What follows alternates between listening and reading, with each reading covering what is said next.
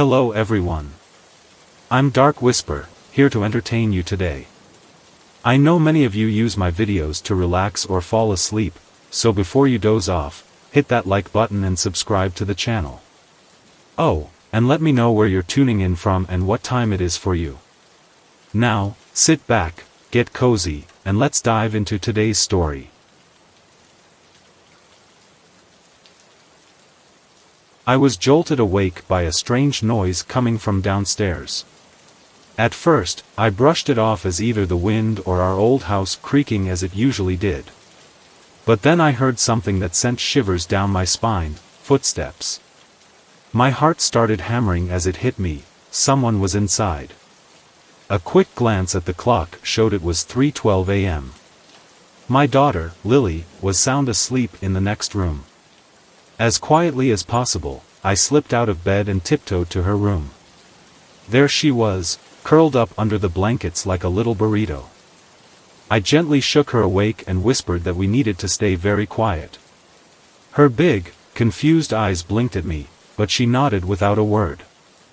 Grabbing her tiny hand, I led her to the closet, whispering for her to stay put no matter what. I shut the door, my stomach in knots. Back in my bedroom, I reached for my phone, hoping to call for help. But of course, it was dead. Great timing, right? The charger, naturally, was downstairs in the kitchen. I could hear the intruders rummaging around, their voices low but hurried.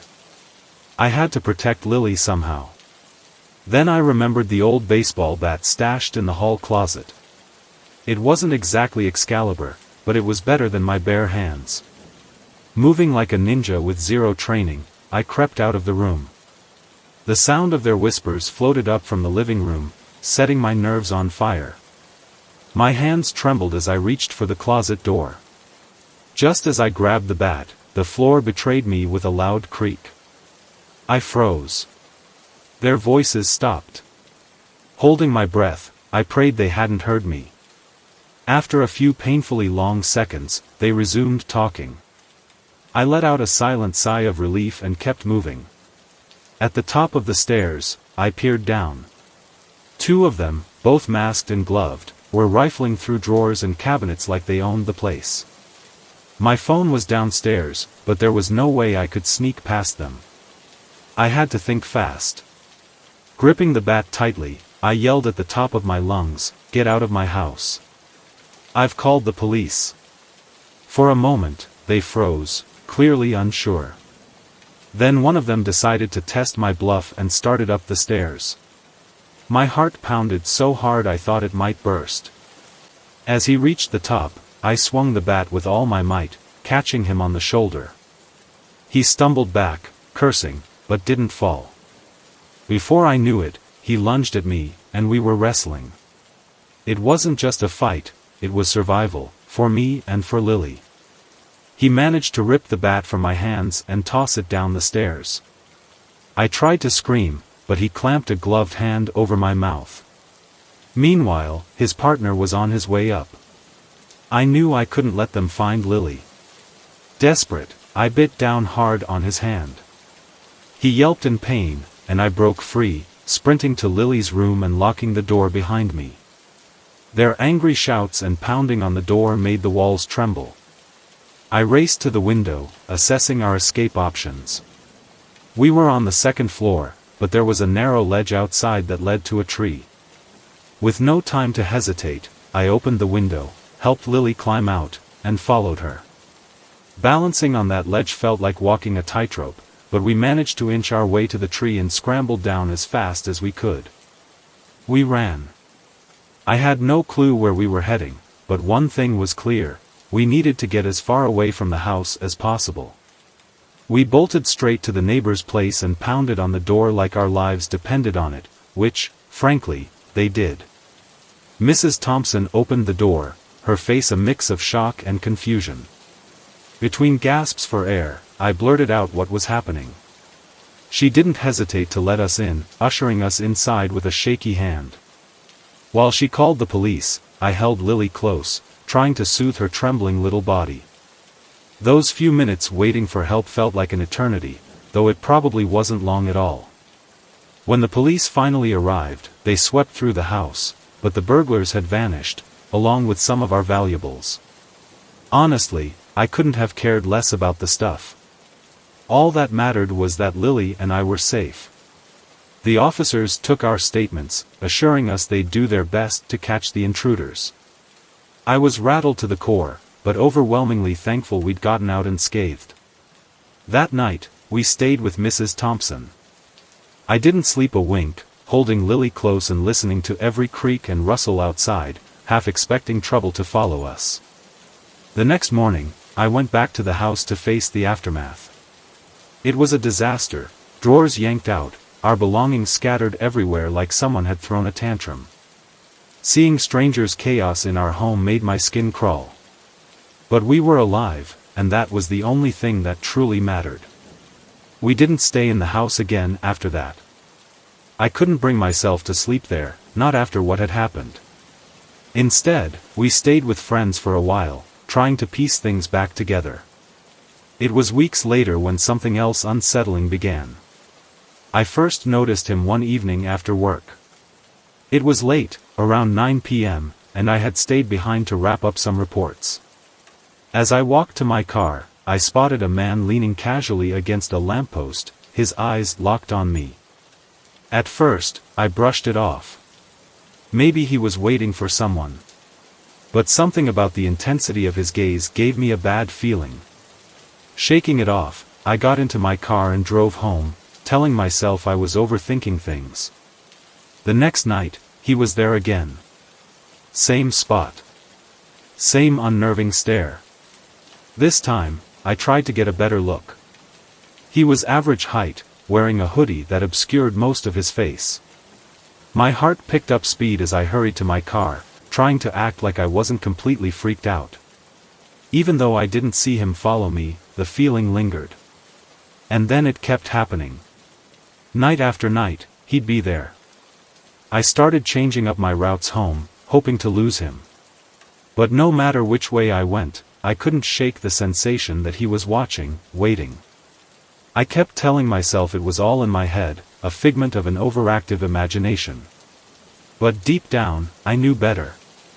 One evening, as I was unlocking my front door, I glanced over my shoulder and froze. There he was, standing across the street, completely still, like he had all the time in the world. My blood ran cold. He wasn't just lingering anymore, he was getting bolder.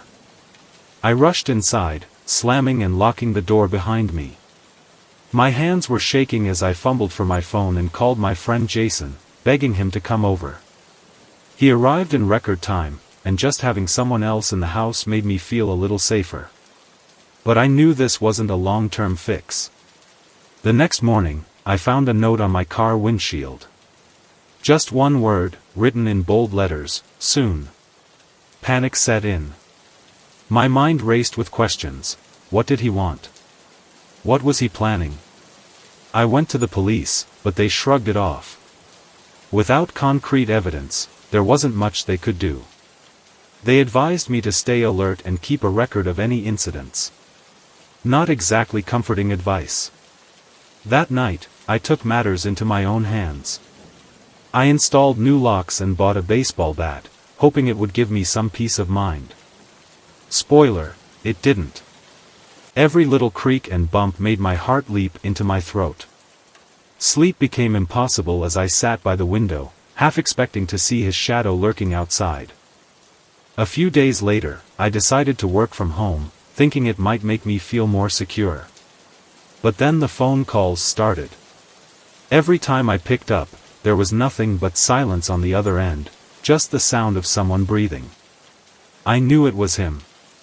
Eventually, I stopped answering altogether, letting the calls go to voicemail. But they didn't stop. Day and night, my phone kept ringing, the silence on the other end feeling louder with each call. One evening, as I sat on edge in my home, I heard a noise coming from the backyard.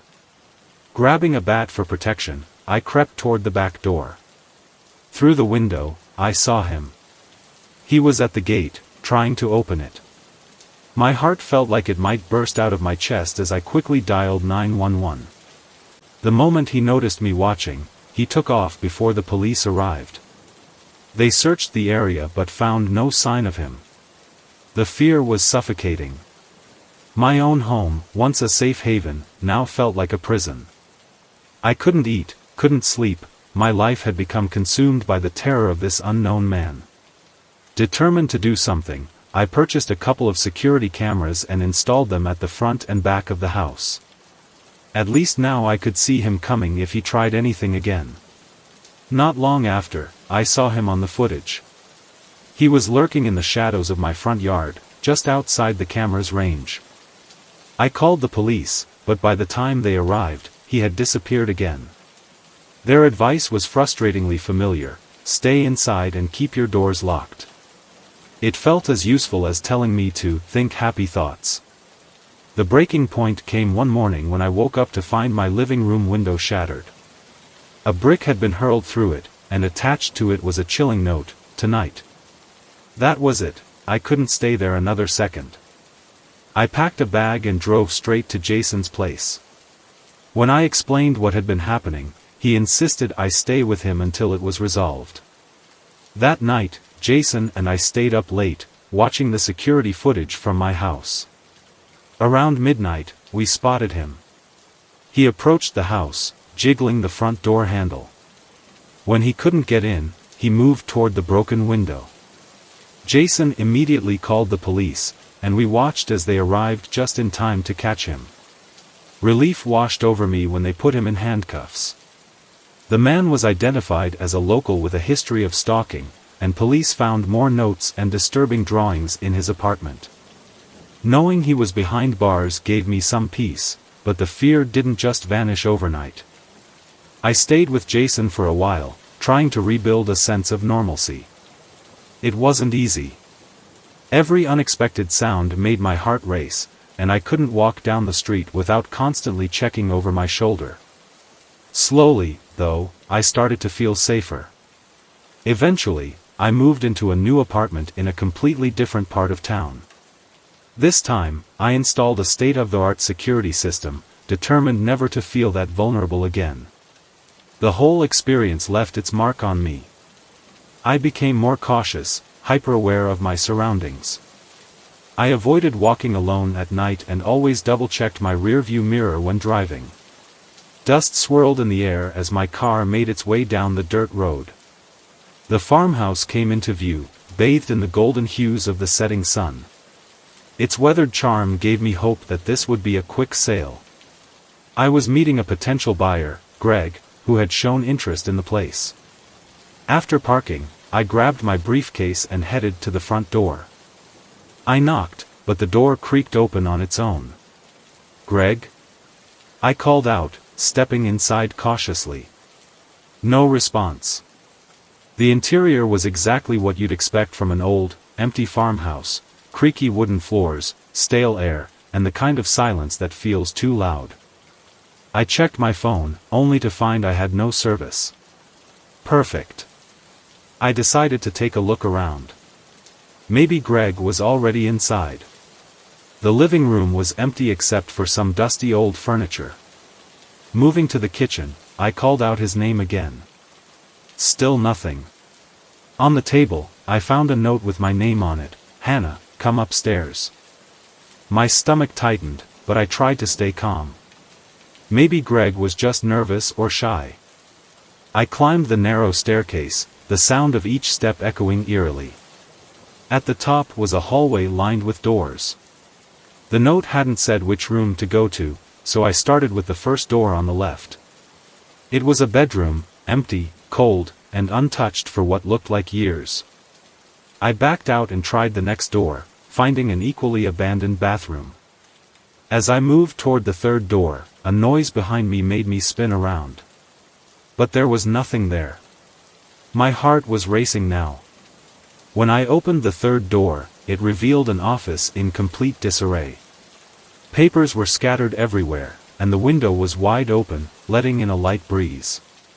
On the desk was another note: "Basement." I hesitated.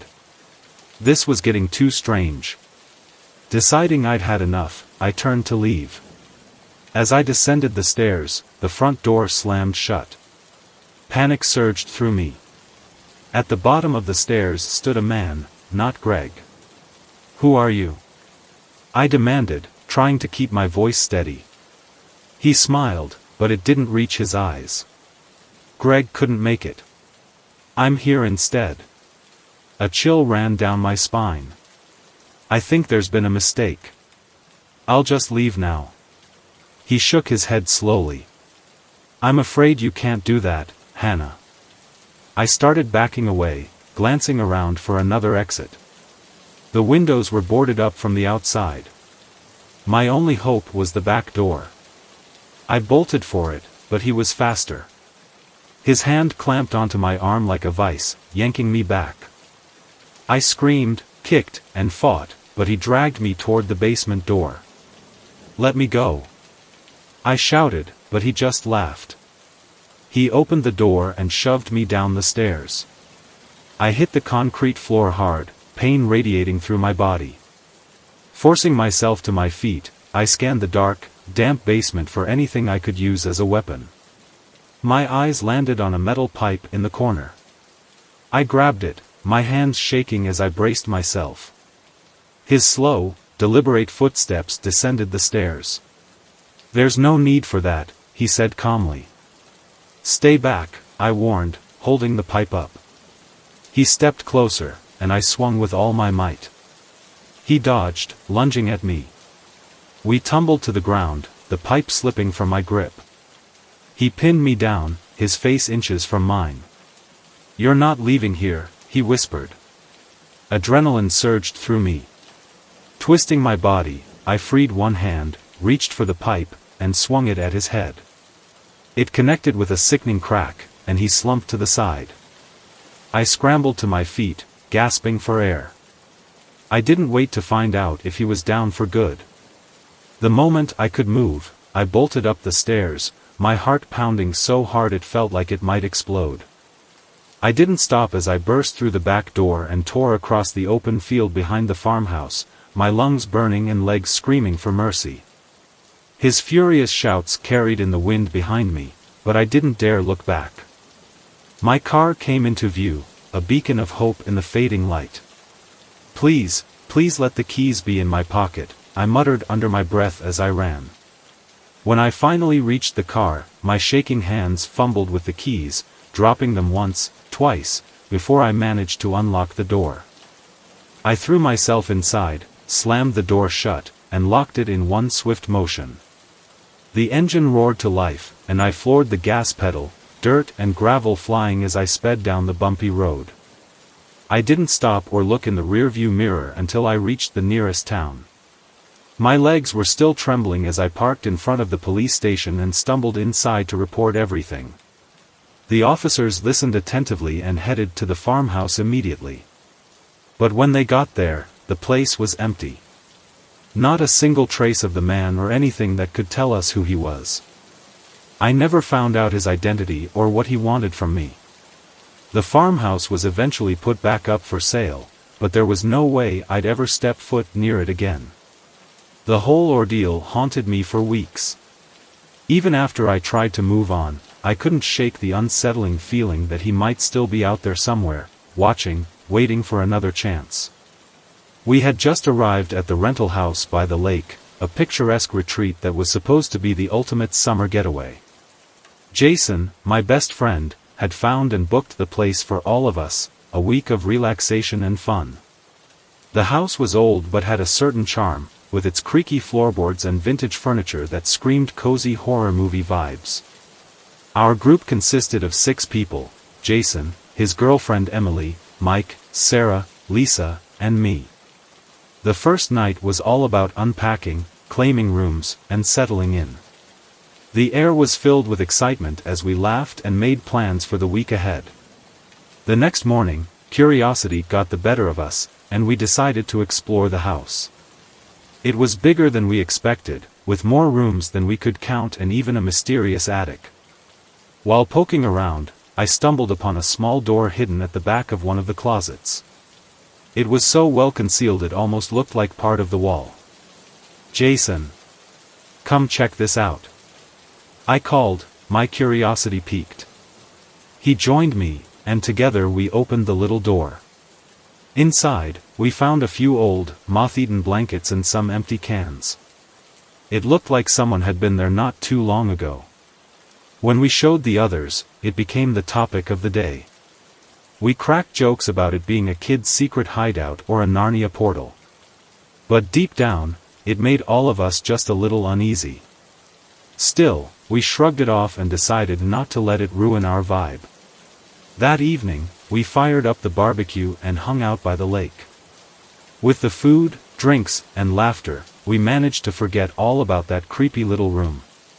The next day, while we were out on the boat, Emily suddenly realized she'd left her phone back at the house. She volunteered to go get it, insisting she'd be fine alone. But when she returned, she looked pale and unsettled. "What's wrong?" I asked as she set down her phone. "I don't know. I felt like someone was watching me from the woods," she said, her voice low. Naturally, we laughed it off, teasing her about letting the isolation get to her. Jason even made a crack about Bigfoot being a little too interested in city folk. But later that night, we all started to feel a little less confident. It began with strange noises coming from the attic. At first, it was just faint creaking, but then it grew louder, unmistakably sounding like footsteps. Jason and Mike grabbed flashlights and headed upstairs to investigate. The rest of us stayed huddled in the living room, every creak of the house making us jump. When they finally came back down, they claimed they didn't find anything, just some old furniture and dusty boxes. The following day, things took a weirder turn. Sarah noticed a broken picture frame in the living room. None of us had seen it before, and the photo inside showed a family none of us recognized. The glass was shattered, and it looked like the frame had been tossed across the room. That was when the unease turned into real worry. We couldn't shake the feeling that something was seriously wrong with the house. That night, paranoia got the best of us. We decided to pair up and sleep in twos, figuring there was safety in numbers. But even then, none of us could truly relax. Every noise felt like a warning, every shadow like it was hiding something, or someone. The house felt enormous and unnervingly empty, as if it were holding its breath. Jason and Emily had taken the spacious master bedroom, Mike and Sarah opted for the guest room, and Lisa and I set up camp on the living room couches. They weren't exactly plush, but we made do, telling ourselves it was all part of the adventure. Sometime in the middle of the night, I woke up to the unmistakable sound of creaking floorboards. My eyes snapped open, and I instinctively held my breath, straining to hear. In the dim light, I caught a shadow gliding across the hallway, moving with deliberate slowness. My heart hammered in my chest, but I stayed completely still, too scared to even whisper for Lisa. The next morning, I couldn't keep it to myself. I told the others what I'd seen. Jason immediately suggested that we should pack up and leave. "Why risk it?" he argued, his expression deadly serious. But Mike wasn't convinced. "Come on," he said with a grin that didn't quite reach his eyes. "We're just freaking ourselves out over nothing. Let's not ruin the trip." After some debate, we reluctantly agreed to stay, but the air felt heavier after that. I couldn't shake the eerie sensation that we weren't alone, like the house itself was alive and watching. To distract ourselves, we spent the day outdoors, hiking, swimming, and pretending everything was fine. But every time we returned to the house, something seemed off. First, we noticed a door we were sure we'd closed left wide open. Then items started moving, small things like a book on the table or a chair slightly out of place. The final straw came when we discovered muddy footprints leading from the back door straight to the hidden room in the closet. The realization hit us all at once: someone had been inside the house, and they weren't just passing through. Tensions reached a boiling point one evening when we heard a loud crash coming from the kitchen. We ran in to find chaos, every cabinet and drawer yanked open, silverware scattered across the floor like a twisted work of modern art. Jason, visibly shaking, shouted into the empty room, "Who's there? Show yourself." The only reply was silence. We called the local police, and when they arrived, they searched the house and surrounding area. After a brief investigation, they dismissed the incident as probably just an animal. Their casual explanation didn't sit well with any of us. Animals don't leave muddy footprints in hidden rooms or open drawers with such precision. By the fifth night, the house felt like a ticking time bomb. None of us could relax. We decided to take turns staying awake in shifts to keep watch. Around 3 a.m., it was my turn. Fighting exhaustion, I sat in the living room, the darkness pressing in on me. My eyelids grew heavier with every passing second, and I struggled to stay alert. Then I heard it, a faint whisper that made the hair on the back of my neck stand up. I whipped my head toward the sound and froze. Standing at the edge of the hallway was a figure. He was motionless, just staring at me. My throat tightened, and I couldn't move, couldn't even breathe. As he stepped into the light, I got a better look at him. He was disheveled, his clothes filthy and torn. His face was gaunt, his hair unkempt, and his eyes held a strange intensity. He looked like he'd been living in the woods for years. Then he smiled, a slow, unnerving grin that sent chills down my spine. Somehow, I managed to scream, my voice breaking the spell of silence. Within moments, the others came running, their footsteps thundering down the stairs. The man darted away, disappearing into the shadows and out into the night. That was the breaking point. We didn't even discuss it. We all knew it was time to leave. In a panicked rush, we threw our belongings into our bags and piled into the car, driving away without a backward glance. The drive back was eerily silent.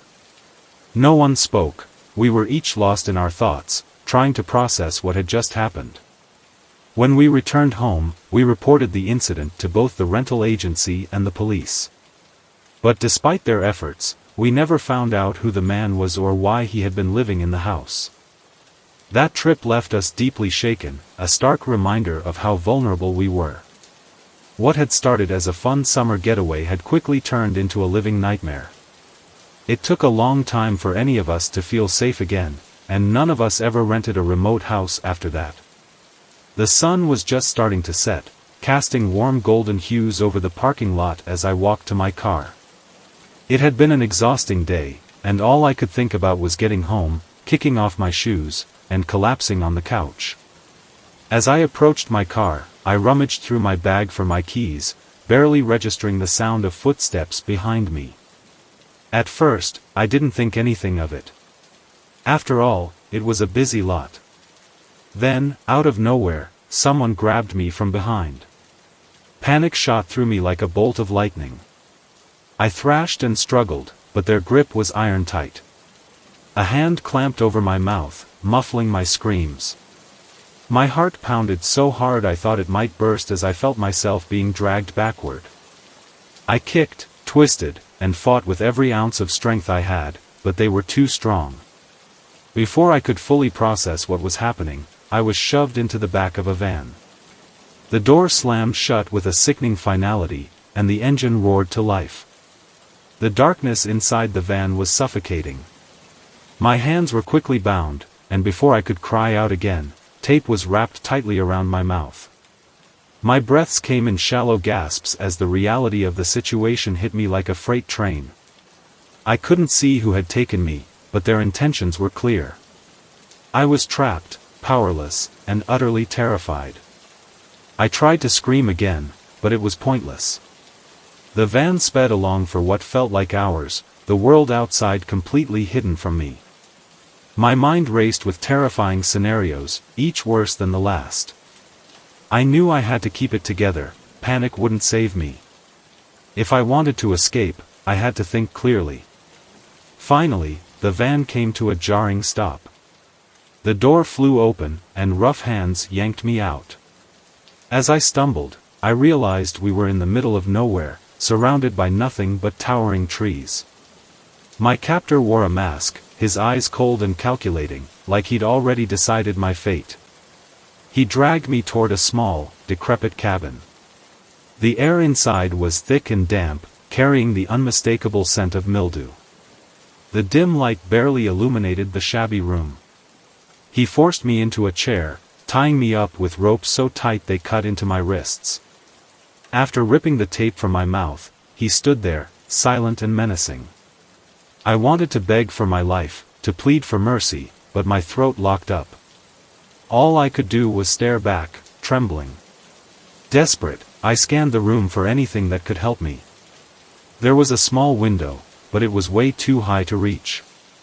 Before I could take in more, he walked out, locking the door behind him with a heavy click that sent a shiver down my spine.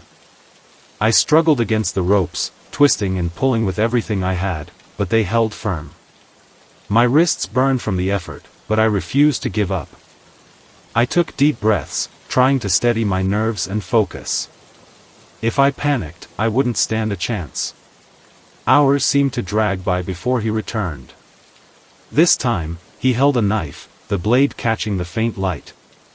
A wave of pure terror washed over me as he slowly approached. For the first time, he spoke, his voice low and chilling. "No one's coming to save you," he said. His words were like ice, but they also ignited something inside me. I realized I had to act, and fast.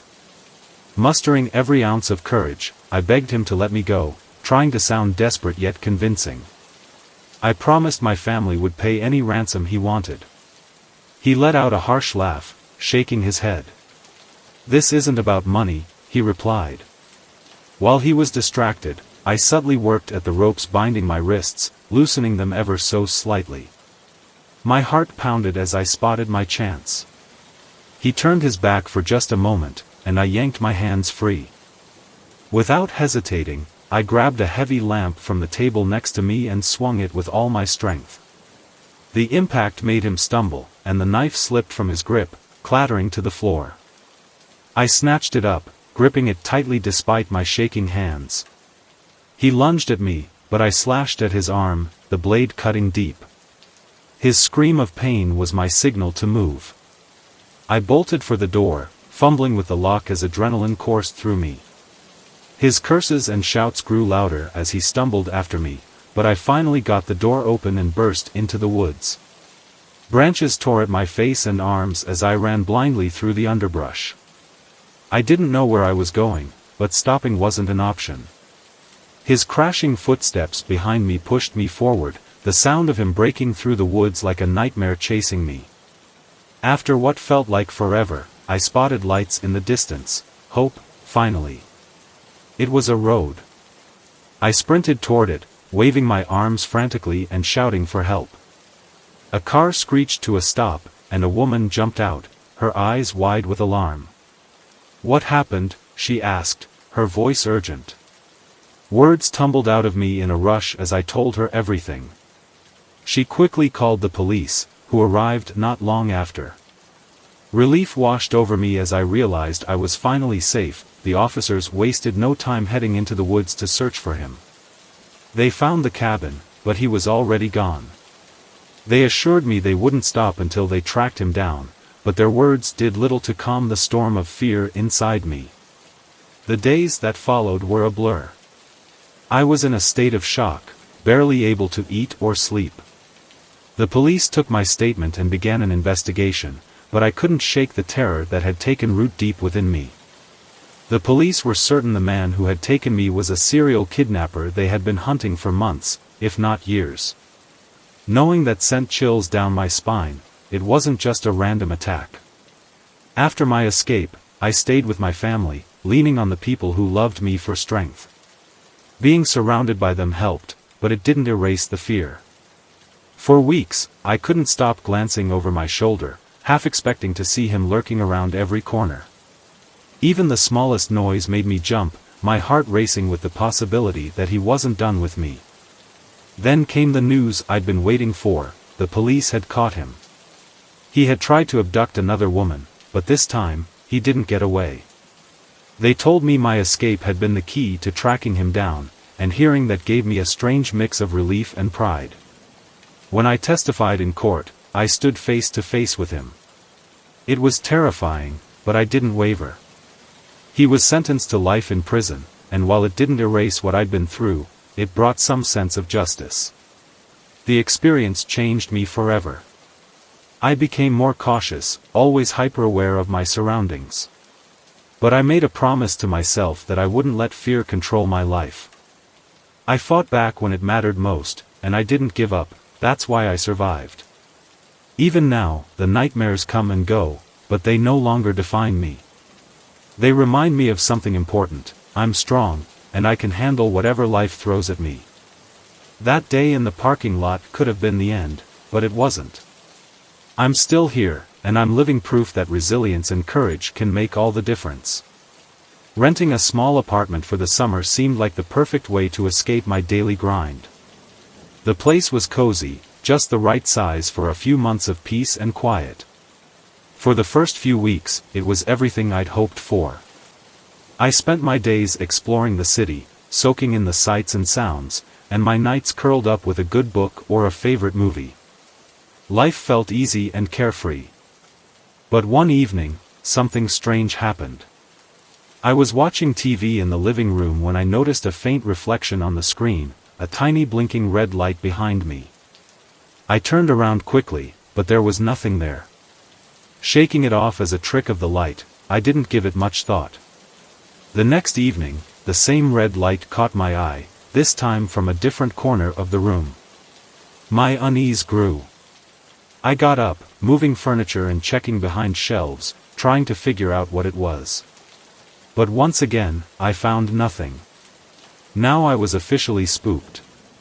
Determined to get to the bottom of it, I decided to give the entire apartment a top-to-bottom inspection. I moved the couch, lifted the carpets, and examined every nook and cranny. In the bedroom, something caught my attention, a tiny hole in the wall, just above the wardrobe. Climbing up to investigate, my stomach turned when I spotted it, a small camera, its lens aimed directly at me. My heart raced as I yanked the camera out. I traced the wire, following it to a hole drilled through the wall behind a bookshelf. My mind spun with questions. How long had this been here? Who put it there? And worse, were there more? I raced to the bathroom, my gut telling me to check the vent. Sure enough, there was another camera, cleverly hidden. My panic escalated. Someone had been watching me, invading my privacy in ways I didn't even want to imagine. Grabbing the cameras, I stormed down to the building manager's office. His reaction was a mix of shock and something else, something shifty. He stammered out promises to look into it, but I couldn't shake the feeling that he already knew. That night was the longest of my life. Every sound outside my window, every creak of the floorboards, made my skin crawl. I couldn't sleep, my mind racing with thoughts of who could be behind this and why. The next morning, I decided I couldn't wait around for answers. I went to an electronics store and bought a bug detector. If there were more cameras, I was going to find them. For hours, I meticulously swept the apartment. My determination paid off. I found 3 more cameras, all expertly hidden. Each discovery felt like a new violation. My safe space had been completely compromised, and I couldn't live like this. I started watching the building manager more closely, convinced he was involved. Every time he saw me, he seemed uncomfortable, avoiding eye contact and fidgeting. It didn't take long to notice his routine. He left the building at the same time every day. One afternoon, I decided to follow the building manager. He walked to a nearby cafe and sat down with a man I didn't recognize. They talked for a while, and then the stranger handed him an envelope. My stomach turned. It felt like I was getting closer to the truth, but I needed solid evidence. I returned to the building and made up my mind to search his office. Waiting until he left for the day, I picked the lock and slipped inside. Behind his desk, I found a hidden panel. Inside were stacks of videotapes and a small monitor. My heart sank when I noticed tapes labeled with my apartment number and dates that went back months. My hands shook as I grabbed the tapes and rushed out of the office. Back in my apartment, I hesitated before watching a few. What I saw made my stomach churn. The footage showed me in every room, doing everything. Someone had been spying on my every move. I immediately called the police to report what I'd found. They arrived quickly, collected the evidence, and assured me they would investigate. But even that night, knowing the tapes were gone, I couldn't sleep. It still felt like I was being watched. The next day, the police called with news. They had arrested the building manager and his accomplice. Together, they had been running a voyeurism operation, recording tenants and selling the footage online. Even though they were caught, I couldn't shake the unease. I packed up and moved out of the apartment as fast as I could, finding a new place far away. This time, I carefully inspected every corner of my new home, checking for hidden cameras like a detective on a mission. The experience changed me forever. I became more cautious, always looking for anything unusual or suspicious. That sense of being watched lingered for a long time, but slowly, I started to rebuild my sense of safety. Now, I double-check everything, doors, windows, furniture, for peace of mind. I've learned to trust my instincts and act on them without hesitation.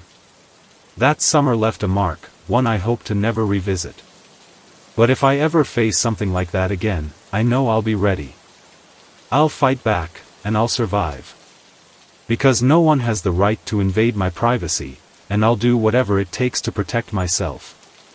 I decided to take a day off work to tackle some errands, starting with a quick stop at the bank to sort out a few bills.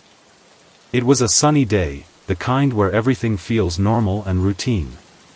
As I walked into the bank, there were a few people ahead of me in line.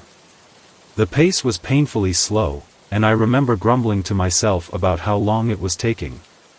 While I waited, I noticed a man near the entrance acting strangely.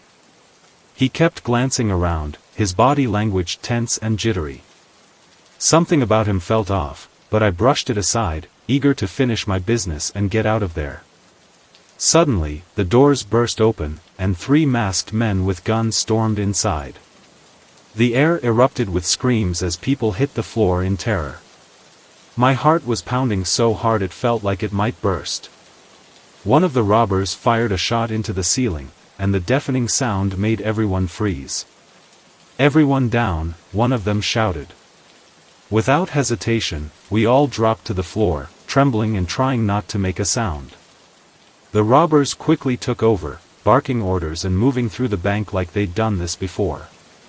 Chaos filled the room as they yelled at everyone to stay still. My mind was racing, struggling to process what was happening. One of the men grabbed the bank manager and forced him to open the vault, while another kept his gun trained on us. He looked nervous, his eyes darting around like he was ready to snap at any moment. I lay face down on the cold floor, trying to keep calm, even though every muscle in my body screamed to run. I couldn't believe this was happening. It felt like something out of a movie, only far more terrifying. I could hear the robbers yelling at each other, their voices tense and panicked as they argued about how much time they had left. The fear in their tone only made them more unpredictable, which terrified me even more. Their leader, while more composed, was utterly ruthless, barking out commands and threatening anyone who so much as flinched. I tried to keep my breathing steady, but every little noise made me jump. I glanced around and spotted a woman a few feet away holding her child. The little one was crying softly, and my chest tightened with fear for them. One of the robbers, the jittery one, began pacing near us. He muttered under his breath, and I could see his hands trembling as he gripped his gun. It was clear he was on edge, and if he lost control, things could spiral out of hand fast. I knew I had to stay calm and avoid drawing any attention to myself. I noticed the bank manager doing his best to stall, opening the vault painstakingly slowly and keeping a steady stream of chatter with the robbers. It was a brave attempt to buy us time and keep them calm. For a brief moment, it gave me a sliver of hope, but I was painfully aware that we were still in grave danger. Then things took a terrifying turn. The nervous robber suddenly grabbed a woman from the floor, dragging her up and pointing his gun at her head. He screamed at the manager to hurry up, while the woman cried out in terror. Around me, other hostages began sobbing, their fear rising to a fever pitch.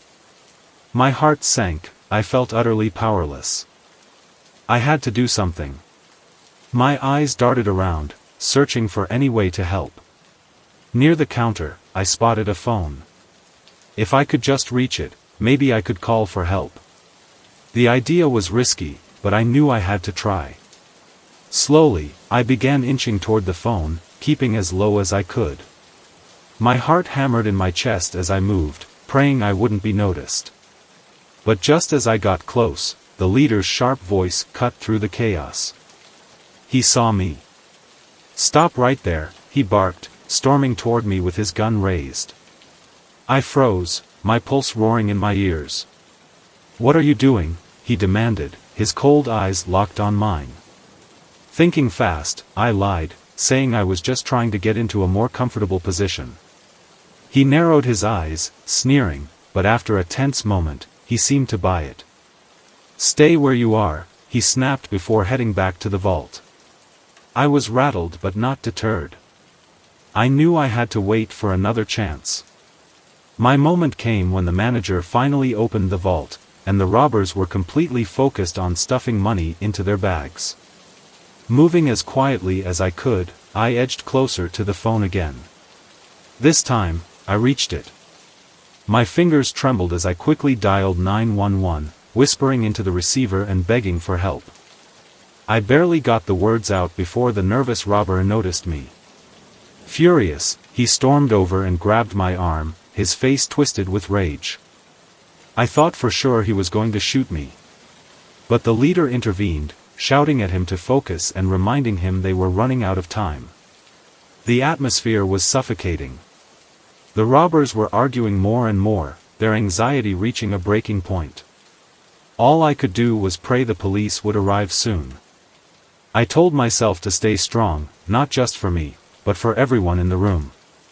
Then I heard it, the sound of sirens in the distance. Relief and fear hit me all at once. The robbers heard them too, and they panicked, shouting at each other as they tried to figure out what to do. "Grab the hostages," the leader commanded. Two of the robbers pulled me and another hostage to the front of the bank, using us as human shields as they screamed at the police to back off.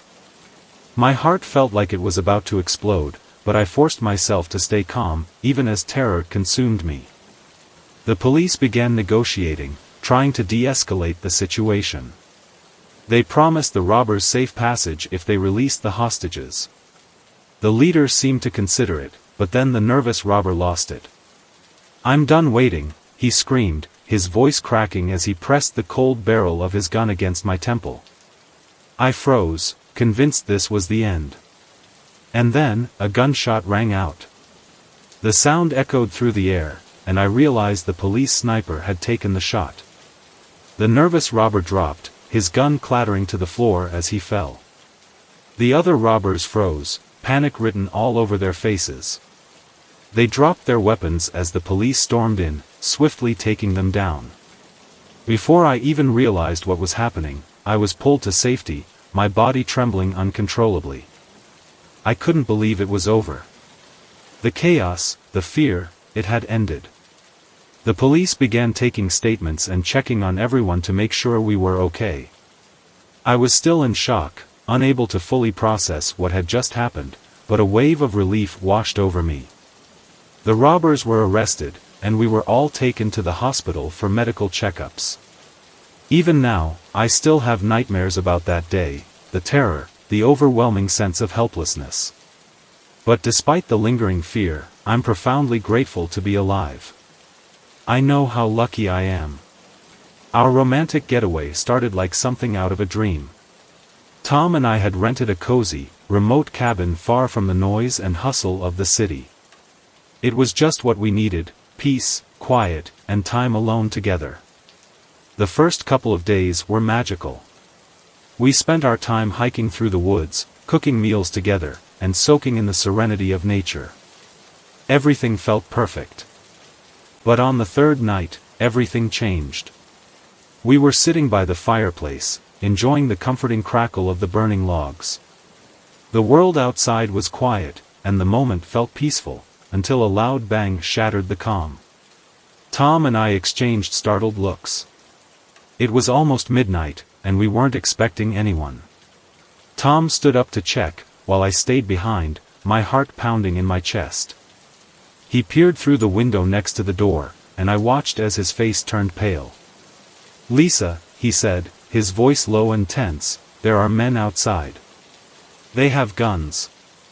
My stomach dropped, and my mind raced as I tried to figure out what to do. Tom quickly locked the door and turned off the lights. We crouched behind the couch, trying to stay as quiet and calm as possible. The men outside began shouting, demanding that we open the door. Their voices grew louder, more aggressive. They pounded on the windows, shaking the glass in its frame. I felt a chill run through me as the sound of shattering glass echoed in the cabin. We had no cell service out here, so calling for help wasn't an option. Desperate, I remembered the emergency flare we'd brought with us. Tom grabbed the flare gun from the cupboard as the men outside grew more violent, smashing windows to get inside. We had to move fast. Tom told me to stay low while he made his way to the bedroom window to shoot the flare. But before he could get there, one of the men broke through the kitchen window. I screamed as Tom rushed back to me. The intruder had a gun pointed directly at us. We stood frozen, fear gripping us as the man barked demands for money and valuables. Tom tried to reason with him, offering what little we had, but it didn't satisfy him. His anger grew, and his threats became more chilling. Then we heard more glass breaking from another room. The rest of the group had broken in, and our situation went from bad to worse in an instant. One of the men grabbed me, yanking me away from Tom. I struggled, kicking and twisting, trying to break free. Tom lunged at the man, and the two of them began fighting. But the man overpowered Tom, hitting him with the butt of his gun and sending him crashing to the ground. I screamed, terrified for Tom, but another man pointed his gun at me, snarling for me to shut up. My heart was pounding as chaos erupted around us. In the midst of it all, I noticed Tom subtly gesturing toward the flare gun, which had fallen under the table during the struggle. Summoning every ounce of courage, I began inching toward it, praying the men wouldn't notice me. My hands shook as I reached for the flare gun, but I managed to grab it. Taking a deep breath, I aimed it at the man closest to me and fired. The flare erupted in a brilliant burst of light, momentarily blinding the man. He let out a startled cry and dropped his gun. Tom didn't hesitate. Seizing the moment, he tackled the man who had hit him, their bodies colliding as they fell to the floor. They wrestled fiercely, each struggling for dominance, while I reached for the gun that had slipped out of the man's grasp. My hands trembled so badly I could barely steady them, but I managed to point the weapon at the other intruders and shout, "Get out!" For a moment, they froze, their confidence shattered by our sudden defiance. It was as if they realized we weren't as defenseless as they'd assumed. The man fighting Tom managed to wriggle free and darted toward the door, shouting to his companions. The others followed suit, cursing and yelling threats about coming back. Tom and I didn't dare wait to find out if their threats were serious. We sprang into action, barricading the doors and windows with anything we could move, chairs, tables, and even firewood. The cabin now felt like a fortress, though a fragile one. We knew they could return at any moment, and the weight of that reality pressed heavily on us. The rest of the night dragged on, each second feeling like an eternity. The cabin was deathly quiet, the only sounds being our unsteady breathing and the occasional snap of a log in the fireplace. Every creak, every distant rustle of leaves outside, sent jolts of fear through us. We clung to each other for comfort, whispering reassurances we didn't entirely believe. Our minds raced, trying to plan our next move. When dawn finally broke, we knew staying in the cabin was no longer an option. It was too dangerous. We quickly packed only the essentials: water, food, and a flashlight, ready to leave the nightmare behind. Stepping outside, the morning sun cast long, eerie shadows across the woods, making the familiar landscape feel surreal and threatening. We moved quickly but cautiously, every snap of a twig underfoot making my heart leap. The forest seemed alive, each rustle of leaves or bird call amplifying our fear. Tom held my hand firmly, his grip a steady source of comfort as he whispered, "We'll get through this. Just keep moving." His calm determination helped keep me grounded as we pushed forward. After what felt like hours of trekking through the dense forest, we finally reached the main road. Relief swept over us when we saw the faint outline of a car in the distance. Waving frantically, we managed to flag it down. The driver, seeing our disheveled and desperate state, immediately agreed to help. We explained everything as he drove us to the nearest town, our voices shaky as we recounted the ordeal. At the local police station, we relived the terrifying experience again, giving detailed statements to the officers. The police were quick to act, sending a team to investigate the cabin and promising to do everything they could to track down the men. They also arranged for us to stay at a nearby hotel, giving us a safe place to rest. That night, however, sleep was impossible. Every time I closed my eyes, I saw the intruders breaking in, their faces twisted with anger. The memories played over and over in my mind, and the reality of what had happened began to sink in. Tom and I were grateful to be alive, but the lingering fear was inescapable. The next morning, the police called with an update. They had found evidence of the intruders at the cabin, footprints, broken glass, and other clues, but the men themselves had vanished. They advised us to leave the area immediately and stay somewhere safe until the investigation was complete. Tom and I packed our bags, ready to put as much distance as possible between us and the horrors of the cabin. The drive back home was heavy with silence, neither of us able to find the words to express what we were feeling. Once we got home, we knew we couldn't handle the emotional toll on our own. We agreed to seek counseling to help us process the trauma and rebuild our sense of safety. We leaned on each other for support, knowing it would take time to heal but determined to move forward together. Over the following weeks, we slowly began to feel like ourselves again. The nightmares came less often, and returning to familiar routines gave us some comfort. Staying in close contact with the police, we were eventually informed that the intruders had been caught. Knowing they were behind bars brought a sense of relief we hadn't felt in days. What started as a romantic escape turned into a harrowing ordeal, one that we would carry with us forever. But through it all, we survived. The experience strengthened our bond, showing us just how much we meant to each other. Feeling the pressures of work and daily life piling up, I decided to take a solo camping trip to clear my head. A remote spot deep in the woods, far from the distractions of civilization, seemed like the perfect escape. The first day was everything I had hoped for. I set up my tent in a picturesque clearing, gathered firewood, and let myself breathe in the peace and quiet. As the sun dipped below the horizon, I sat by the campfire, soaking in the comforting sounds of nature. The gentle rustling of leaves, the occasional chirp of crickets, and the distant hoot of an owl felt like a symphony designed to soothe my soul. But then, just as I was starting to feel completely at ease, I heard a faint rustling in the bushes nearby. My ears perked up, and my heart gave a tiny jump. "It's probably just a deer," I muttered to myself, trying to shake off the unease. Convinced it was nothing, I banked the fire and crawled into my tent, ready to call it a night. The next morning, as I stepped out of my tent, I noticed footprints in the dirt around my campsite. They weren't from any animal I could think of, too large, too defined. My chest tightened, and my heart started to race. I tried to reassure myself that it was just another camper passing through, but the thought felt hollow. I hadn't seen anyone else for miles.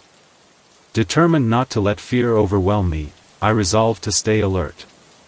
That day, I stuck close to camp, venturing only short distances to explore the area. As the hours passed, the tranquility of the forest began to feel oppressive. Every bird call or rustle of leaves made me jump, but I forced myself to stay focused. As the sun dipped behind the treetops, painting the sky in hues of orange and purple, I gathered extra firewood. The idea of a blazing fire through the night gave me some comfort. As darkness fell, the forest seemed to hold its breath. The usual symphony of insects and nocturnal creatures was absent, replaced by an eerie, suffocating silence. Then, around midnight, the rustling came back. This time, it was closer. My stomach dropped as I grabbed my flashlight and directed the beam toward the sound. The light caught movement, a figure darting behind a tree, just out of reach. Panic clawed at me. My throat tightened as I shouted, "Who's there?" The only answer was the stillness of the night, heavier now with the weight of something unknown. I gripped the flashlight tightly, my knuckles white, and kept scanning the area. I didn't sleep a wink. Instead, I sat by the fire, clutching a stick for protection, my ears straining for any sound that might hint at a return. By the time dawn broke, I was exhausted and jittery, but I knew one thing for sure: I couldn't stay another night. As I began dismantling my tent, something on a nearby tree caught my eye, a small, freshly carved symbol. It was an arrow, sharp and deliberate, pointing deeper into the woods. A chill ran down my spine. Someone wanted me to follow it. Ignoring the unsettling carving, I focused on packing up. But as I worked, the feeling of being watched grew unbearable. It was as if unseen eyes were boring into me, observing my every move. My hands fumbled as I rushed to finish, eager to leave. Just as I was ready to set out, I noticed my map was missing. I searched everywhere, turning over every piece of gear, but it was gone. Someone had taken it. My pulse quickened as I realized the implications. Without the map, I had to rely on memory to find my way back. I started walking, trying to retrace my steps, but the forest seemed to conspire against me. Each tree looked identical, every path blurred into the next. The deeper I went, the more disoriented I became. Every snap of a twig or rustle of leaves sent waves of panic through me. And then I heard it, footsteps. They weren't animal sounds but deliberate, human steps, slow and measured. My heart slammed against my ribs as I broke into a run, not daring to look back. Branches scratched at my arms and face as I stumbled through the dense underbrush, my breath coming in ragged gasps. The footsteps grew louder, closer. Fear gripped me like a vice. In my panic, I tripped over a root and fell hard, scraping my knees and hands on the rough ground. Gasping for air, I tried to gather myself when I saw him. A man stood a few yards away, rugged and unkempt, his clothes torn and dirty. He held my missing map in one hand and stared at me with eyes that were cold and calculating. A predator sizing up his prey. I scrambled to my feet, backing away as his gaze remained fixed on me. He didn't move, just stood there, watching. My body screamed at me to run, and finally, I turned and bolted. My lungs burned, my legs ached, but I pushed through the pain, fueled by sheer terror. Behind me, I could hear him following, his footsteps steady and unrelenting. Through the trees, I spotted a small cave and darted inside, pressing myself into the shadows. I crouched there, holding my breath, every muscle in my body tense. Minutes felt like hours as I listened to his footsteps pass by the entrance and fade into the distance. Even after he was gone, I stayed hidden, too scared to move. When I finally emerged, the sun was beginning to set, casting long, ominous shadows across the forest floor. I knew I had to keep moving. Darkness was falling fast, and every sound around me felt like a warning. My chest tightened as the feeling of being watched returned, stronger than before. Then, I stumbled upon an abandoned cabin.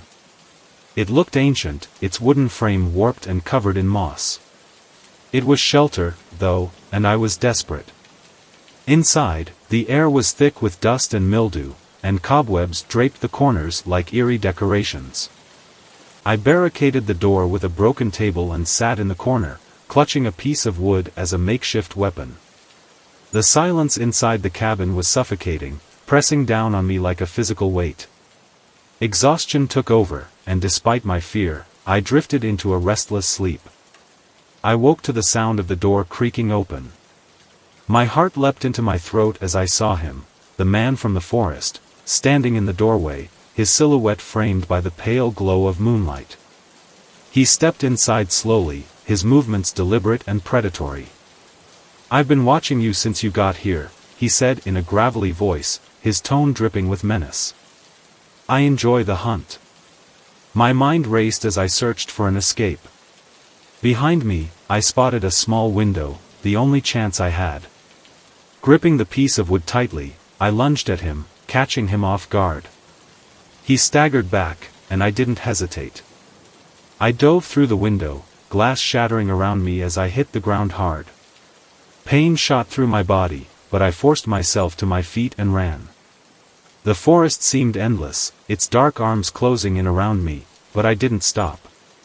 I could hear him shouting behind me, his curses echoing in the trees. Desperation drove me forward. I stumbled upon a stream and followed it, hoping it would lead me to safety. As the first light of dawn broke through the canopy, I saw it, a paved road. Tears of relief blurred my vision as I sprinted toward it, flagging down the first car I saw.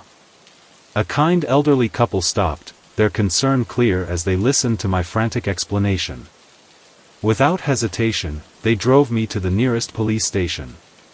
I was trembling, both physically and emotionally, but I was safe.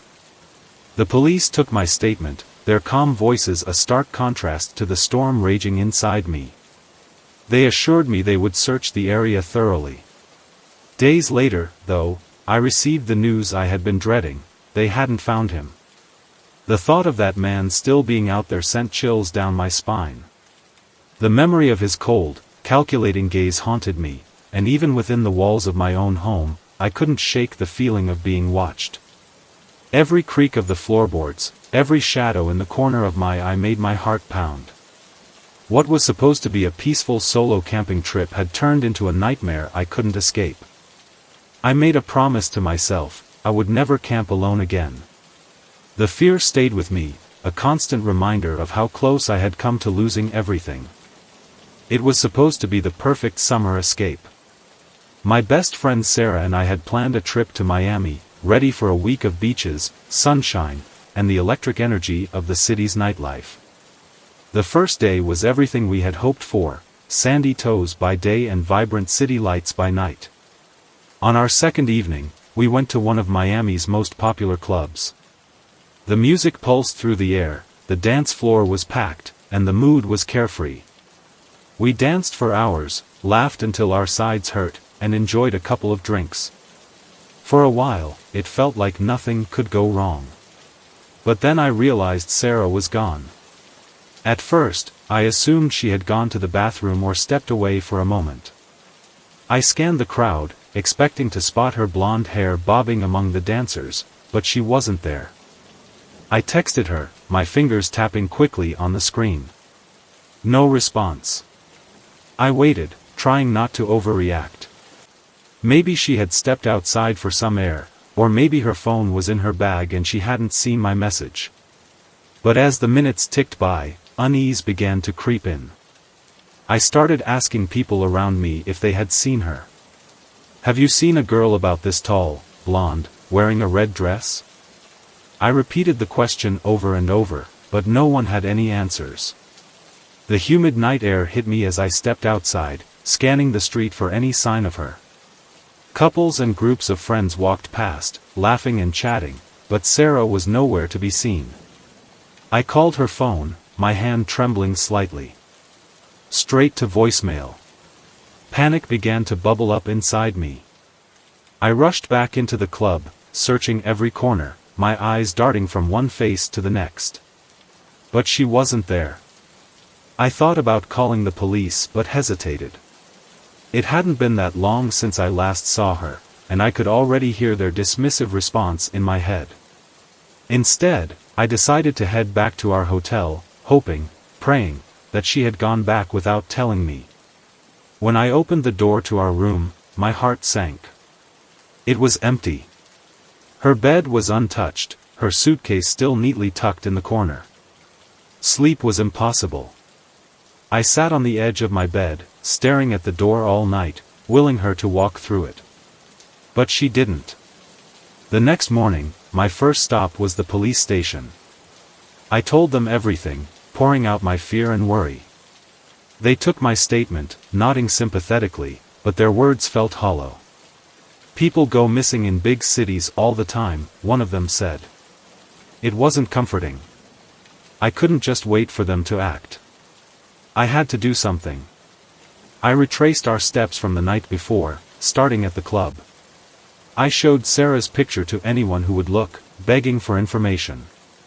A bartender vaguely remembered her talking to a man, but he didn't have any details. Determined not to give up, I visited nearby bars and shops, showing her photo to staff and patrons. Each time, the answer was the same: no one had seen her.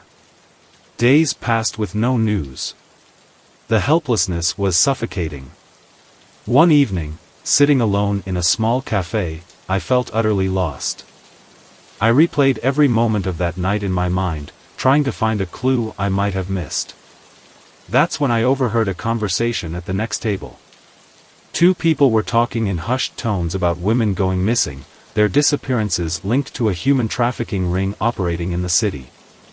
My heart raced as I listened, each word adding to my growing dread. Desperation took over. When the pair left the cafe, I decided to follow them. They led me to a rundown building in a part of town I didn't recognize. The street was nearly deserted, and the building loomed ominously in the dim light. I stood outside, my heart pounding. Fear and determination warred within me as I tried to gather the courage to go in. Finally, I took a deep breath and pushed open the door. The air inside was heavy with a foul, damp smell.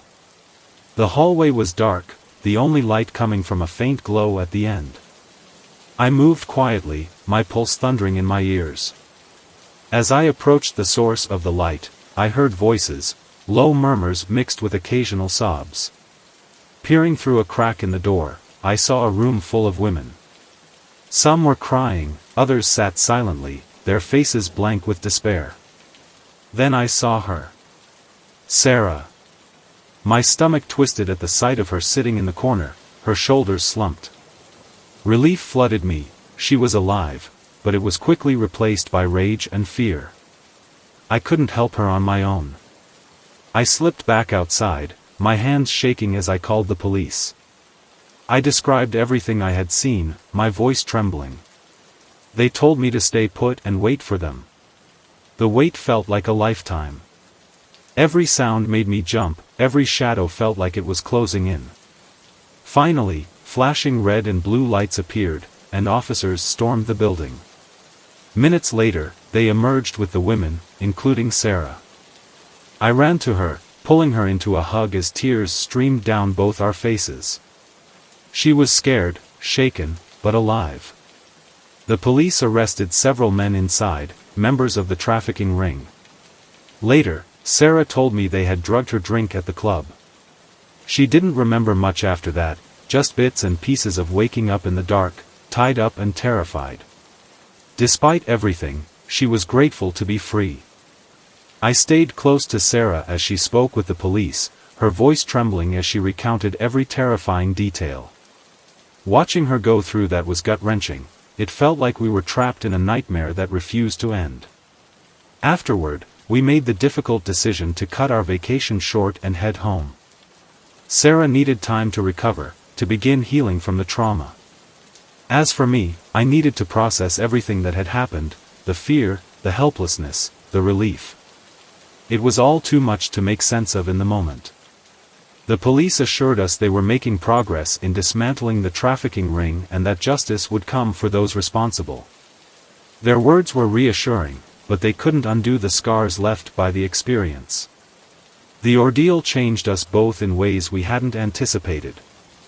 We became hyper-aware of our surroundings, our once carefree attitudes replaced with cautious vigilance.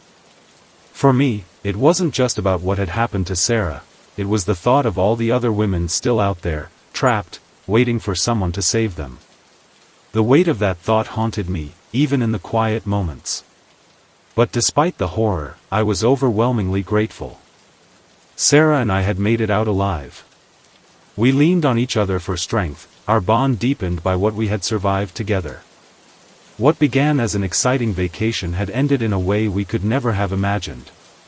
The memories of that night and the days that followed stayed with me, resurfacing every time I heard about someone going missing.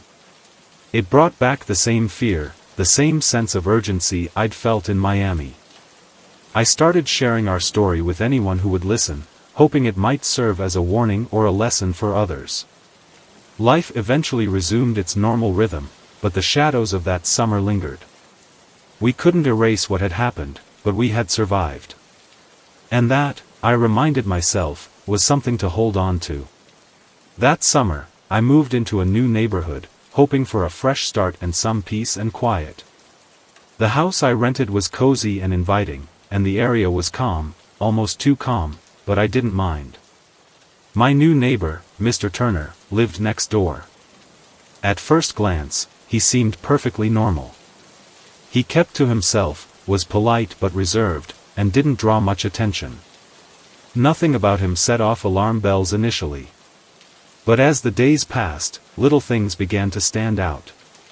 For one, Mr. Turner had an odd habit of being outside at the strangest hours. I'd see him wandering around his yard in the middle of the night, pacing as if lost in thought. During the day, his curtains were always drawn tightly, shutting out any glimpse of the inside. I told myself not to overthink it, some people are just private. But my unease grew one evening when I spotted him carrying a large duffel bag into his garage. The way he moved, glancing over his shoulder like he was afraid of being seen, sent a chill through me. Still, I tried to shrug it off. After all, it wasn't any of my business, right?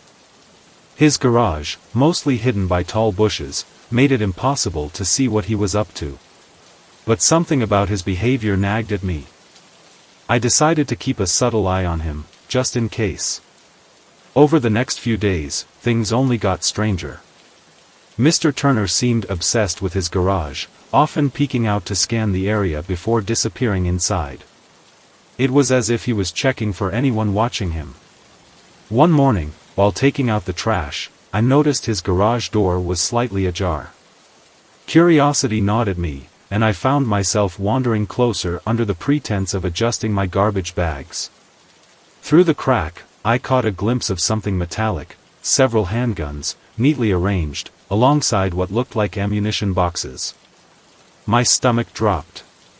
Sure, some people owned guns for protection, but this didn't feel normal. Something about the sheer quantity of weapons set off alarm bells. I went back inside, my mind racing. My gut was telling me something was wrong, but I wasn't sure what to do. Over the next few days, I watched his routine more closely, jotting down when he left and returned. Eventually, an opportunity presented itself. One afternoon, when Mr. Turner drove off, I gathered my courage and made my way into his garage. My hands shook as I opened the door, unsure of what I'd find. The sight inside stopped me cold. Crates filled with weapons lined the walls, guns of all kinds, enough to arm a small militia. Alongside them were stacks of maps and documents, neatly organized. My heart raced as I snapped a few photos with my phone, my hands trembling so much I almost dropped it. I didn't stick around to inspect everything. Instead, I quickly left and returned to my house, my pulse pounding in my ears. Sitting at my kitchen table, I went through the photos, zooming in on the documents. The maps were detailed, showing various parts of town. Notes and markings scrawled across them suggested plans for something, though I couldn't make sense of what. What stood out most were the lines and arrows pointing to specific locations, along with cryptic notes referencing times and dates. It looked deliberate, calculated, and undeniably sinister. Fear gripped me. Whatever this was, it didn't feel harmless. People could be in real danger. But what could I do? The weight of the situation pressed down on me. If I acted rashly, I might alert Mr. Turner. If I did nothing, I might be allowing something terrible to happen. I sat there, staring at the photos, my mind racing.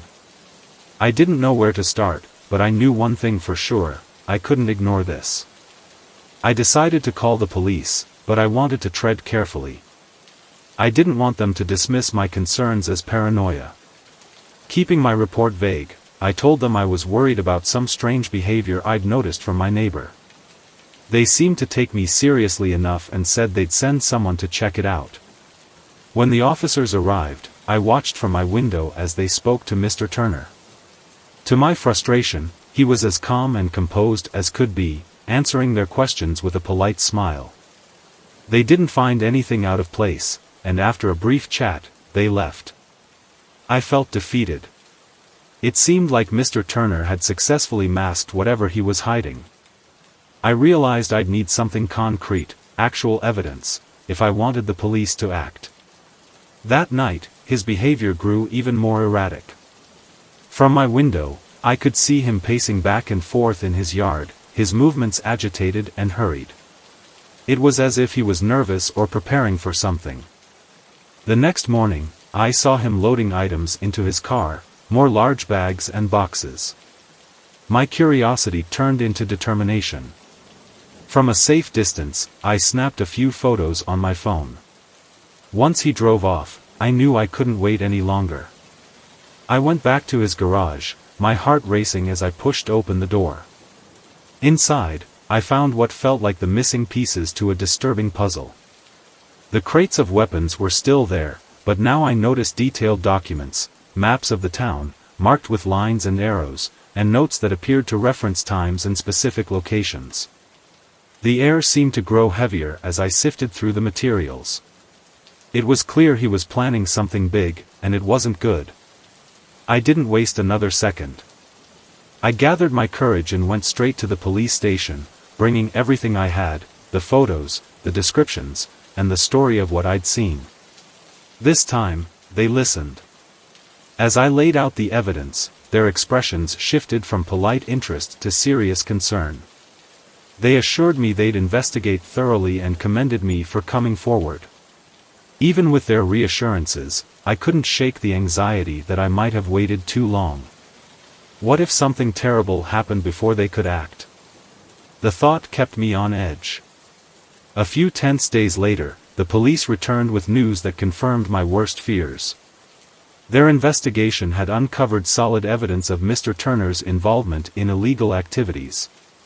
He was connected to criminal organizations, and worse, they discovered he'd been planning something dangerous that could have put many lives at risk. The relief I felt when they told me he'd been arrested was immense. The neighborhood, which had felt like a ticking time bomb, suddenly seemed quieter, safer. For a while, I remained on high alert, unable to fully relax. What had started as an idyllic, peaceful summer had turned into a whirlwind of fear and tension. Over time, the neighborhood settled back into its usual calm rhythm.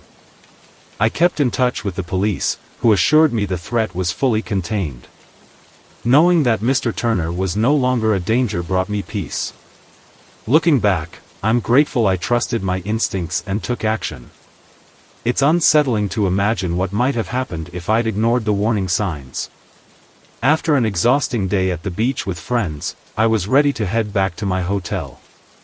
The sun had set hours ago, and my energy was drained. I had no patience for waiting on a taxi, so when a car pulled up and the driver offered me a ride, I didn't think twice before accepting. At first, everything seemed perfectly normal.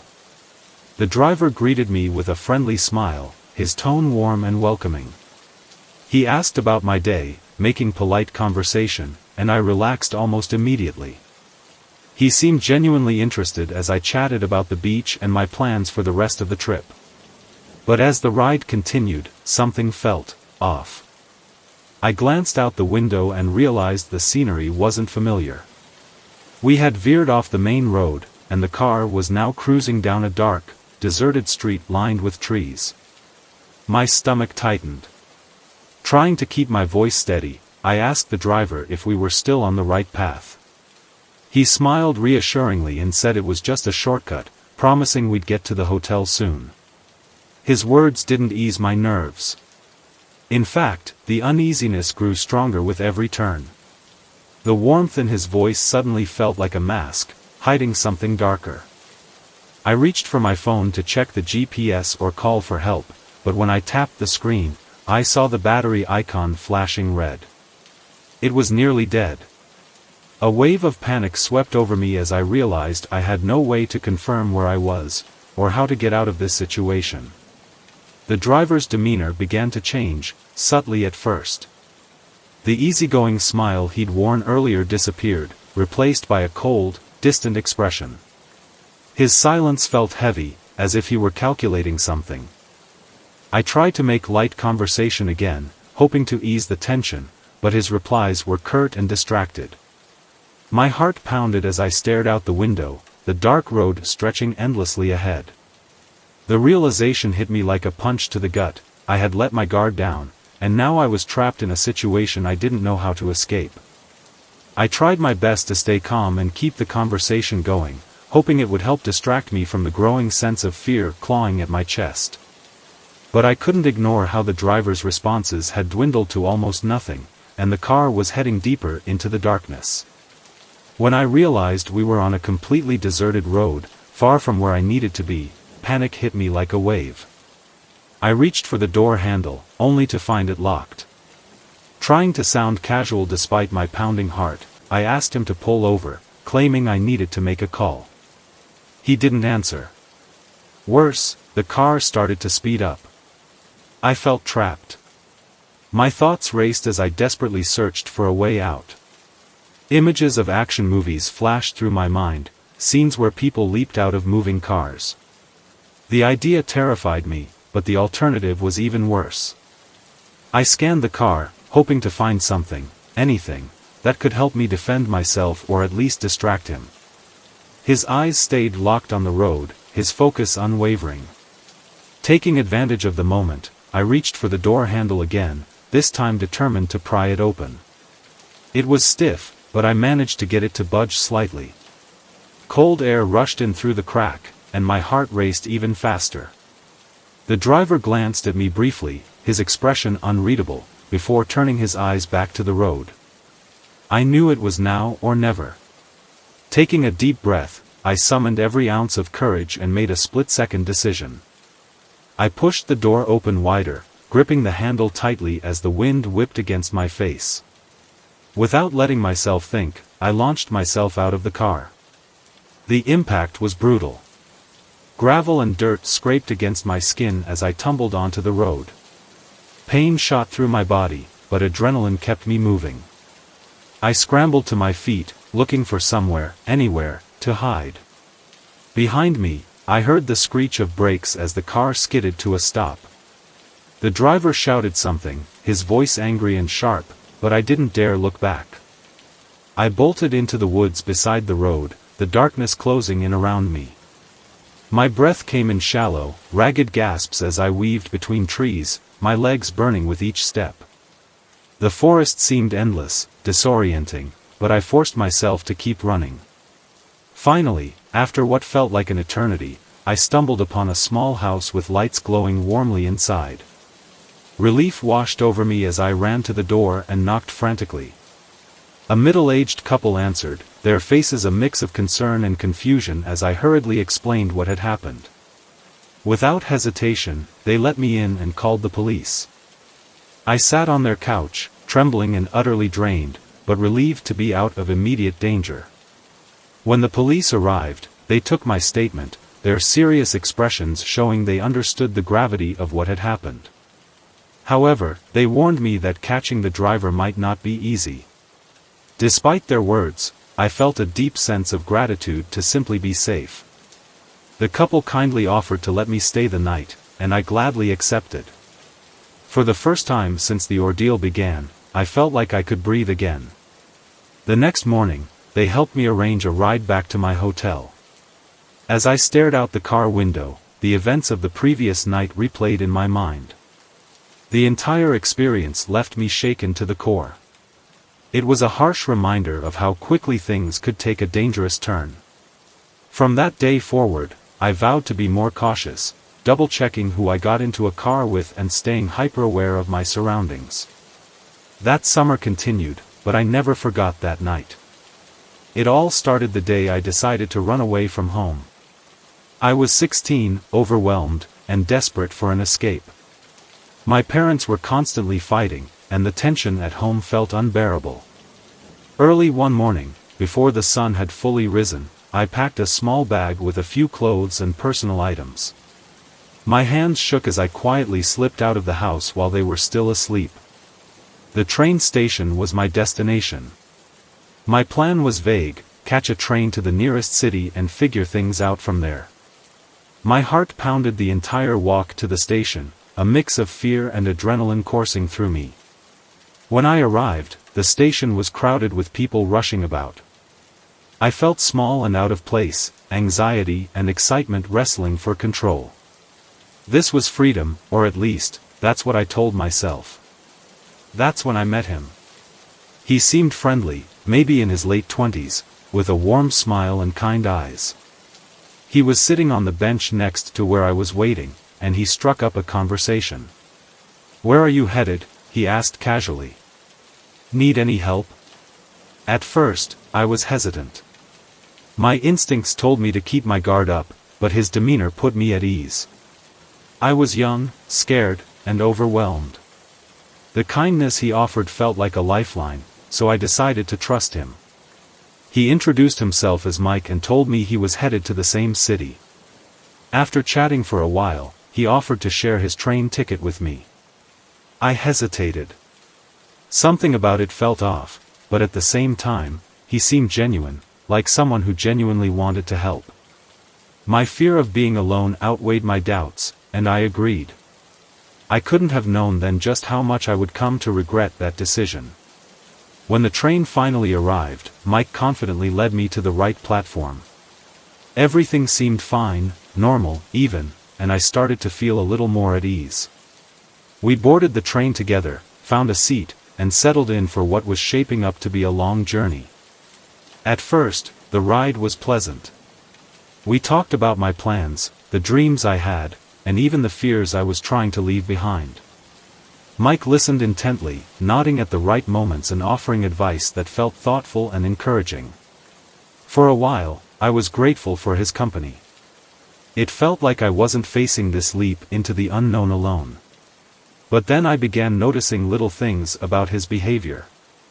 Every now and then, he would glance around the train car, his eyes darting from one person to the next, as though he was expecting someone, or avoiding them. I told myself I was imagining things. Maybe he was just as nervous about the trip as I was. Halfway through the ride, Mike suggested we head to the dining car for a drink. I was thirsty, and it seemed like a harmless idea, so I agreed. As we walked down the narrow corridor, I felt a twinge of unease. The dining car was quieter than the rest of the train, the kind of quiet that makes you feel like you need to whisper. Mike's demeanor had shifted slightly, he seemed more focused, his movements deliberate. He ordered a drink and insisted I have one too. I wasn't particularly thirsty anymore, but I didn't want to seem rude, so I accepted. As we sat there, I couldn't help but notice how closely he was watching me. The warmth and friendliness from earlier had been replaced by something else, something colder, more intense. I tried to stay calm, sipping my drink and pretending I wasn't on edge. When we returned to our seats, things only got stranger. Mike's questions became pointed, delving into personal topics that felt far too invasive. He asked about my family, my plans, and whether I had anyone waiting for me in the city. His tone was casual, but the questions made my skin crawl. I started to regret accepting his help. What had seemed like a stroke of luck now felt like a mistake. As the train approached the next station, Mike's behavior took an unsettling turn. He leaned in close, his voice low and urgent, and told me he had something important to share. Confused and increasingly anxious, I listened as he explained that he had arranged a place for me to stay. "It's safer this way," he said, his words dripping with an edge I couldn't quite place. My stomach dropped. I didn't remember asking him for help finding a place to stay, and the idea of following him made my instincts scream at me to run. When the train came to a stop, Mike stood up quickly, almost too quickly, and glanced around nervously. That's when I knew something was seriously wrong. As we stepped off the train, he guided me toward a quieter area of the station, away from the bustling crowds. My pulse quickened as I realized I needed to get away. Thinking fast, I told him I needed to use the restroom and darted off before he could protest. I headed in the opposite direction, keeping my head down and walking briskly, trying to blend in with the sea of travelers. Once inside the restroom, I locked myself in a stall and tried to steady my breathing. My mind raced, replaying everything that had happened. I knew I couldn't stay hidden forever, I needed a plan. Peeking out cautiously, I saw Mike still in the station, scanning the area as if he were looking for me. My heart pounded in my chest, but I knew I had to act quickly. I spotted a public phone nearby and made a beeline for it, hoping it wasn't out of service. My hands trembled as I dialed the police, explaining everything in a hushed, hurried voice. I gave them a detailed description of Mike, the train, and the station. The officers arrived faster than I expected. They fanned out through the station, searching for Mike, and soon spotted him wandering around, still looking for me. They spoke with him briefly before coming to check on me. The police reassured me that they would handle the situation and make sure I was safe. By then, the adrenaline had worn off, leaving me shaken and utterly drained. One of the officers offered me a ride to a safe location, where I was able to call my parents. Explaining everything to them was hard, my voice cracked as I recounted what had happened, but their relief at knowing I was okay brought me a small measure of comfort. That day taught me a painful but important lesson about trust and caution. Not everyone who offers help has good intentions. It took time for me to recover from the fear and anxiety that lingered after that encounter. But I was deeply grateful for the quick actions of the police and the chance to return home safely. I've always had a deep love for the outdoors, so it felt natural to turn that passion into a business leading wilderness survival trips. This summer, I had a group of 8 adventurous tourists signed up for a week-long trek into the remote woods. The plan was simple, a week of hiking, camping, and learning essential survival skills. It was supposed to be an enriching, unforgettable experience for everyone involved, including me. The first day couldn't have gone better. The group was energetic and eager to learn, and we all hit it off quickly. We set up our first camp in a small clearing surrounded by towering trees. Their green canopies stretched high above us, and the sound of leaves rustling in the gentle breeze created a peaceful backdrop. After everyone got settled, I launched into the basics of fire making and shelter building. Seeing their faces light up as they learned new skills was incredibly rewarding. There's something special about watching someone master a task they'd never attempted before. It reminded me why I loved this job so much. The atmosphere was light and cheerful.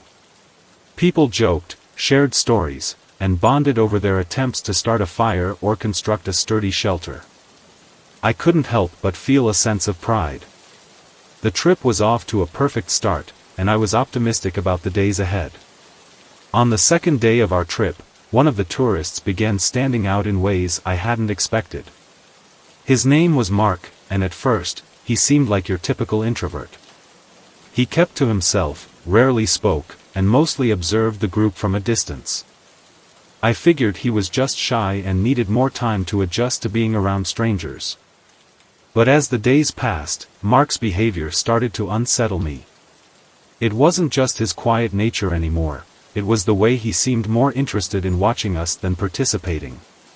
He had a habit of disappearing into the woods alone, sometimes for long stretches, and he'd return with odd items. When anyone asked about them, his answers were vague and evasive, often accompanied by a dismissive shrug or a half-hearted laugh. What really unsettled me, though, were his eyes. They had a cold, calculating look that made my skin crawl. It was like he was always assessing something, but I couldn't figure out what. I kept my concerns to myself. I didn't want to alarm the rest of the group, especially since I wasn't even sure if there was anything to worry about. By the fourth day, things escalated. We were practicing tracking and foraging techniques as a group when Mark disappeared into the woods again. This time, he was gone for hours. When he finally returned, he looked disheveled, and there was blood smeared on his clothes. Alarmed, I asked him if he was hurt. He brushed me off, claiming he'd accidentally injured a small animal. His tone was casual, almost too casual, and it didn't match the situation. The explanation didn't sit right with me, but I didn't press him further, convincing myself it was better not to jump to conclusions. That night, I couldn't sleep. Something about the day's events gnawed at me, keeping me wide awake in my tent. Then I heard it, a faint rustling sound outside. I froze, holding my breath as the noise grew closer. Quietly, I unzipped the tent flap and peeked out into the darkness. What I saw made my heart race. Mark was pacing the perimeter of the camp, his flashlight sweeping across the ground in slow, deliberate movements. This wasn't the aimless wandering of someone who couldn't sleep, he was methodically searching for something. I stayed silent, watching him until he disappeared back into his tent. The unease that had been building inside me now felt like a heavy weight on my chest. The next morning, I decided to confront him. I waited until the group was busy packing up for the day and pulled him aside. Trying to keep my tone calm, I asked about his strange behavior the night before. He let out a laugh, one that felt forced, and said he was just checking for wild animals. His answer was plausible enough, but it didn't ease my nerves. Something about the way he spoke, like he was amused by my concern, made it clear I wasn't going to get the truth out of him. As the day went on, Mark's behavior became even more erratic. He started staring at the other group members with an intensity that made everyone uncomfortable. I could see it on their faces, they were picking up on the tension, even if they didn't say it out loud. By the sixth day, the group's unease was palpable. In an effort to lighten the mood, I suggested a longer hike. I hoped the change of scenery and physical activity would distract everyone from the growing tension. Mark was supposed to stay behind at camp, but to my dismay, he insisted on joining us. I hesitated, weighing my options. Refusing him might provoke something I wasn't prepared to handle, so I reluctantly agreed, keeping a close eye on him the entire time. We stopped for lunch by a picturesque stream. The sound of running water and birds chirping offered a brief reprieve from the uneasiness that had been shadowing us. But even in that serene moment, I couldn't relax. Mark wandered off again, disappearing into the trees. My concern spiked, and I subtly gathered the group closer, insisting we stay together for safety. As we ate, I noticed something peculiar. Mark had a strange bulge under his jacket.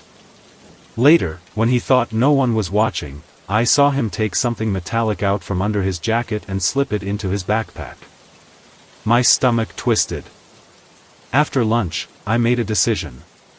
Quietly, I followed Mark as he ventured deeper into the woods. Staying a safe distance behind, I moved as silently as I could, my heart pounding with every step. Eventually, he stopped in a secluded clearing. Hiding behind a tree, I watched as he pulled a hunting knife and a length of rope from his backpack. My blood ran cold. This wasn't just a socially awkward tourist. Mark was preparing for something dangerous. I knew I had to act fast. I hurried back to the group, trying to keep my composure. With a steady voice, I told everyone that we needed to return to camp immediately, using the excuse of an incoming storm. My priority was getting everyone away from Mark and back to a place where I could manage the situation. The group packed up quickly, sensing the urgency in my tone. I kept Mark in my line of sight the entire time, not letting him wander too far. When we got back to camp, I didn't waste any time. I told the group we were cutting the trip short and leaving early due to unexpected weather changes. I didn't offer many details, but the seriousness in my voice was enough to keep anyone from questioning me. My focus was clear: get everyone out safely, no matter what. I tried my best to stay composed as I began gathering our gear, doing everything I could to appear calm and collected. Inside, though, my nerves were fraying. Mark watched me with an unervingly focused expression, his gaze sharp and calculating. He didn't say a word, but the way he observed my every move sent a chill down my spine. As the group packed up, I noticed Mark slipping away, his backpack slung over his shoulder. My stomach tightened as I called out to him, asking where he was heading. He hesitated for a moment before answering, his tone casual. "Just going to get some fresh air," he said, flashing a smile that didn't reach his eyes. But his expression gave him away. His eyes flicked toward the woods, and in that moment, I knew he wasn't just taking a breather. Something was off. I realized I couldn't wait any longer. I needed help. With the cell service in the area practically non-existent, I grabbed the satellite phone and called the local authorities. My voice trembled as I explained the situation, trying to paint as clear a picture as possible without panicking the group. The officer on the other end sounded serious as they told me to keep Mark in sight and ensure the group stayed together until help arrived. I hung up, a growing sense of dread settling over me. The hours that followed were some of the longest of my life. Mark's behavior spiraled further out of control. He paced the camp, muttering to himself and making sharp, erratic movements. Every time his gaze landed on one of the other tourists, it lingered a little too long, making everyone visibly uneasy. The tension in the air was suffocating. I did my best to keep the group calm, but it was like trying to hold back a storm. Finally, the rescue team arrived. Their timing couldn't have been better. As they approached the camp, Mark attempted to slip away, his movements hurried and desperate. But the officers were faster. They intercepted him before he could disappear into the woods, restraining him with practiced efficiency. Relief washed over me as they assured us we were safe. But even with Mark in custody, I couldn't shake the what-ifs swirling in my mind. What if I hadn't acted when I did? What if the rescue team had arrived a moment too late? Later, the authorities confirmed the truth about Mark. He wasn't just a socially awkward tourist. He had been using the trip as a cover for far more sinister intentions. The officers revealed that Mark had a history of violent behavior and was actively planning to harm someone during the trip. The thought made my stomach churn. I felt a mix of relief and guilt. Relief that everyone had made it out unharmed, but guilt that I hadn't acted sooner. The rest of the trip was subdued. We packed up and headed home, the group shaken but safe. Once back, I made it a point to follow up with each tourist, ensuring they were coping and had support. It was a harrowing experience, but one that taught me the importance of staying vigilant. It was late afternoon, and the golden light of the setting sun cast long, shifting shadows across the highway.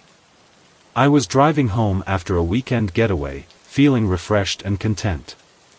The road stretched out before me, empty and peaceful, and I was already imagining the comfort of my couch waiting for me at home. As I drove, a car on the side of the road caught my attention. Its hazard lights blinked steadily, and a man stood beside it, waving his arms. He looked anxious, his movements urgent. In high spirits from the weekend and feeling generous, I decided to stop and see if he needed help. As I pulled over, the man approached my truck, relief flooding his face. He quickly explained that his car had broken down and that he didn't have cell service to call for help. His story sounded reasonable enough, and I offered to call a tow truck for him. "Thank you," he said, his voice filled with gratitude. Then he hesitated before adding, "If it's not too much trouble, could you give me a ride to the nearest service station? It's just a few miles up the road." After a brief pause, I agreed. He climbed into my truck, and we set off. At first, the ride seemed fine. The man asked me about my plans, how my weekend had been, and other light topics. I answered his questions, trying to keep the mood friendly. But as the miles passed, his demeanor started to change. He grew fidgety, his eyes darting out the window like he was looking for something, or someone. His nervousness was contagious, and I began to feel uneasy. I tried to stay positive, making small talk, but his preoccupation made the air in the truck feel heavy. We were about halfway to the service station when he suddenly asked me to pull over. "I just remembered," he said, his tone too casual. "I left something in my car. It'll only take a minute." Confused but not wanting to seem rude, I pulled the truck to the side of the road. I watched through the rearview mirror as he walked back to his car. That's when I saw it. Movement in the trees. At first, I thought it was just the wind stirring the branches. But then figures emerged, several of them, dressed in dark clothing and carrying what looked like crowbars and other tools.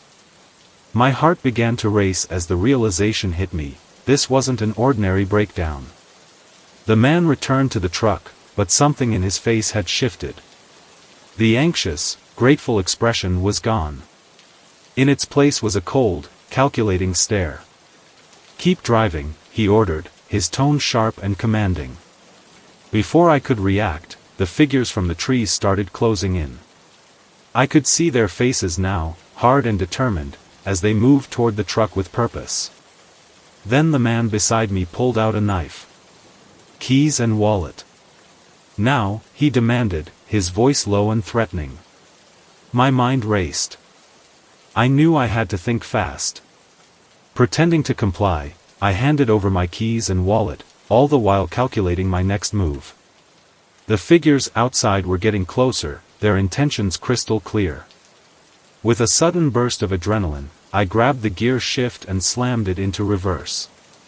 The truck lurched backward, the tires kicking up gravel as I narrowly missed one of the attackers.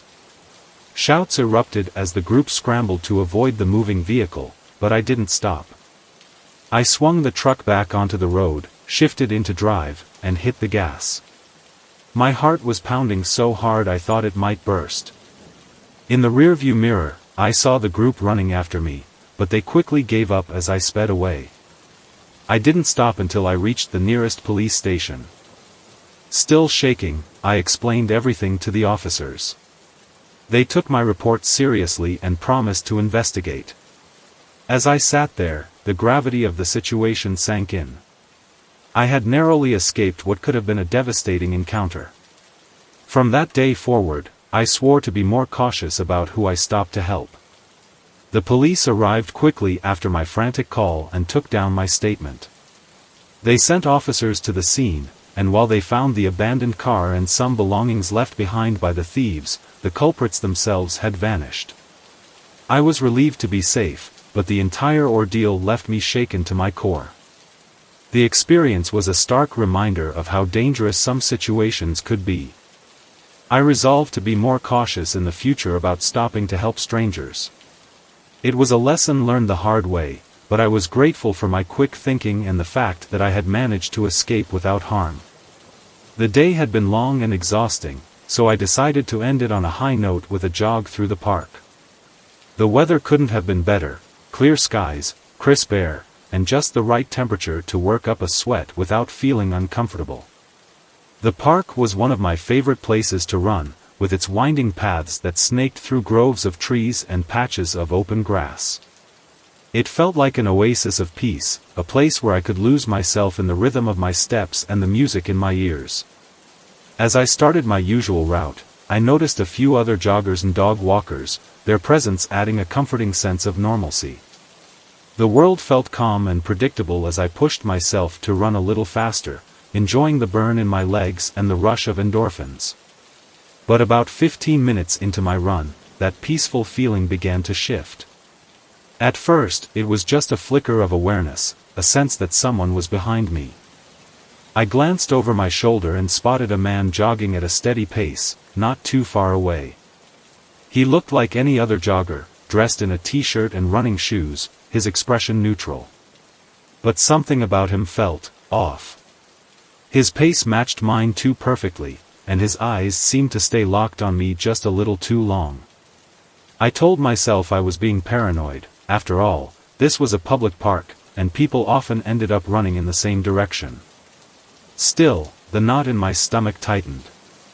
I decided to test my suspicion by taking an unusual turn, a path I didn't normally use.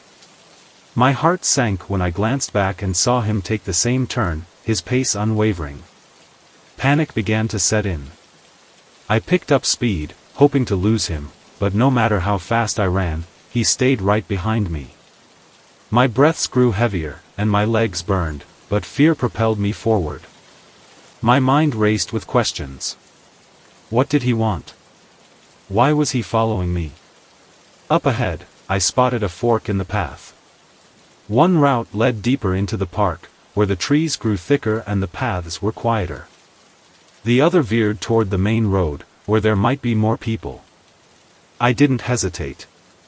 I turned toward the main road, hoping the presence of others would deter him. But he was still there. I could hear his footsteps pounding behind me, growing louder as he closed the gap.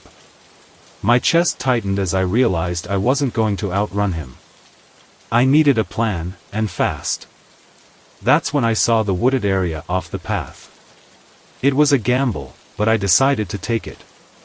Darting into the trees, I crouched behind a dense cluster of bushes, my breaths coming in sharp, ragged gasps. I tried to quiet my breathing, my heart hammering so loudly I was sure it would give me away. I listened intently, straining to hear his footsteps. They slowed, then stopped. I froze. Through the leaves, I could see his shoes as he stood just feet away. He was scanning the area, his movements deliberate and methodical. I squeezed my eyes shut, silently praying he wouldn't find me. The seconds stretched into what felt like hours.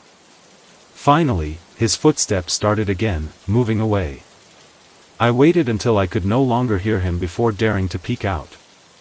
The path was empty, but my fear hadn't lessened. I knew I needed to get out of the park as quickly as possible. I crept out of my hiding spot, every nerve in my body on high alert. I jogged cautiously back toward the main road, glancing over my shoulder every few seconds. When I reached the road, a wave of relief washed over me. The sight of other people, a couple walking their dog, a group of joggers, made me feel safer. I joined the joggers, keeping close to them as I continued toward the park entrance. Eventually, I reached a convenience store near the park. Ducking inside, I told the cashier what had happened, my words spilling out in a rush. He listened sympathetically and let me use the phone to call a friend. As I waited for her to arrive, I couldn't stop replaying the incident in my mind. Why had the man been following me? What would have happened if I hadn't managed to hide? The thought made my stomach churn. When my friend pulled up outside, I practically ran to her car. As soon as I climbed in, I felt a wave of safety and relief. I recounted everything to her on the way home, my voice shaking as I relived the fear. She was just as alarmed as I was and insisted we go to the police to report the incident. I agreed, knowing it was the right thing to do. At the station, I filed a report, providing the officers with a detailed description of the man and the events of the evening. They took me seriously, reassuring me that they would increase patrols in the park and keep an eye out for suspicious activity. That night, as I lay in bed, the fear still lingered. Every time I closed my eyes, I saw his figure standing near the bushes, scanning the area. The what-ifs were overwhelming. But alongside the fear was gratitude. Gratitude that I had trusted my instincts and acted quickly. Gratitude that I had managed to get away. The park, once my haven, now felt different, a reminder that danger can sometimes hide in the most peaceful places. While I was shaken, I also felt stronger, knowing I had the presence of mind to protect myself when it mattered most. The police arrived promptly after my call, their reassuring presence helping to steady my nerves. They took down my statement carefully and promised to monitor the park. While I wasn't entirely convinced they'd catch the man, it was a relief to know they were aware of what had happened. That night, calming myself proved nearly impossible. Every time I closed my eyes, I saw him, the shadowy figure, the determined footsteps. I tossed and turned, my heart racing at every creak of the house or rustle of wind outside. For weeks after, the feeling of being watched clung to me like a second skin. The thought of returning to the park made my stomach twist, so I stopped jogging there altogether and joined a gym instead. Even then, I couldn't shake the fear. Every time someone who even vaguely resembled him entered the room, my pulse would spike, and that familiar wave of panic would crash over me. It's been months now, and while the anxiety has lessened, it hasn't disappeared completely. I've slowly started to feel normal again, but the memory of that night lingers, a stark reminder of how quickly safety can be shattered. It was a warm, quiet summer evening, and I was sitting on my porch, savoring the stillness of the night. The gentle hum of crickets in the background and the faint glow of streetlights created a peaceful atmosphere. Then my phone rang, shattering the calm. The voice on the other end was frantic, nearly breathless. They told me there'd been an emergency at the school where I worked. "You need to come right away," they urged. The urgency in their tone left no room for questions. Without stopping to think, I grabbed my keys and headed out the door. The streets were eerily empty as I drove, the faint glow of the setting sun casting long, distorted shadows across the pavement. When I pulled into the school parking lot, I immediately noticed something strange. There were no other cars. My gut twisted. Something wasn't right. Still, my concern for the supposed emergency outweighed my hesitation. I parked my car and walked toward the main entrance, my footsteps echoing faintly in the stillness. The doors were unlocked, which struck me as odd for this time of night. I stepped inside, calling out, but only my voice echoed back. The hallways were dimly lit, the fluorescent lights buzzing faintly above me. Each step I took sounded louder than the last, reverberating through the empty building. I began checking the classrooms one by one, but each was dark, silent, and empty. That's when the unease settled in. My heart began to pound as I realized something was very wrong. I decided to head to the office, hoping to find someone there. The weight of the silence pressed down on me, making the long walk feel endless. Halfway there, I thought I heard footsteps behind me. I froze. Slowly, I turned around, my pulse hammering in my ears. But the hallway was empty, just shadows stretching into the distance. When I finally reached the office, it was dark and deserted. Panic started to bubble up inside me. I pulled out my phone to call the number that had contacted me earlier, but there was no answer.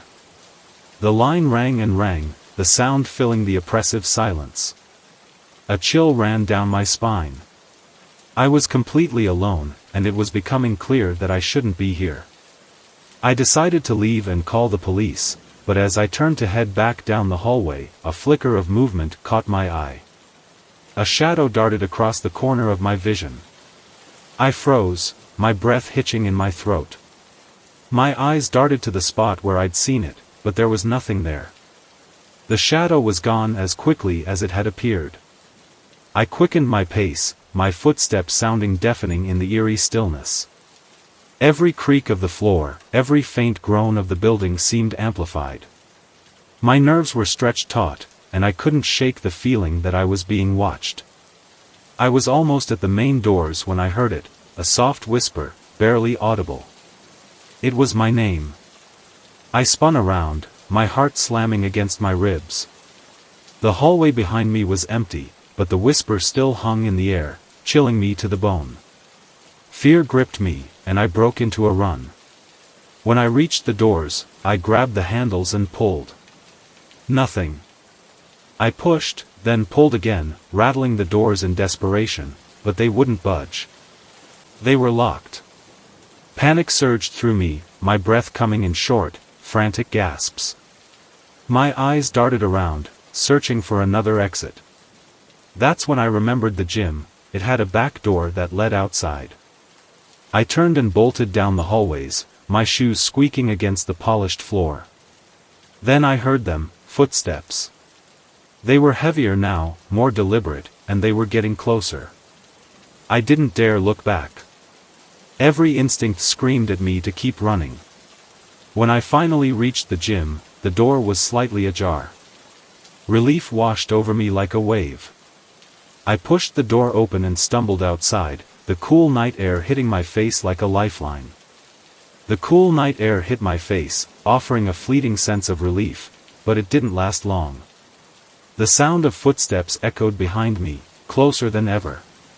Panic surged through me as I sprinted across the field, fumbling desperately with my keys. The footsteps grew louder, each one a reminder of how little time I had.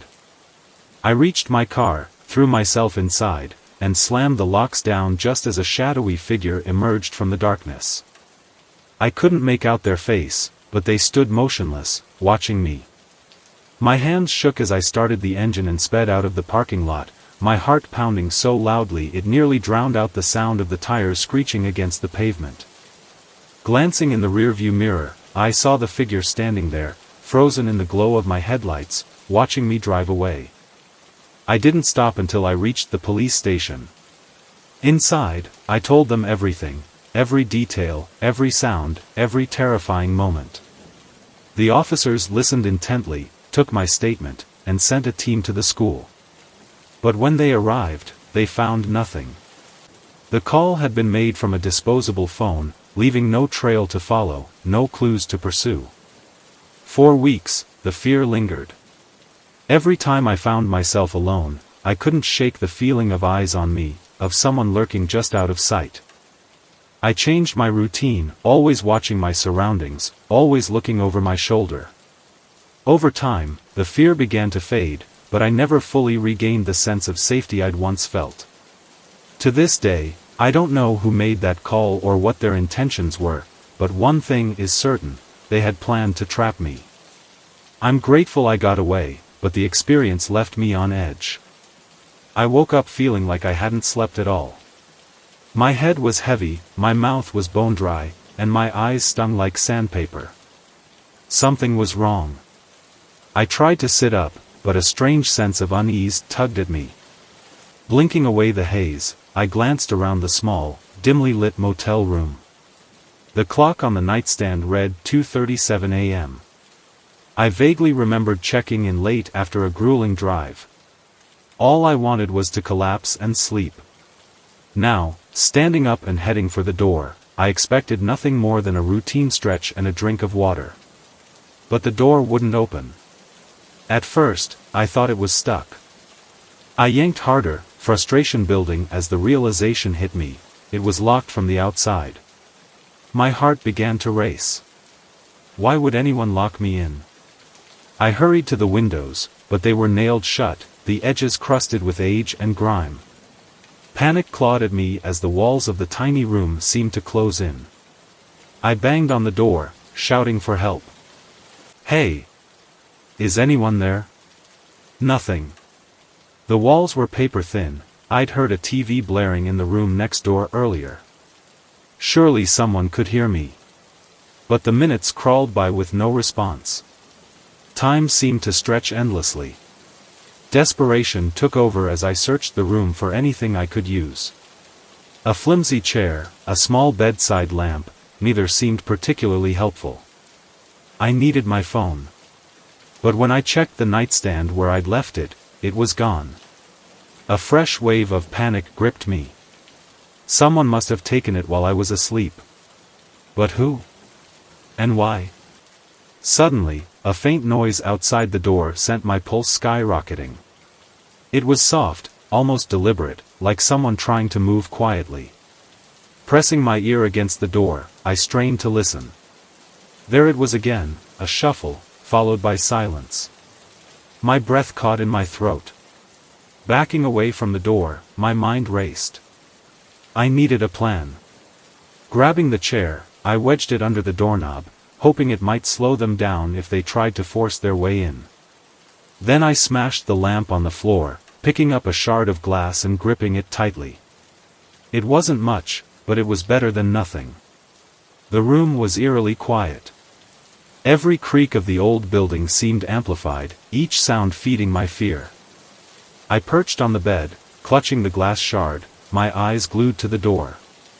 Time dragged on, every second stretching endlessly. Then, the doorknob rattled. I froze. The chair under the knob quivered as the person outside tried to force the door open.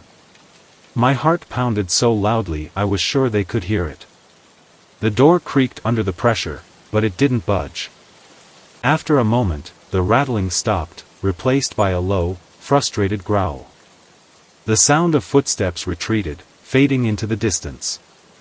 I exhaled sharply, only then realizing I'd been holding my breath the entire time. Relief swept over me, but it didn't last. I knew they'd be back. Time was slipping away, and I needed to act fast. I scanned the room once more, desperately searching for any possible escape route. That's when my eyes landed on the bathroom door, slightly ajar. I remembered the small window above the shower, my one slim chance. Without wasting a second, I dashed to the bathroom and climbed into the tub. The window was tiny, barely big enough for me to fit through, but I had to try.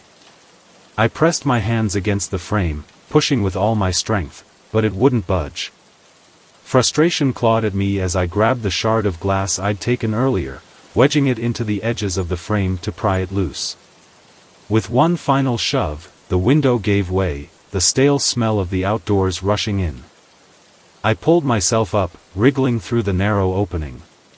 The glass scraped against my arms, stinging as it cut into my skin, but I didn't care. Freedom was just inches away. With a clumsy tumble, I fell to the ground outside. The impact knocked the wind out of me, and I lay there for a moment, gasping for air. The cool night breeze brushed against my face, offering a brief reprieve. But I couldn't rest, not yet. I scrambled to my feet and started running, not daring to look back. The motel was surrounded by dense woods, shadows stretching long and dark between the trees. I had no idea where I was going, but I knew I needed to put as much distance as possible between me and that room. Branches clawed at my face and arms as I stumbled through the forest, the sound of rustling leaves and snapping twigs filling my ears. My heart pounded furiously, and every sound around me made me jump. It felt like I was being hunted.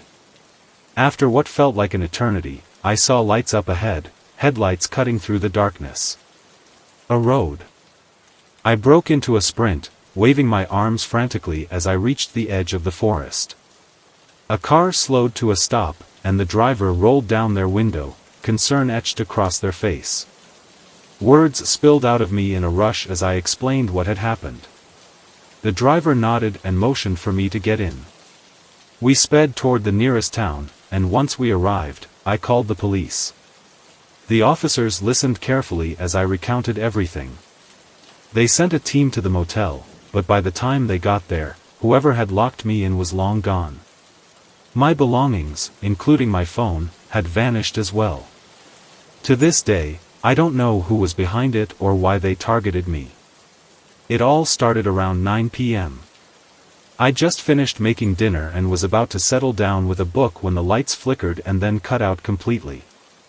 Darkness swallowed the entire apartment, and when I looked out the window, the city was pitch black. I grabbed my phone to use as a flashlight, my heart beating a little faster than usual.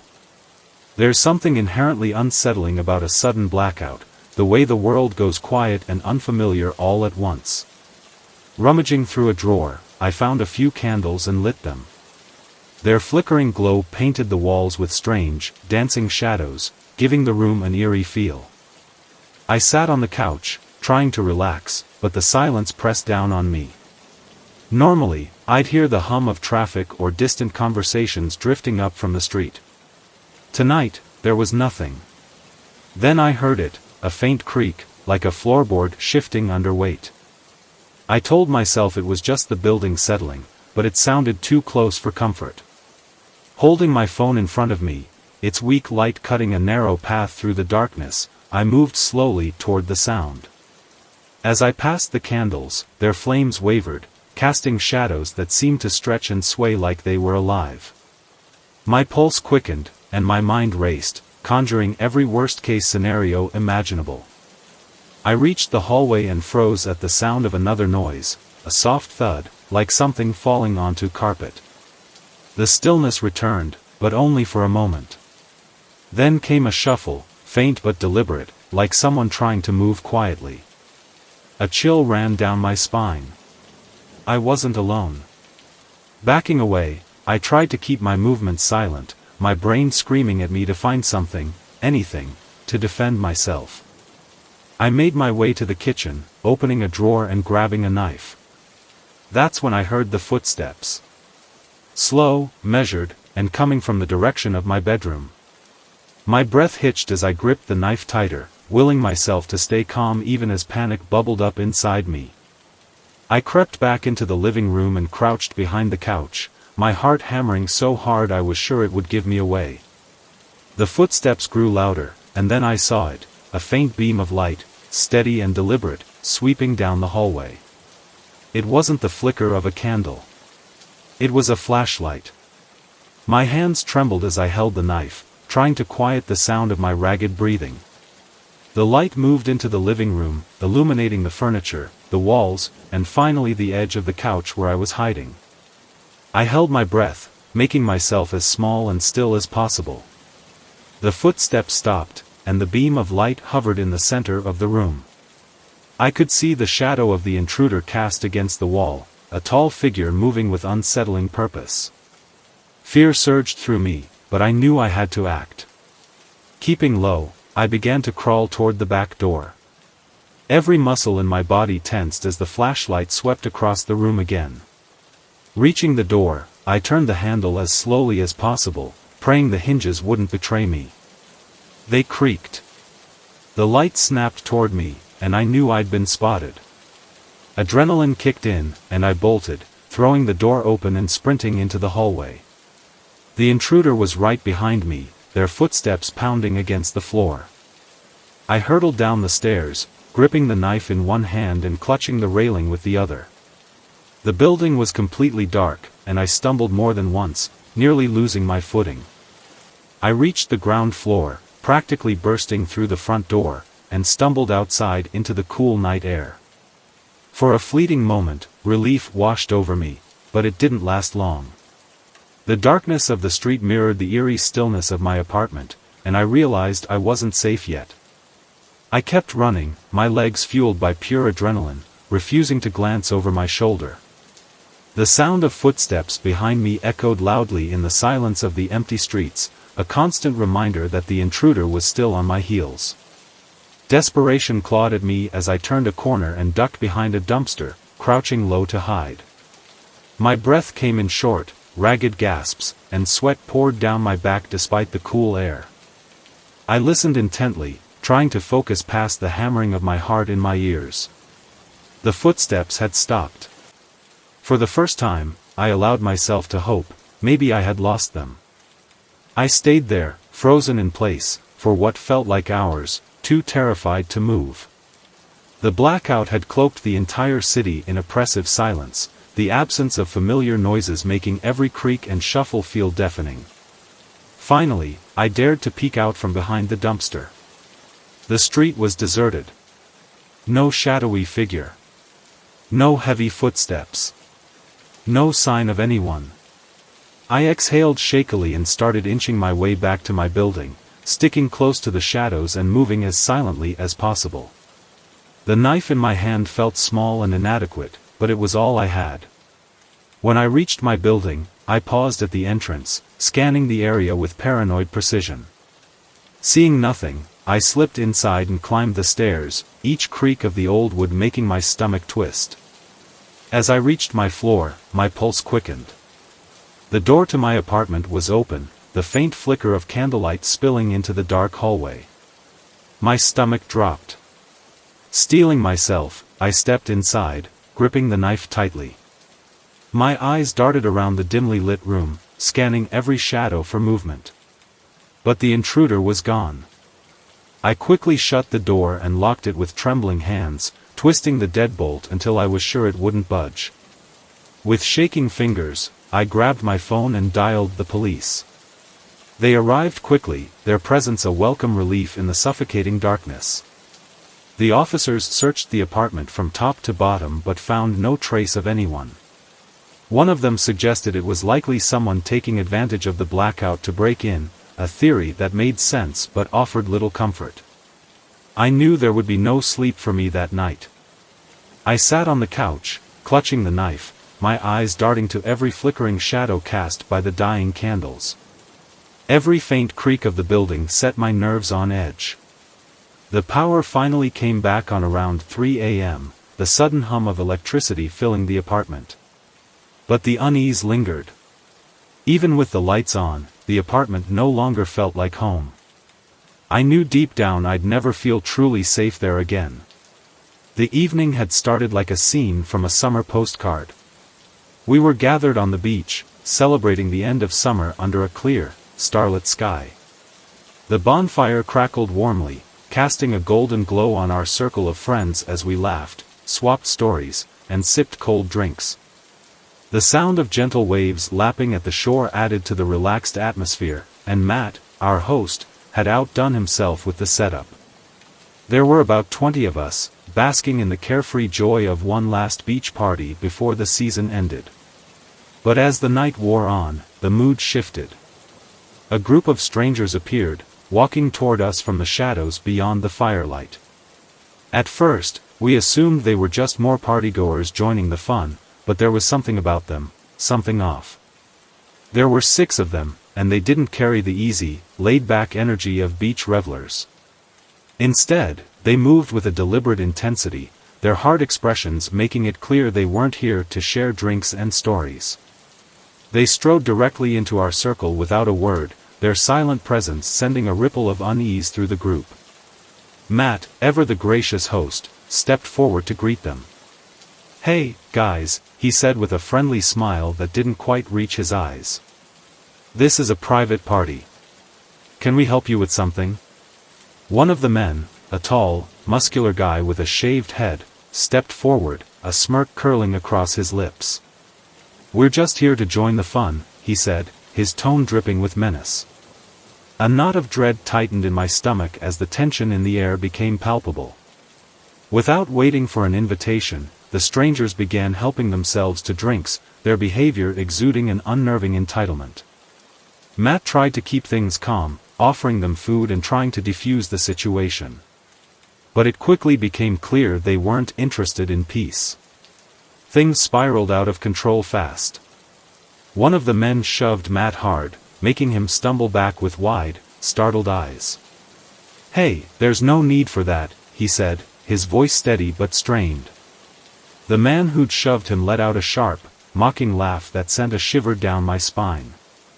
Before anyone could react, chaos erupted.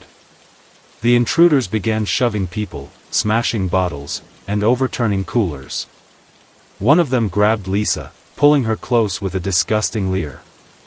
She screamed, trying to break free, and her boyfriend rushed forward to defend her. But before he could intervene, another man punched him square in the face, sending him sprawling into the sand.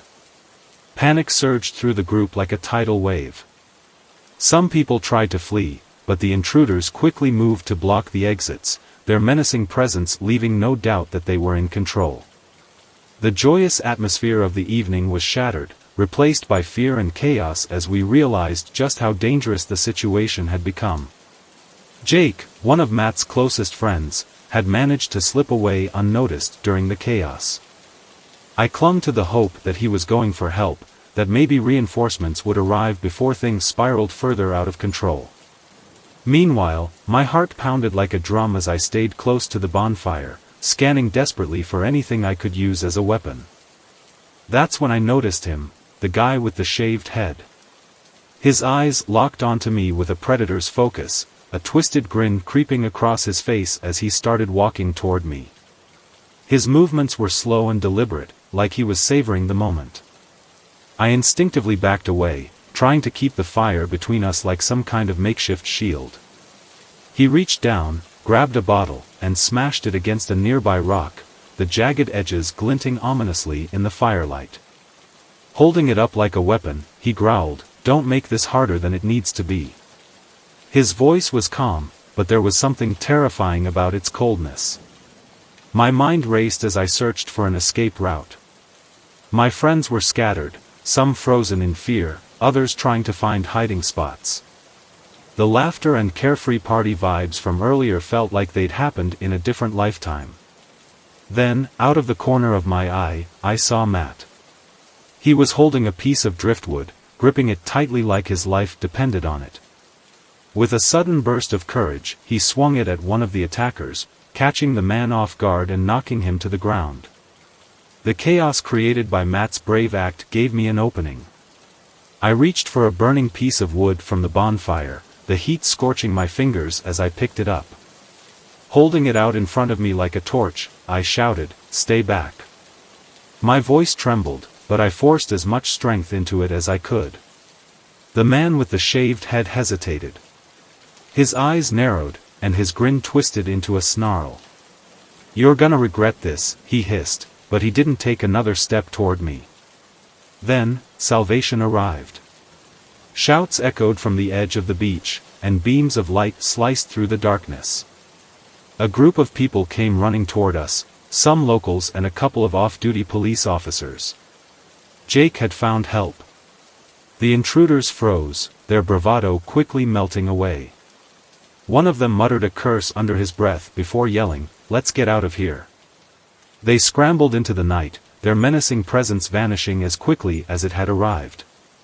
We were left standing there, trembling but alive. The newcomers helped calm us down, checking to make sure everyone was okay. Slowly, we gathered around the bonfire, trying to make sense of what had just happened. The police arrived soon after, their flashing lights illuminating the beach in harsh, strobing bursts. We gave them our statements, doing our best to describe the attackers. Matt sat next to me, his face bruised but his eyes steady and determined. "We got through it," he said quietly, his voice carrying a weight of both relief and exhaustion. "We're safe now." The rest of the night passed in a surreal blur. Conversations were hushed, and the reality of what had happened started to sink in. By the time we packed up and left the beach, none of us wanted to be alone. We stuck together, making sure everyone made it home safely. It had been a long shift at the diner, and all I wanted was to get home and collapse into bed. The summer evening was warm, the sky painted in deep shades of orange and purple as the sun dipped below the horizon. I was too tired to think clearly, which is probably why I made the decision to take a shortcut through the alley. Normally, I avoided it after dark, but tonight, I convinced myself it would save me time. The alley was narrow and poorly lit, with only a few dim streetlights casting weak, flickering shadows over the cracked pavement. The tall buildings on either side seemed to loom closer than usual, their darkened windows like watchful eyes. I tried to ignore the uneasy feeling twisting in my stomach, focusing instead on the distant hum of traffic from the main road. About halfway through, I noticed them, a group of men loitering near the far end of the alley. They were talking amongst themselves, their voices low and indistinct. At first, they didn't seem to notice me, and I silently prayed it would stay that way. But as I got closer, their conversation faltered. I saw their heads turn in my direction, their eyes following me with an intensity that made my skin crawl. One of the men broke away from the group and started walking toward me. He was tall and broad-shouldered, his movements casual but deliberate. His expression wasn't friendly, in fact, the sneer on his face made my stomach drop. I quickened my pace, hoping to slip past him without incident. Just as I was about to pass, he stepped directly in front of me, blocking my path. "Hey there," he said, his voice gruff and laced with menace. "Where you headed?" I forced myself to stay calm, plastering on a polite smile. "Just heading home," I said, keeping my tone light. "I'm in a hurry." The man's smirk widened, and he called over his friends. One by one, they surrounded me, closing in until any hope of escape was gone. My heart pounded in my chest as I realized I was completely trapped. The air around me seemed to thicken with tension. The men weren't just curious, they had a predatory look that sent alarm bells ringing in my head. One of them reached into his jacket, and I caught the glint of something metallic. It was a knife. I couldn't be sure what he had in his jacket, but the glint of metal made my anxiety skyrocket. I knew I needed to act fast. A distraction or an escape, anything to get out of this situation. "Look, I don't want any trouble," I said, trying to sound as sincere as possible, even though my voice wavered. "I'm just trying to get home. Can you please let me pass?" The man who had blocked me seemed to be the leader of the group. He crossed his arms, a smirk playing on his lips, and shook his head. "You think you can just walk away?" he said, his tone dripping with menace. "We've got other plans." My mind raced as I frantically searched for a way out. That's when I noticed it, a fire escape ladder bolted to one of the buildings. It was old and rusty, but it looked like it might hold my weight. I just needed a way to shift their attention. In a split-second decision, I took a deep breath and shouted, "Hey! What's that over there?" I pointed toward a dumpster at the end of the alley. The men turned their heads, their curiosity buying me a moment. That was all I needed. I bolted toward the fire escape, grabbing hold of the ladder and scrambling up as fast as I could. Behind me, I could hear their shouts and the pounding of their footsteps, but I didn't dare look back. My heart felt like it might burst out of my chest as I climbed higher, my hands slipping on the metal rungs. When I reached the top, I was greeted by the flat rooftops of the surrounding buildings. I had to keep moving, I wasn't safe yet. I spotted a skylight on the roof and prayed it would lead into a building with an exit. With trembling hands, I pried it open and lowered myself through, landing awkwardly in a dark, musty room. For a moment, I just stood there, trying to catch my breath and listen. The muffled sound of voices and footsteps outside told me the men were still searching, but they seemed to be moving away. I'd bought myself some time, but not much. I carefully made my way through the building, my steps as silent as I could manage. Finding a stairwell, I crept down to the ground floor and peeked outside. The alley was now eerily quiet, and the men seemed to have left. Without hesitation, I walked briskly to the nearest well-lit public place, a 24-hour convenience store. Once inside, I asked the cashier if I could use their phone to call a cab. My hands were still shaking, but I managed to get home safely that night. Back in the safety of my apartment, I called the police to report the incident. They took my statement and assured me they'd investigate, but I never heard anything more. Needless to say, I never set foot in that alley again. It had been a long day, and I was home alone with my 2-year-old son, Liam. My husband had left that morning for a business trip, so it was just the two of us for the weekend. The day had gone smoothly. I fed Liam, played with him, and put him down for his nap. After dinner, I tucked him into bed, and the house grew quiet, save for the usual creaks and groans of an old building settling into the night. It was around 9 p.m. when I first heard the noise. It was faint, like something being dragged across the floor, and it seemed to be coming from the basement. I tried to brush it off, telling myself it was just my imagination. But then the sound came again, louder this time, and my heart started pounding. Grabbing a flashlight, I steeled myself and headed for the basement door. The creak of the hinges echoed unnervingly as I opened it, and I stood at the top of the stairs, shining my flashlight into the darkness below. Everything looked normal, but the uneasy feeling in my gut refused to go away. I descended the stairs slowly, trying to make as little noise as possible. At the bottom, I swept the beam of light across the room. The basement was cluttered with old furniture, boxes, and tools, nothing out of place. I started convincing myself it was all in my head when I heard a soft thud behind me. I whipped around, the flashlight trembling in my hands. Standing at the far end of the basement was a man. He was dressed in dark clothes, his face partially hidden by a hood, and he stared at me, unmoving. My blood ran cold. I couldn't breathe, couldn't think. My first thought was Liam, sleeping soundly upstairs, oblivious to the danger. The man took a step toward me. Instinct took over.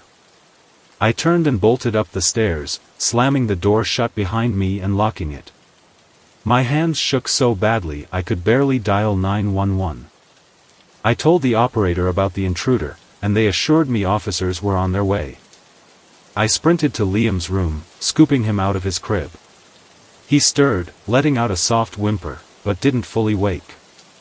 Holding him tightly against my chest, I tried to think of my next move. That's when I heard it, the banging on the basement door. The man was trying to break through. My heart thundered as I carried Liam into the bathroom, locking the door behind us. I set him down in the bathtub, wrapping him in a blanket to keep him quiet and safe. Grabbing a heavy metal towel rack, I braced myself for what might come next. The banging on the basement door stopped, replaced by an eerie silence. I strained to hear, my breath caught in my throat. Then came the sound of footsteps, slow, deliberate, moving down the hallway. He had found another way in. The shadow of his feet appeared under the bathroom door, and the doorknob rattled. When it didn't budge, he started pounding on the door. I whispered softly to Liam, begging him to stay quiet. The door began to splinter under the force of his blows. As the door finally gave way, the man stepped inside, his cruel grin illuminated by the dim bathroom light. I didn't hesitate. With every ounce of strength, I swung the towel rack, hitting him hard in the side of the head. He stumbled back, cursing. I didn't wait for him to recover. I grabbed Liam and sprinted down the hallway, out the front door, and into the yard. The man's shouts followed us, but I didn't look back. Just as I reached the grass, the police arrived, their flashing lights cutting through the night. The officers stormed into the house, and I collapsed onto the ground, clutching Liam tightly as he began to cry. Tears streamed down my own face as I tried to comfort him. The police subdued the intruder and took him away in handcuffs. One officer stayed with me while the others searched the house to make sure it was secure. Even after they assured me the man was in custody, I couldn't stop shaking. That night changed everything. Holding Liam close, I was overwhelmed with gratitude that we were safe. It was, without a doubt, the most terrifying ordeal of my life, one I would never forget. Let me tell you about the family vacation that turned into a living nightmare. What started as a peaceful trip to a remote cabin we'd rented for the summer quickly spiraled into something out of a horror movie. We arrived at the cabin early in the afternoon. It was charming in its rustic way, surrounded by dense woods and offering a stunning view of the lake. My wife Sarah and our two kids, Lily and Jake, were thrilled. We unloaded the car, settled in, and for the first couple of days, everything was perfect. We hiked, fished, and spent our evenings by the campfire, enjoying the quiet escape. But by the third night, things started to feel off. It began innocently enough.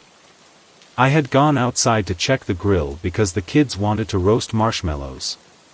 While walking around the cabin, I noticed something strange, a dark, scratched patch on one of the nearby trees. At first, I brushed it off, probably an animal or maybe a mark from a past renter. Nothing to worry about, right? Later that night, I heard a faint rustling noise outside. Grabbing a flashlight, I stepped out to investigate, but the night was silent, and I saw nothing. Convincing myself it was just the wind or some critter, I decided not to mention it to Sarah. Why alarm her over nothing? The next morning, I spotted more scratches, fresh ones, on other trees around the cabin. This time, they seemed to form a pattern, almost like arrows pointing toward the cabin. That uneasy feeling started to grow, but again, I didn't want to panic anyone. I told myself I'd keep an eye on things. That night, as everyone else slept, the rustling sound returned. Only this time, it was louder. I grabbed the flashlight and cautiously stepped outside. The beam of light cut through the darkness, and I froze as I saw a figure dart between the trees. My heart thundered in my chest. I couldn't make out who, or what, it was, but I didn't stick around to find out. I rushed back inside, locked every door and window, and spent the rest of the night on edge. By morning, there were more signs that someone, or something, had been near the cabin during the night. Twigs snapped, footprints faintly visible in the dirt. I decided to tell Sarah. She was concerned but chalked it up to my imagination. I couldn't blame her for doubting me, but the feeling of being watched only grew stronger. We decided to go for a hike that day to shake off the weirdness.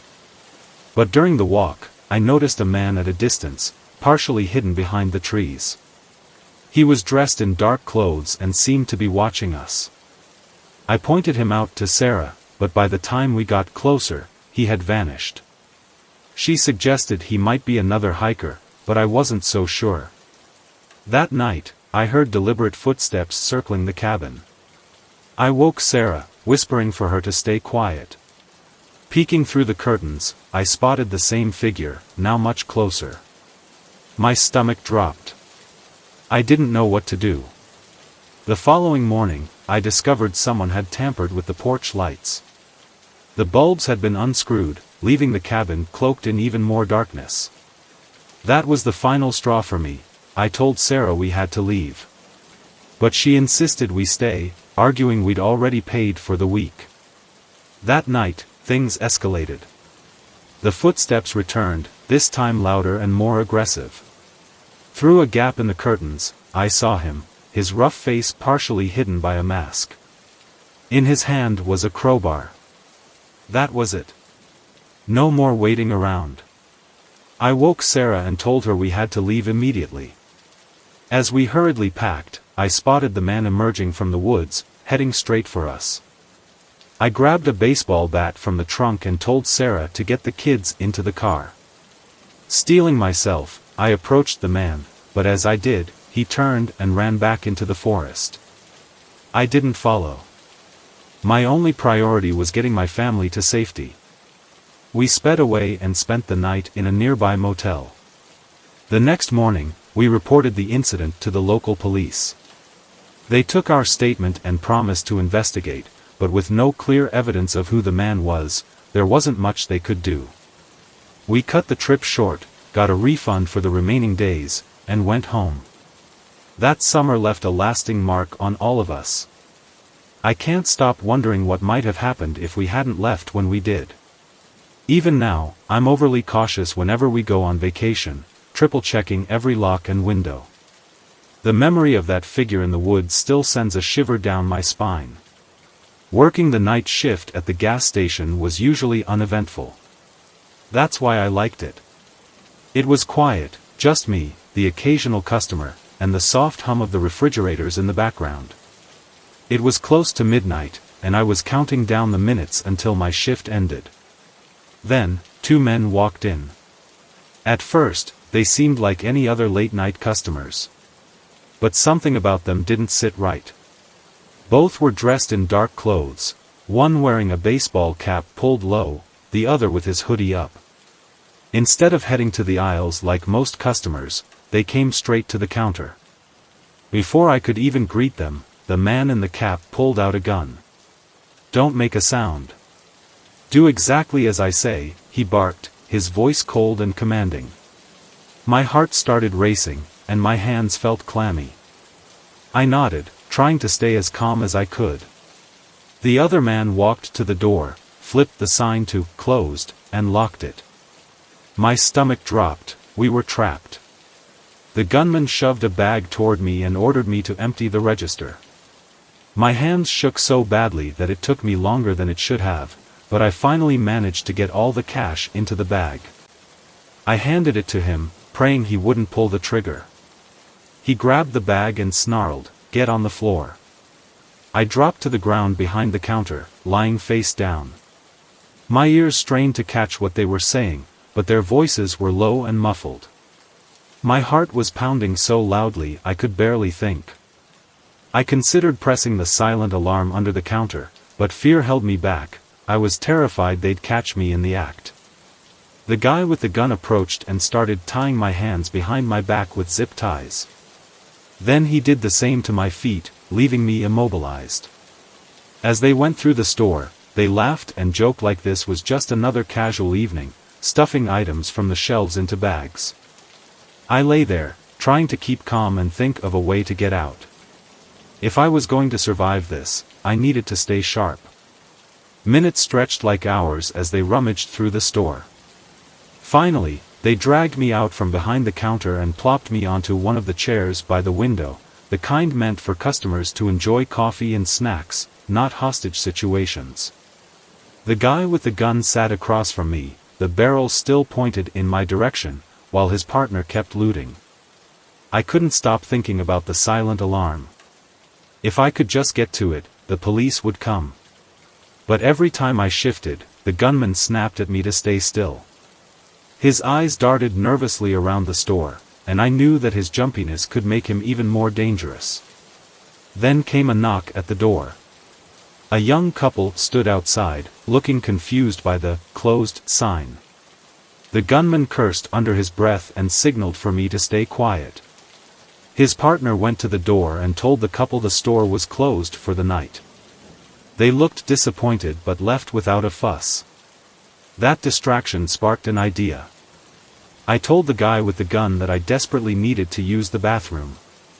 At first, he looked annoyed, but I guess the thought of cleaning up after me wasn't appealing. He called his partner over to watch me while he kept guard.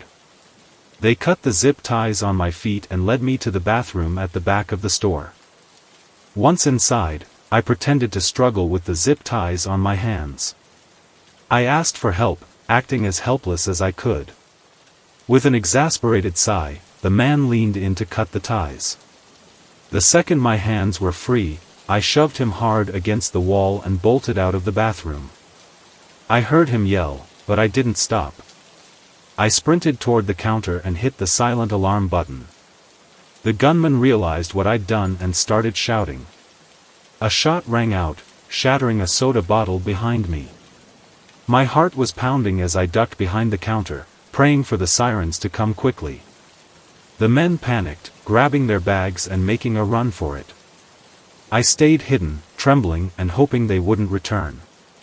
Then, faintly at first, I heard the wail of sirens growing louder. The thieves bolted for the back door just as the police arrived. I stayed crouched until I heard officers shouting and the sound of the men being apprehended. An officer found me still behind the counter, shaking like a leaf.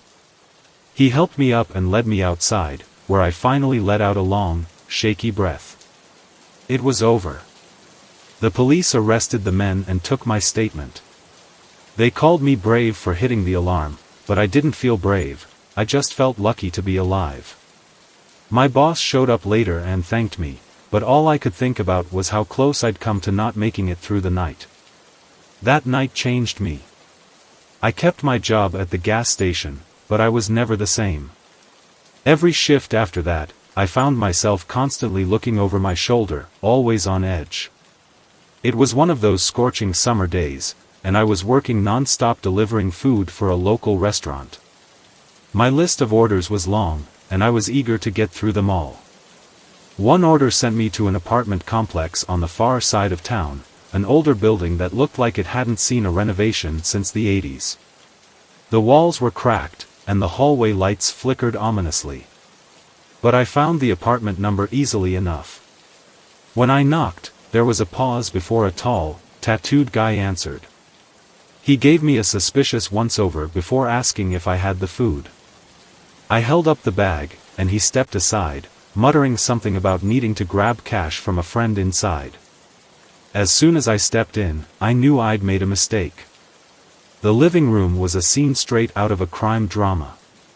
3 men were seated around a table covered in small bags of white powder, with one counting a stack of cash. The air was thick with tension as all eyes turned toward me. The guy who let me in closed the door behind me and locked it. My heart sank. I'd walked straight into a drug deal. One of the men, a guy with a deep scar across his cheek, stood up and approached. His gaze was icy. "Who are you, "And what are you doing here?" he demanded. I stammered out an explanation, holding up the bag of food as proof that I was just a delivery guy. The scarred man grabbed the bag, dumped its contents onto the table, and ignored the food completely. He muttered something to his friends, and though I couldn't make out the words, I could feel their suspicion thick in the air. Then came the suggestion that made my blood run cold. "We can't let him leave," one of them said. "He's seen too much." The others nodded in agreement. My heart raced as I realized they were seriously considering keeping me there, or worse. I blurted out that I hadn't seen anything, didn't care what they were doing, and just wanted to leave. But they didn't look convinced. The scarred man leaned in close, his face mere inches from mine. "We can't take any chances," he said, his voice like ice. I was panicking now, desperately searching for a way out. That's when I noticed the open kitchen door and the small window on the far wall. It wasn't much, but it was my only shot. I braced myself, took a deep breath, and with all the strength I could muster, shoved the scarred man away from me. Before he could react, I bolted for the kitchen. Shouts erupted behind me as the men scrambled to stop me, but adrenaline was on my side. I reached the kitchen and spotted the partially open window, a sliver of hope in an otherwise grim situation. I yanked it open and started climbing through. Just as I was halfway out, I felt hands grab my legs, yanking me back toward them. Panic surged through me as I kicked and thrashed wildly, managing to break free. I tumbled onto the ground outside, scraping my arms and legs in the process, but I didn't care. I was free. I didn't waste a second to look back. Scrambling to my feet, I ran as fast as I could, their angry shouts echoing behind me. My heart felt like it would explode, but I kept moving, darting down an alley and into the relative safety of a busier street. Panting and desperate, I spotted a convenience store. Without hesitation, I dashed inside and begged the clerk to call the police. He gave me a skeptical look, probably thinking I'd lost my mind, but he made the call. I crouched behind the counter, trembling, waiting for help. When the police arrived, I spilled the whole story. They listened attentively and assured me they'd investigate. That was enough for me to decide one thing: I was never going back to that part of town. The next day, I quit my delivery job. No tip is worth that kind of danger. It was one of those suffocating summer evenings when the heat seemed to linger even after sunset. I had just finished some errands downtown and decided to head to the parking garage where I'd left my car. Tired but still with a few things left on my to-do list, I trudged toward the garage entrance. The garage had that eerie vibe that comes with dim lighting and narrow aisles, like something out of a bad crime show. As I walked down the ramp, I heard a commotion near the back. Squinting into the gloom, I saw 3 men surrounding another man, who appeared to be pleading with them. My stomach dropped. This didn't look like a friendly conversation. I hesitated, torn between the instinct to run and the urge to help. Then one of the men grabbed the guy and slammed him against the wall. It was clear they were trying to rob him, or worse. My pulse quickened. I had to do something.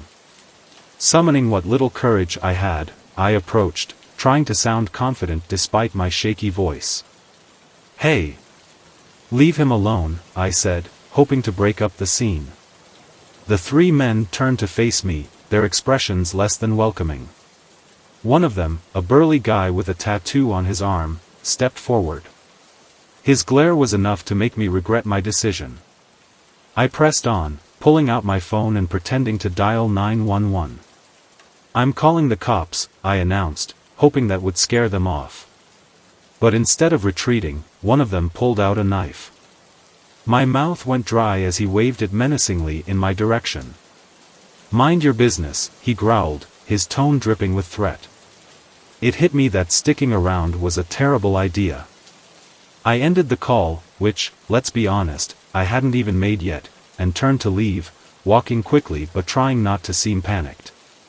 Behind me, I heard their angry shouts.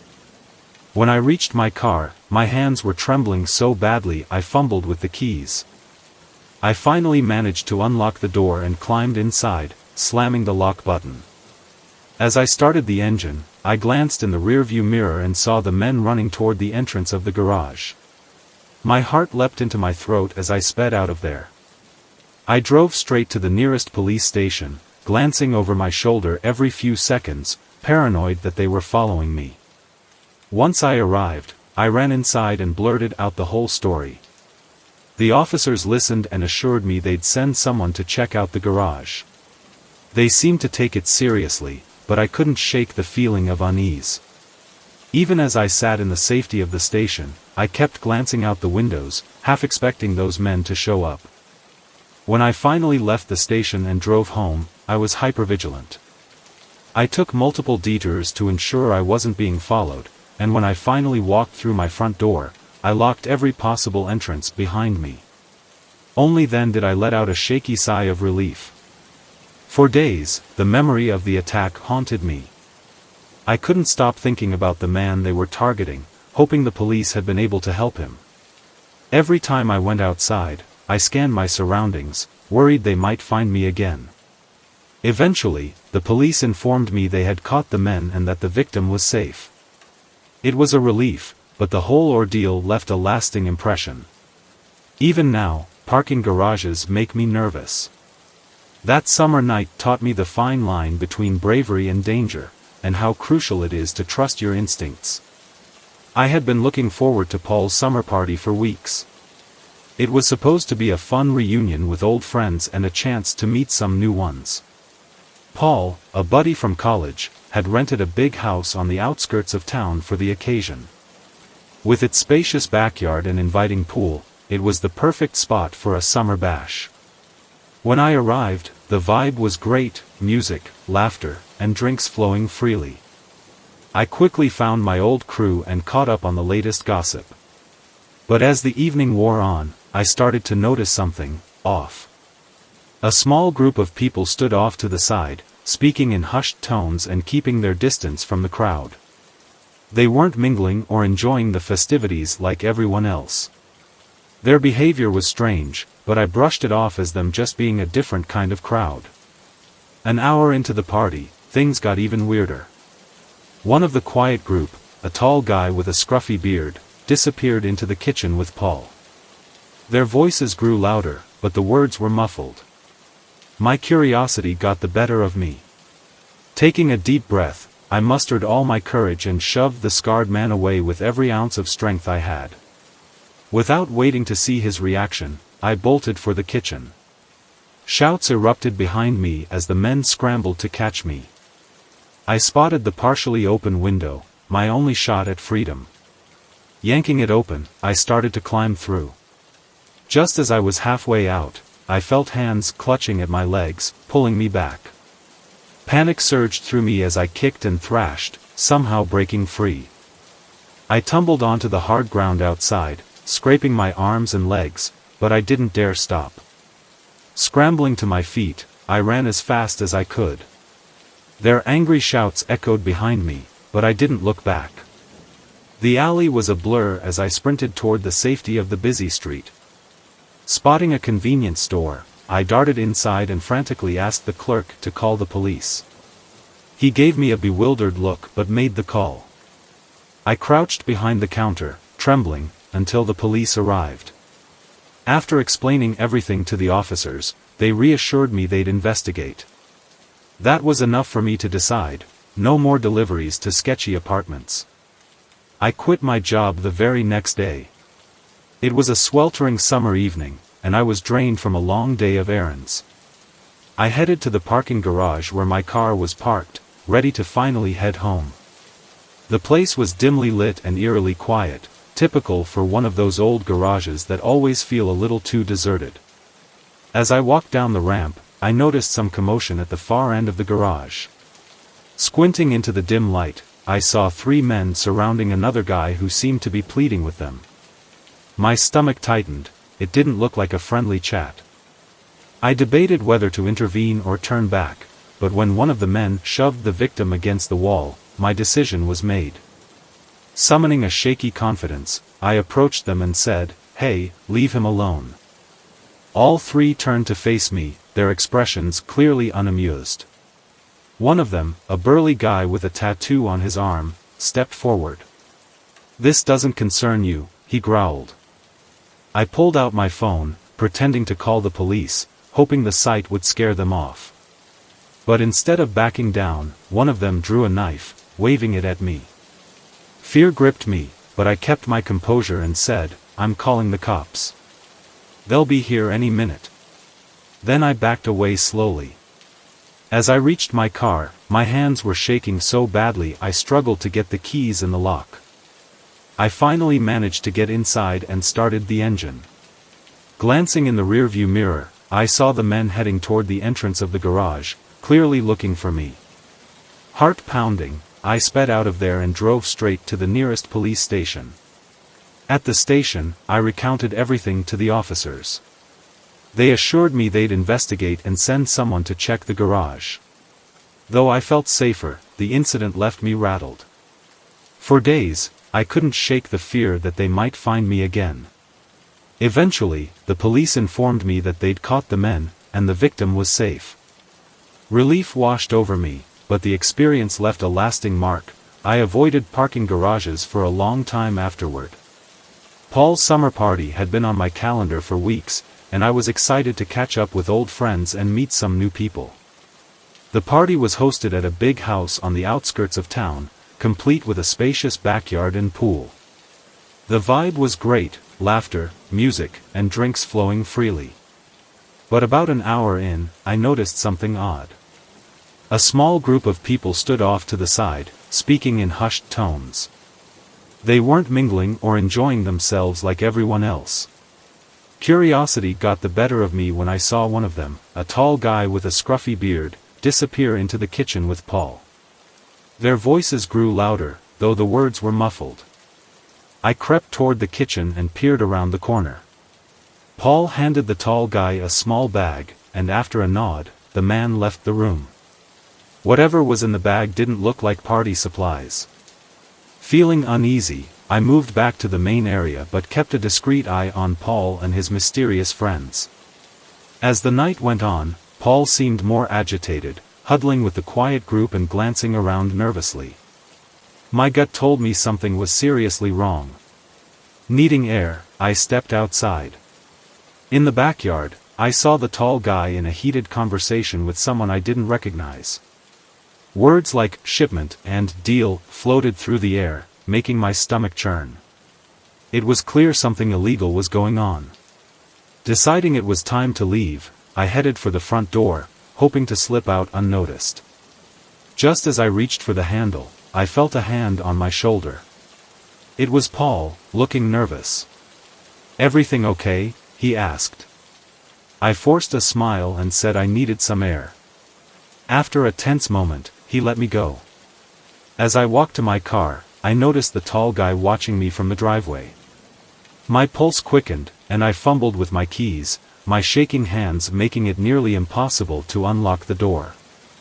I finally got inside, started the engine, and sped off. In my rearview mirror, I saw the tall guy and two others standing in the driveway, watching me leave. When I got home, I locked all the doors and windows. Though I reported the incident to the police, they said there wasn't much they could do without more evidence. I never went back to any of Paul's parties. The memory of that night left me wary of any social gathering that didn't feel right. I decided to head downstairs to see if I could figure out what was going on. The lobby was eerily quiet, and the front desk clerk was nowhere in sight. The group of men I'd noticed earlier were huddled in a corner, speaking in hushed tones. As I approached, they quickly scattered, which only heightened my unease. It was clear I needed to leave the hotel and find somewhere safe, but I wasn't sure who I could trust. I decided my best option was to locate a nearby police station and explain what was happening. As I made my way to the exit, I noticed a man tailing me. He was trying to stay out of sight, but I caught his reflection in the glass doors. My heart started pounding as I quickened my steps, hoping to lose him. When I reached the parking lot, I saw my car, but I hesitated. If the man following me was working with those so-called detectives, I wouldn't be safe there. Scanning the area, my eyes landed on a small diner across the street. I decided to head there, hoping I could find help or at least put some distance between myself and the hotel. Inside the diner, I explained my situation to a waitress and asked to use the phone. She led me to the back room, where I called the local police and shared everything I knew. The dispatcher assured me that help was on the way. I stayed inside the diner, trying to stay calm, though my nerves were shot. When the police arrived, they took my statement and promised to investigate. They later discovered that the detectives were imposters running a criminal scheme. They had been using the hotel as a base to intimidate and con unsuspecting guests. The real police secured the hotel and arrested the imposters. Although I was relieved, the experience left me shaken. The hotel manager apologized profusely and even offered to move me to another room, but I declined. I packed my things and checked out as quickly as I could. The police gave me a safe route out of town and advised me to stay vigilant. Driving home, I felt a mix of relief and lingering unease. That terrifying encounter stayed with me, and it took weeks before I could fully shake off the anxiety. I had booked a secluded cabin in the woods, hoping for a peaceful summer getaway. The setting was perfect, remote, charming, and surrounded by nature. My plan was to spend my days hiking and my nights unwinding, but what started as a relaxing escape quickly turned into a nightmare. It was around midnight when a loud knock at the door jolted me awake. Startled, I glanced at my phone. It was well past midnight. I hesitated, unsure whether to answer. Stories of people being lured into danger with late-night knocks flashed through my mind. But the knocking persisted, each rap louder and more urgent. Heart pounding, I grabbed a flashlight and cautiously peered through the peephole. A man stood on the porch, disheveled and visibly shaken. He paced back and forth, glancing nervously over his shoulder. I cracked the door open and asked what was wrong. Without waiting for an invitation, he pushed the door wider and stepped inside, trembling and out of breath. He blurted out a panicked story about being chased by dangerous people. His words were jumbled and hard to follow, but I caught snippets about a car following him and threats from unknown individuals. My anxiety spiked. Who were these people? Why did he choose my cabin? I wanted to help, but I didn't want to endanger myself either. Trying to stay calm, I asked for more details. He explained that a car had started tailing him aggressively while he was driving. He'd taken several turns to shake them but couldn't lose them. Eventually, he stumbled upon my cabin by chance. His story seemed plausible, but I couldn't shake the feeling that something was off. I faced a tough choice: let him stay and risk being dragged into whatever trouble he was in, or send him away and risk leaving him to fend for himself. I decided to call the police. I explained the situation to the dispatcher, who assured me that officers were on their way. While we waited, I made the man sit in the living room where I could keep an eye on him. He looked exhausted and kept thanking me for letting him in, saying he didn't know what he would have done otherwise. Just as I began to relax, there was another knock at the door, this time louder and more forceful. Peeking through the peephole, I saw two men standing on the porch. Their expressions were grim, and they looked like they meant business. Panic surged through me as I stepped away from the door. I told the stranger to stay hidden and quietly called the police again, informing them of the new development. The men outside were talking, but I couldn't make out their words. My mind raced with worst-case scenarios. Before long, I heard the sound of sirens in the distance. Relief washed over me as the police arrived. I opened the door to let them in, and they immediately began questioning the stranger. The officers took his story seriously and also spoke with the men outside. After some back and forth, the police confirmed that the men on the porch were indeed looking for the stranger. However, they weren't part of any official agency. The men outside were apparently involved in some shady dealings and had been trying to silence the stranger through intimidation. When the police escorted them away, I finally felt a wave of relief. They assured me they'd keep an eye on the situation and took statements from both the stranger and me before continuing their investigation. With the immediate danger gone, I allowed myself to relax for the first time that night. The stranger thanked me profusely before leaving under police protection. The stress of the night left me emotionally drained, but I was grateful it ended without harm. The rest of my stay at the cabin passed without incident, though I remained vigilant just in case. That terrifying experience taught me the importance of trusting my instincts. While it had been a nerve-wracking ordeal, I was glad I had made the right decisions to keep both myself and the stranger safe. I decided to take a solo vacation to Miami to escape my busy schedule. I booked a room at a charming little beachfront hotel, eager for some much-needed relaxation. Everything seemed perfect when I arrived: sunshine, the ocean breeze, and a cozy room to unwind in after the long drive. After checking in, the receptionist handed me my key and gave directions to my room. On the way, I noticed a man standing outside one of the rooms with a suitcase. He seemed like he might be waiting for someone or just arriving, so I didn't think much of it. Once in my room, the familiar smell of cleaning supplies greeted me, and I settled in, ready to relax. Just as I started to unwind, there was a knock at the door. To my surprise, it was the man from the hallway. He introduced himself as Jason and explained there had been a mix-up with the booking system. Apparently, my room had been double-booked. He said the staff was arranging a new room for him but asked if he could wait in mine until it was ready.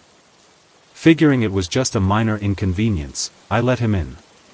Jason seemed polite and friendly. He mentioned he was in town for a conference, and we chatted briefly while waiting. After about an hour, his room was ready.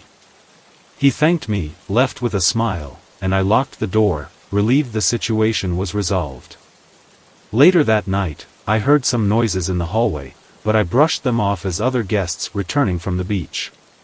Exhausted, I fell asleep quickly. Then, around midnight, a loud bang woke me up. My heart was racing as I sat up, listening. I heard footsteps in the hallway, followed by a soft knock at my door. When I peered through the peephole, I saw Jason. Confused, I opened the door slightly and asked if something was wrong. He looked flustered and said he had forgotten something in my room. I hesitated but eventually let him in. His demeanor had changed, he seemed nervous and on edge. Jason began pacing, muttering about losing important documents, and his agitation grew.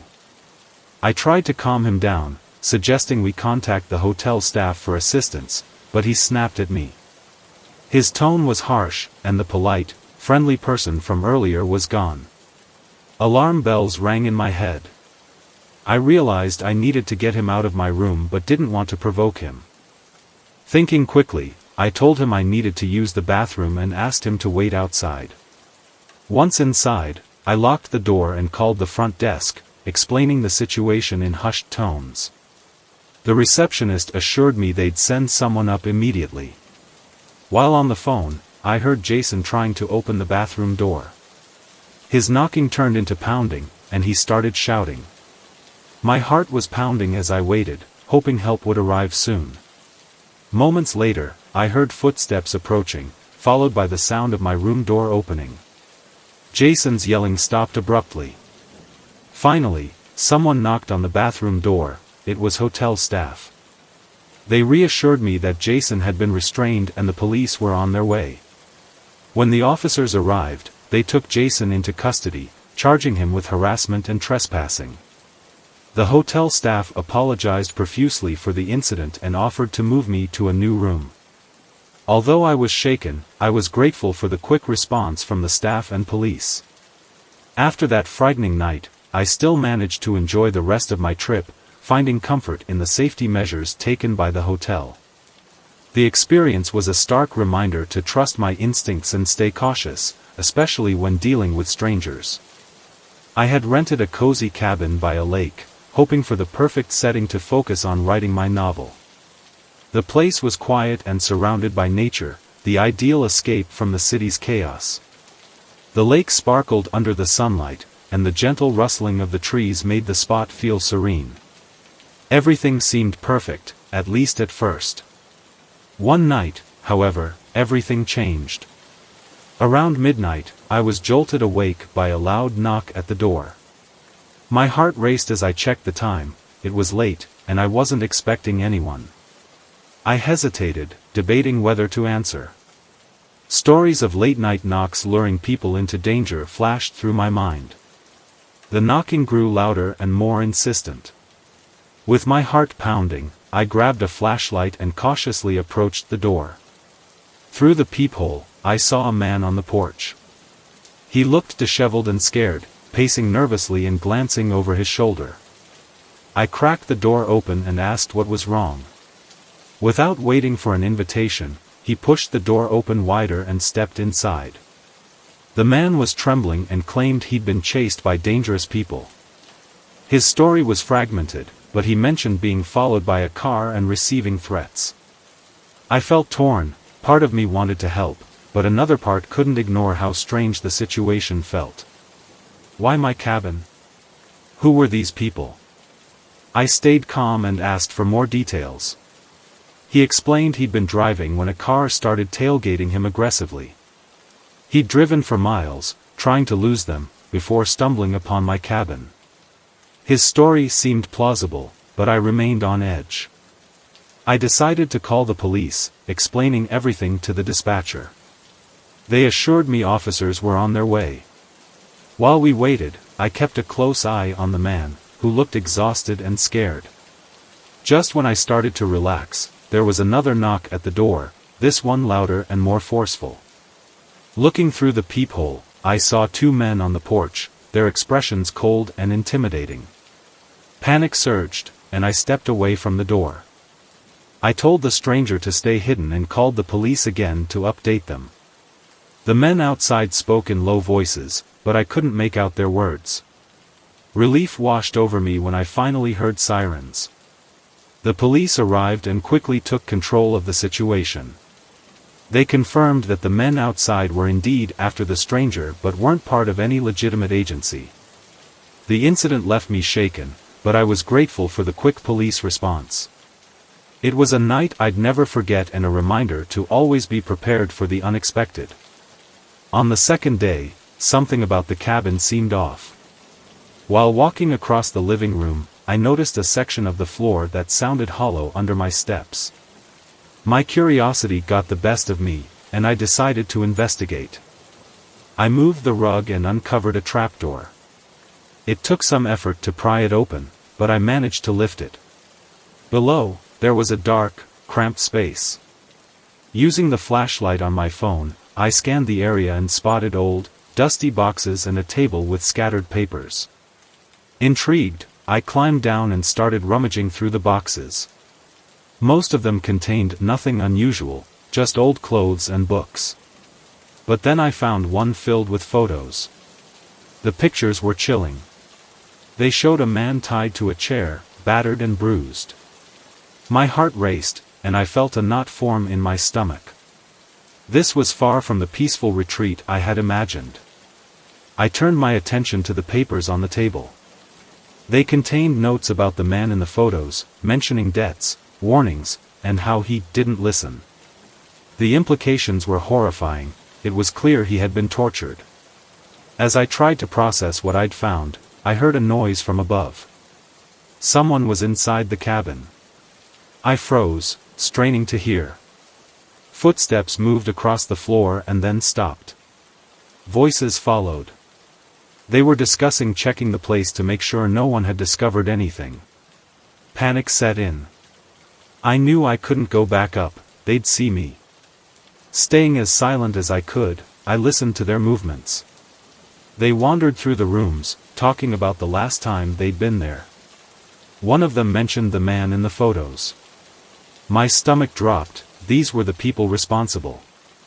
I needed to act fast. I noticed a small window near the ceiling of the hidden room. It was tiny, but I figured I could squeeze through. Carefully, I climbed up and pushed the window open, trying not to make a sound. As I slid out, I landed in some bushes outside, the branches scratching my arms. I heard one of the men moving closer, so I stayed low, crawling away from the cabin. Once I felt far enough, I stood up and ran. I didn't have a plan, just to get as far away as possible. The woods were dense, and I tripped a few times, but I kept going. Eventually, I found a spot to hide and catch my breath. My mind was racing. I needed help, but my phone was still in the cabin. I decided to head toward the nearest town, even though it was miles away. Sticking to the cover of the trees, I avoided the main paths, terrified they were following me. Every sound made me jump. As the woods grew darker, I found a large tree to hide behind. I tried to calm myself, but I couldn't shake the fear. After what felt like hours, I saw lights in the distance, the town. Relief washed over me, but I didn't slow down. I reached the edge of town and spotted a gas station. I rushed inside and begged the clerk to call the police. They arrived quickly, and I told them everything about the hidden room and the men in the cabin.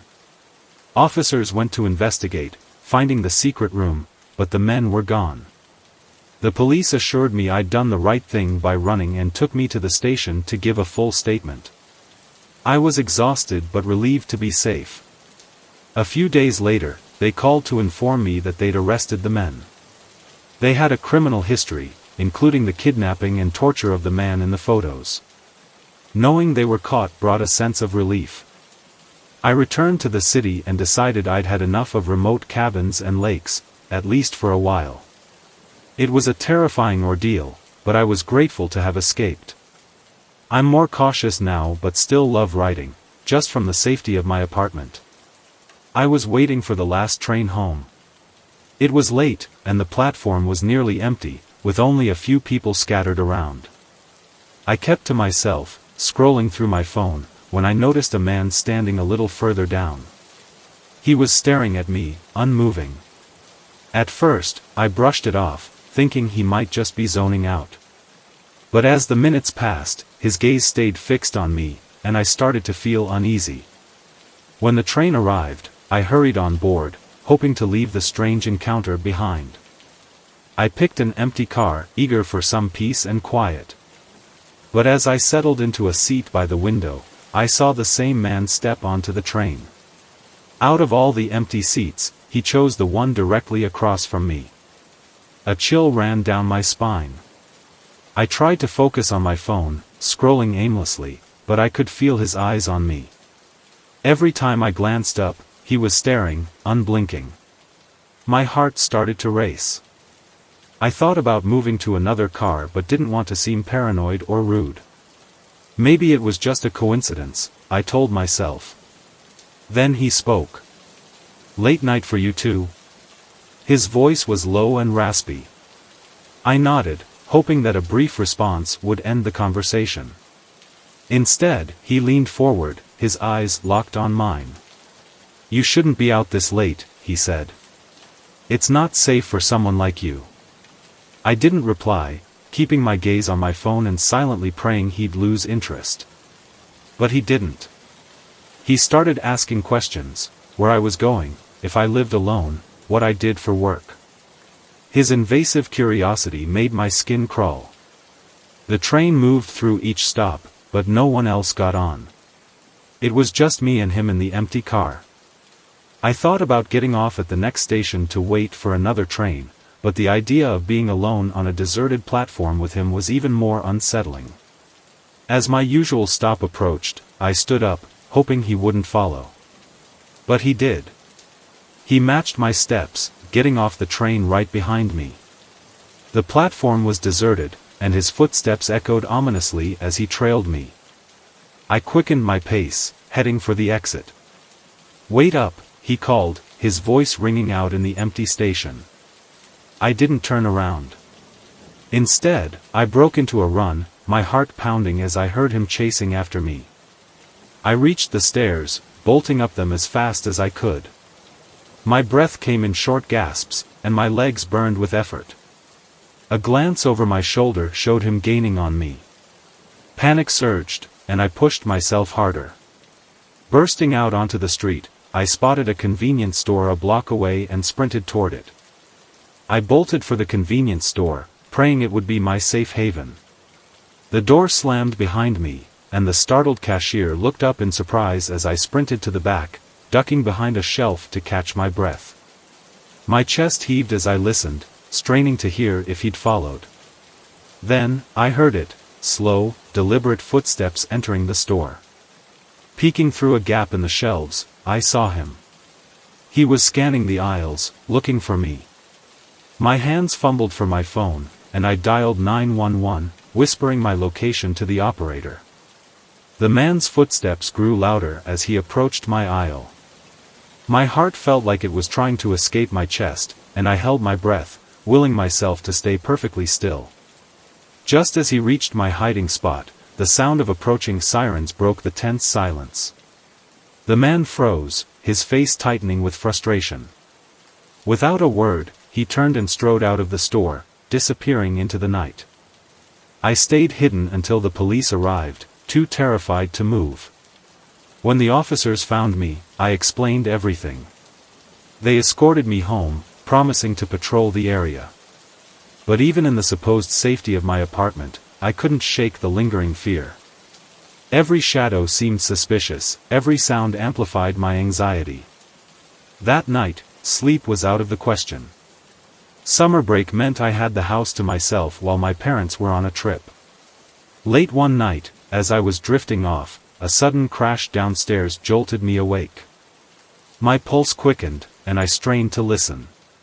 At first, I thought it might be the wind, but then I heard the distinct sound of footsteps.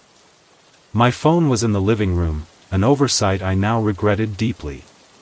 I crept to my bedroom door, opening it just enough to peer into the dark hallway. The faint hum of voices reached me from downstairs. Two men, speaking in hushed tones, were rummaging through the house. Crouching low, I peeked through the banister and saw their shadows moving in the living room. I needed to get to my phone without them noticing. Deciding to take the kitchen route, I tiptoed down the stairs, careful to avoid the creaky spots. From the kitchen door, I could see the burglars clearly. One was rifling through drawers while the other combed through the shelves. My phone was on the coffee table, just a few feet away from them. I dropped to the floor and began crawling, my breath shallow and my hands trembling. I froze when one of them turned around. He glanced in my direction, and I held my breath, my heart pounding like a drum. After a moment, he returned to his search. Slowly, I reached the table and grabbed my phone before crawling back to the kitchen. Safely behind the door, I dialed 911, whispering my situation to the operator. They assured me help was on the way and told me to stay hidden. Clutching my phone, I found a spot behind the kitchen counter where I could keep an eye on the living room. The burglars were growing impatient, their voices tinged with frustration as they muttered about not finding what they were looking for. Then I heard the blessed sound of sirens in the distance. The men panicked, grabbing a few items before bolting out the back door. I stayed behind the counter, frozen in fear, until I heard the officers announce their presence. Only then did I shakily make my way to the front door.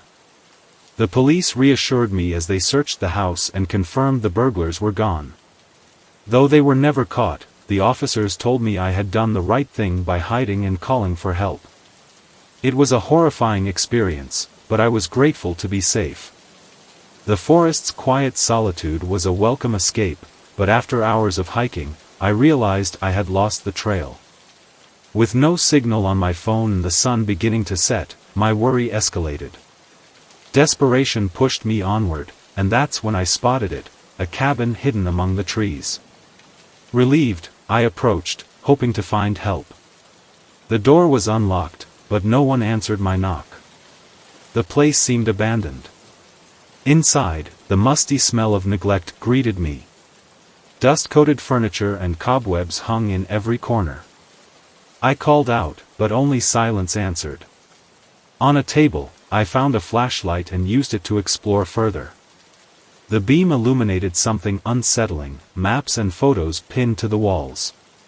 The people in the pictures looked terrified or injured, their expressions haunting.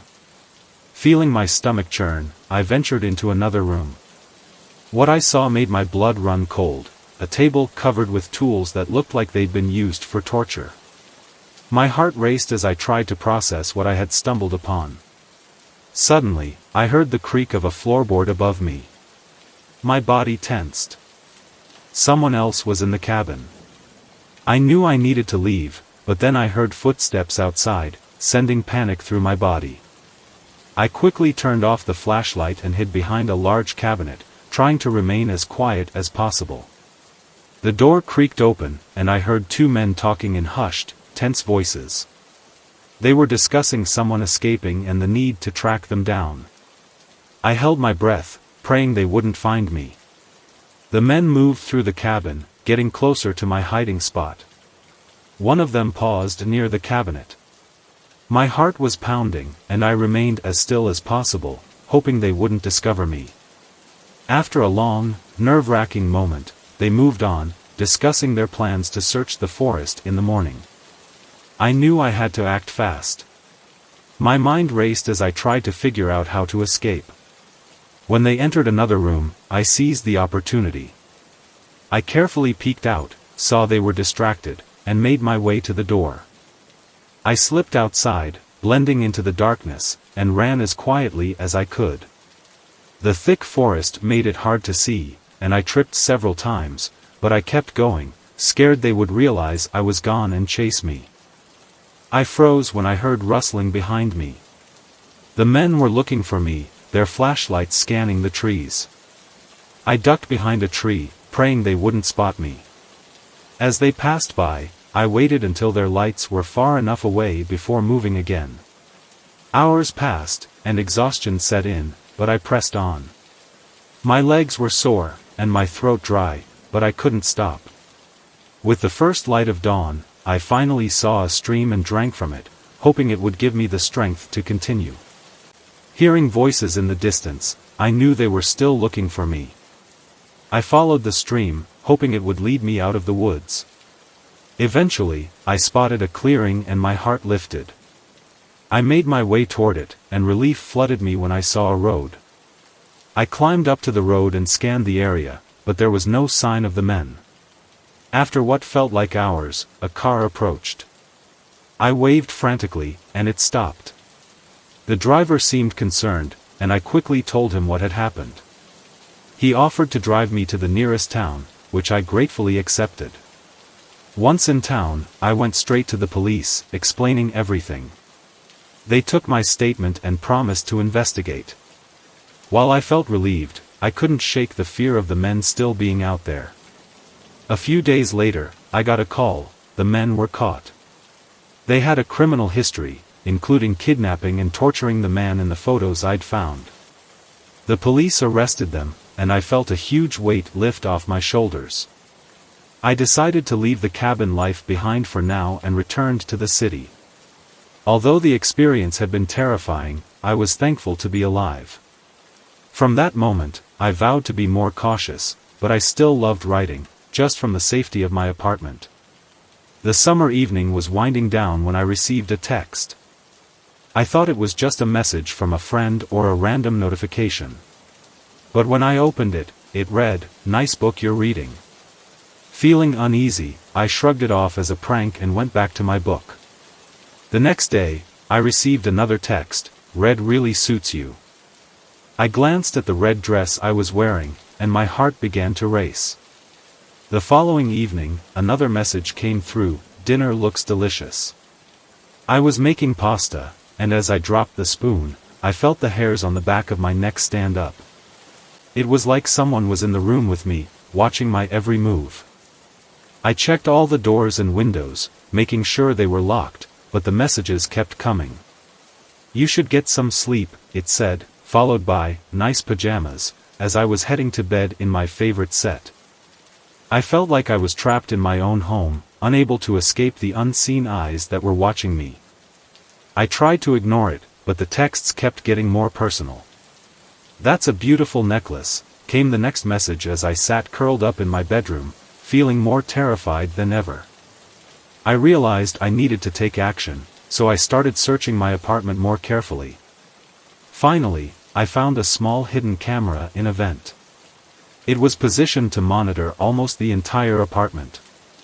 My stomach churned as I took it to the police. They promised to investigate, but in the meantime, the messages kept coming, even after I discovered the camera.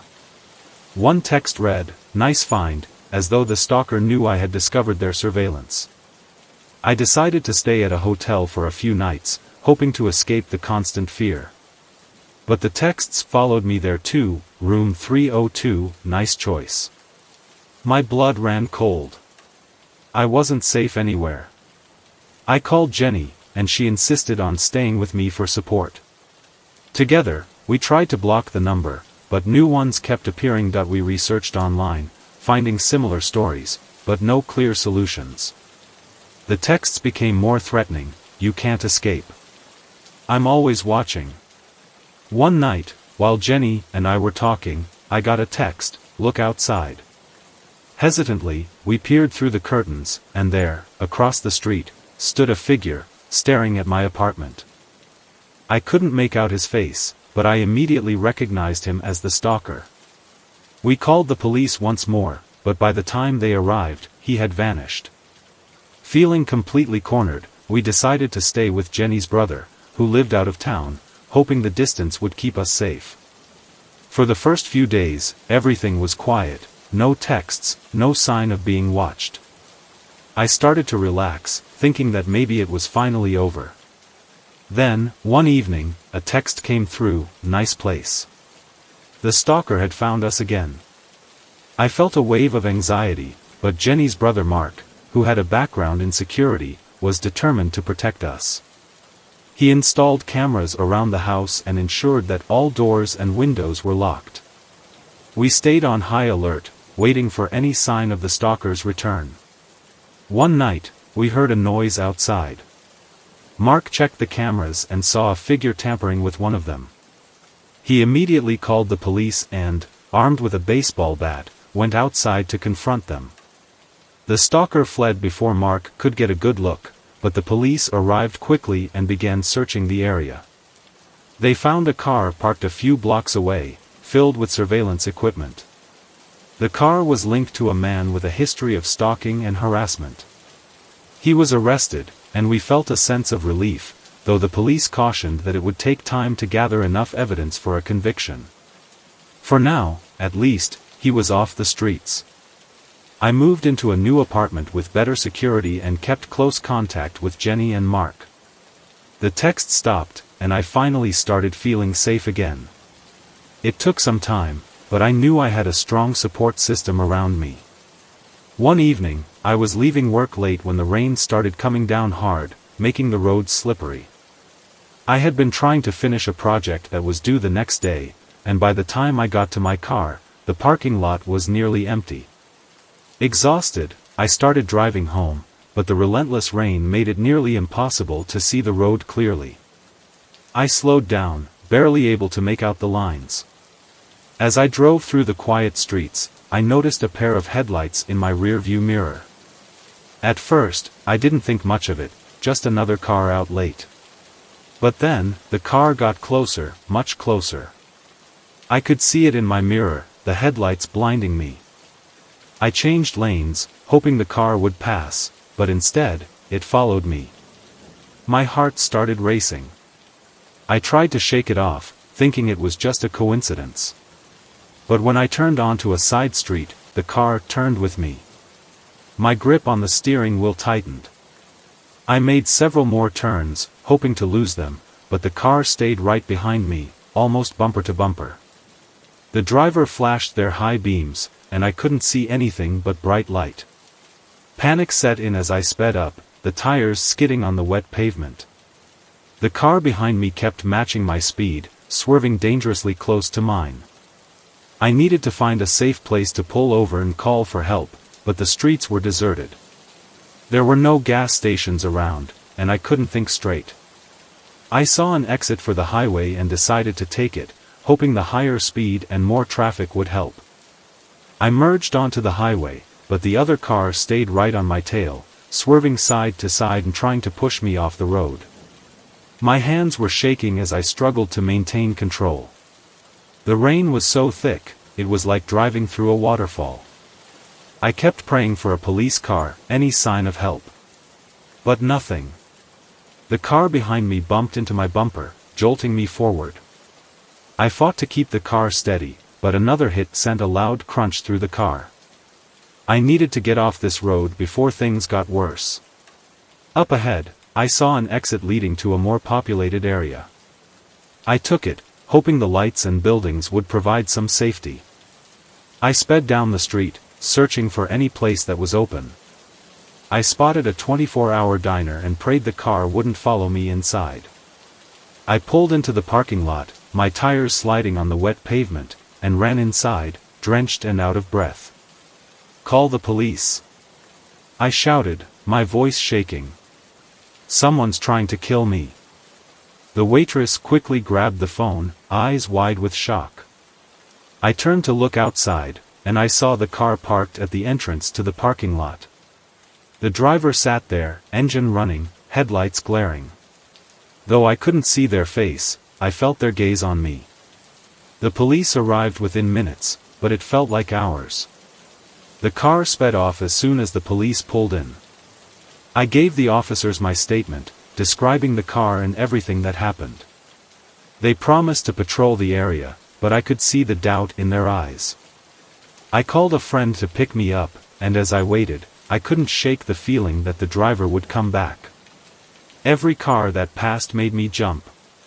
When my friend arrived, I felt a wave of relief, but I knew I wouldn't feel safe for a long time. The police never found the car or the driver, and I began changing my routes, always looking over my shoulder, always on edge. It was still pouring when I left the office that night. The storm had been building all day, and now it was a full-blown downpour. I hurried to my car, huddling under my umbrella, and saw Tom standing at the entrance. He looked soaked, even with his raincoat on. "Need a ride?" I called out. Tom smiled, relieved. "Thanks, Rachel, I appreciate it." He climbed into the passenger seat, and I cranked up the heat. I could hear the sound of rain pounding down as I made my way through the slick roads, chatting with Tom as we drove. The rain was so heavy, I could barely see a few feet in front of me, and the wipers were working overtime, but it barely made a difference. We came to a red light and I glanced at Tom. He seemed tense, drumming his fingers on his knee. "Everything okay?"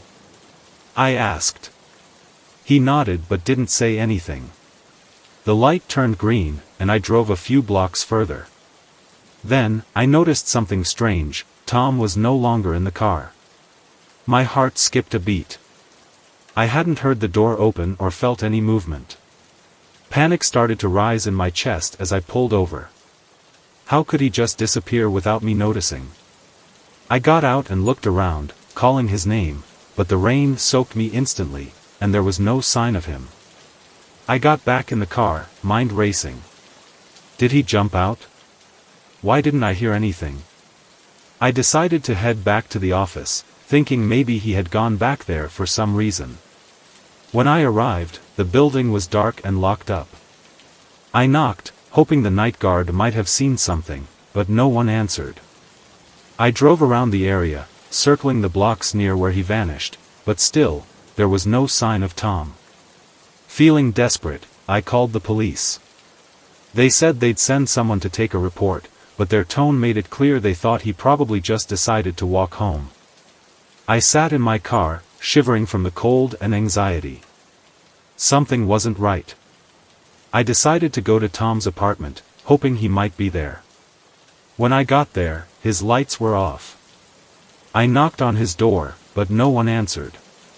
As I turned to leave, a figure stepped out from the shadows. I jumped, realizing it was one of Tom's neighbors. He looked at me with a mix of curiosity and concern. "Looking for Tom?" he asked. I nodded. "Have you seen him?" He shook his head. Not since this morning. Is something wrong? I explained everything, and he looked even more worried. Tom's been acting strange lately. He mentioned something about being followed, but I thought he was just stressed from work. The rain was still coming down hard as I got back into my car, my mind racing. My phone rang, and I saw it was an unknown number. Hesitantly, I answered. Rachel, a voice said. It was Tom, but he sounded terrified. Where are you? I asked, panic creeping in. I don't have much time. Don't trust them, he whispered, and the line went dead. My hands shook as I tried calling him back, but it went straight to voicemail. I had no idea what was going on, but I knew I couldn't involve the police. They wouldn't believe me. I drove aimlessly, trying to piece everything together, when I noticed a black car that seemed to be following me. Every time I turned, it was right behind me. Panic surged. I took a sharp turn onto a side street, speeding up, hoping to lose them. My heart was pounding as I sped down narrow, rain-slicked roads. I glanced in the rearview mirror and saw the car still behind me. Desperate, I drove toward the outskirts of town, hoping the winding roads would help me shake them. The car stayed right on my tail, relentless. I spotted a narrow dirt road and turned onto it, the car bouncing behind me as we entered a dense forest. The headlights disappeared behind me as the trees closed in around us. I kept driving until I found a small clearing, then turned off the engine and lights, hoping they wouldn't find me. I sat there in the dark, the rain hammering on the roof, trying to steady my breathing. After what felt like hours, the rain finally started to ease up. I decided to head back into town, sticking to the back roads. I needed answers, and the only place I could think of was Tom's apartment. When I arrived, the building was dark and quiet. I snuck in through a side door, one that was always left unlocked, and made my way up to his apartment. I picked the lock, something I had learned years ago but never thought I'd need, and stepped inside. The apartment was a mess. Papers were scattered everywhere, and it looked like someone had been searching for something. I found Tom's laptop on the table and opened it, hoping for a clue. Inside, I found a folder labeled Danger, Documents and Photos detailing a conspiracy. There were pictures of people I recognized from town, notes about meetings, and lists of names. It was all connected to some illegal activities that Tom had uncovered. Suddenly, I heard footsteps outside the door. I quickly shut the laptop and hid behind the couch, holding my breath as someone entered. The person moved around the apartment, rifling through the mess. After what felt like an eternity, they left, and I heard the door lock behind them. I waited a few minutes, then grabbed the laptop and snuck out of the apartment. I needed to find a safe place to go through the files and figure out who I could trust. I drove to a nearby motel and checked in under a fake name. In the safety of my room, I opened the laptop again and combed through everything. It was clear that Tom had stumbled onto something big, and now we were both targets. I knew I had to get this information to someone who could help, but I had to be careful. I spent the rest of the night making copies of the files and sending them to trusted contacts, hoping they would take it seriously. As dawn broke, I felt a bit safer, but I knew the danger wasn't over. I had to stay hidden until I could be sure that the information was out and that Tom was safe. The next few days were a blur of paranoia and fear. I moved from place to place, never staying too long, always looking over my shoulder. I heard from one of my sources that the information had made its way to the press, and the authorities were investigating. Finally, I received a call from Tom. He was safe, hiding out in a different city. He thanked me for my help, and we agreed to stay low until everything calmed down. Months went by, and slowly, the dust started to settle.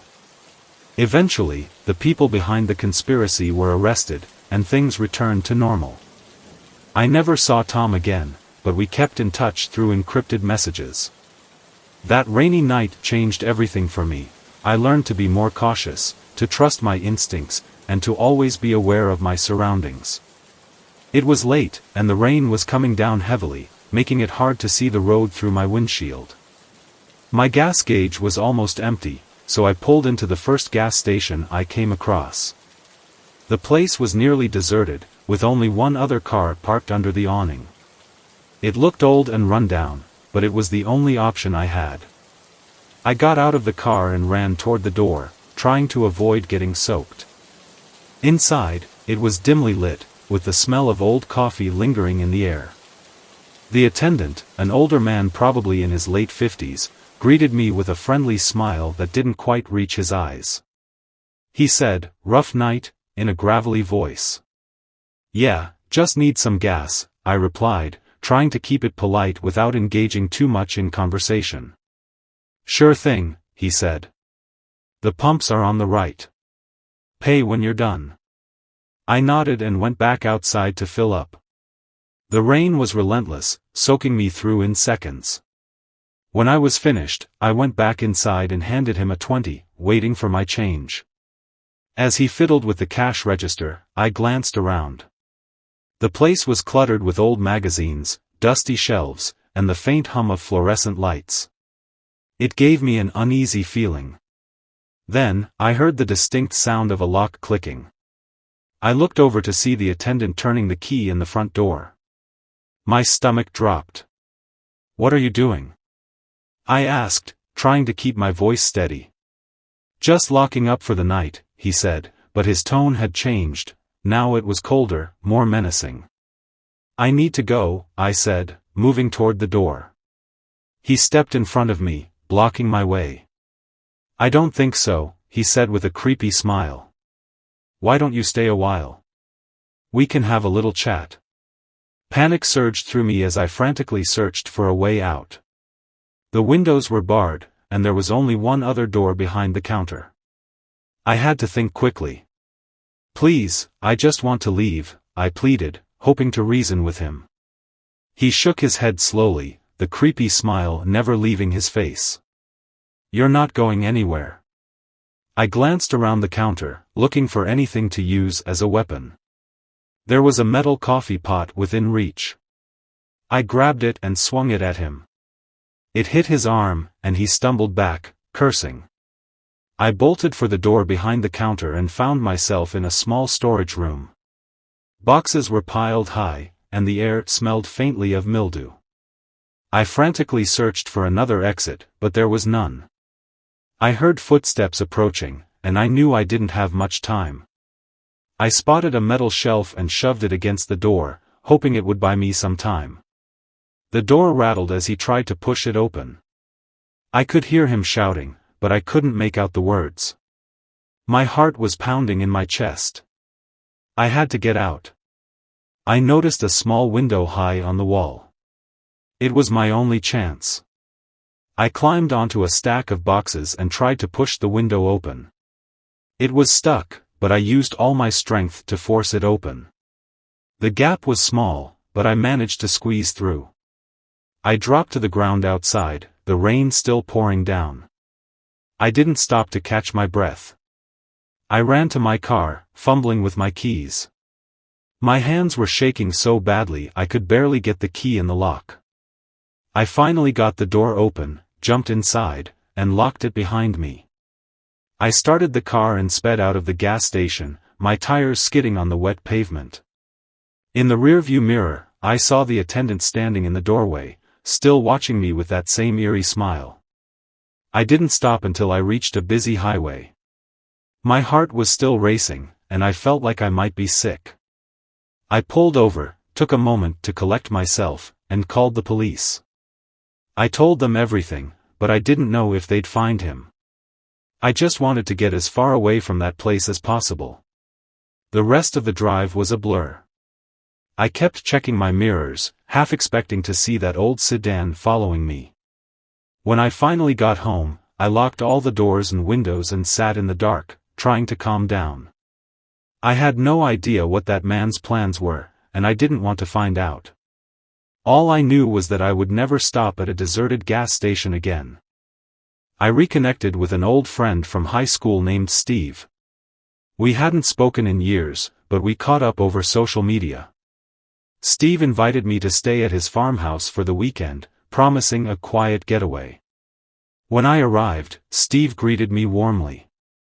The farmhouse was old but well kept, sitting alone in a vast field miles from the nearest neighbor. We spent the evening reminiscing about school, laughing, and drinking. As the night wore on, Steve showed me to the guest room. It was simple, with a bed and a small dresser. I felt uneasy, but I couldn't place why. Maybe it was the isolation or just the years apart that made things feel different. I went to bed, but sleep wouldn't come. The house was too quiet, and every little creak made me jump. Around midnight, I heard voices coming from downstairs. Curious, I got out of bed and crept toward the door. The voices were clearer now.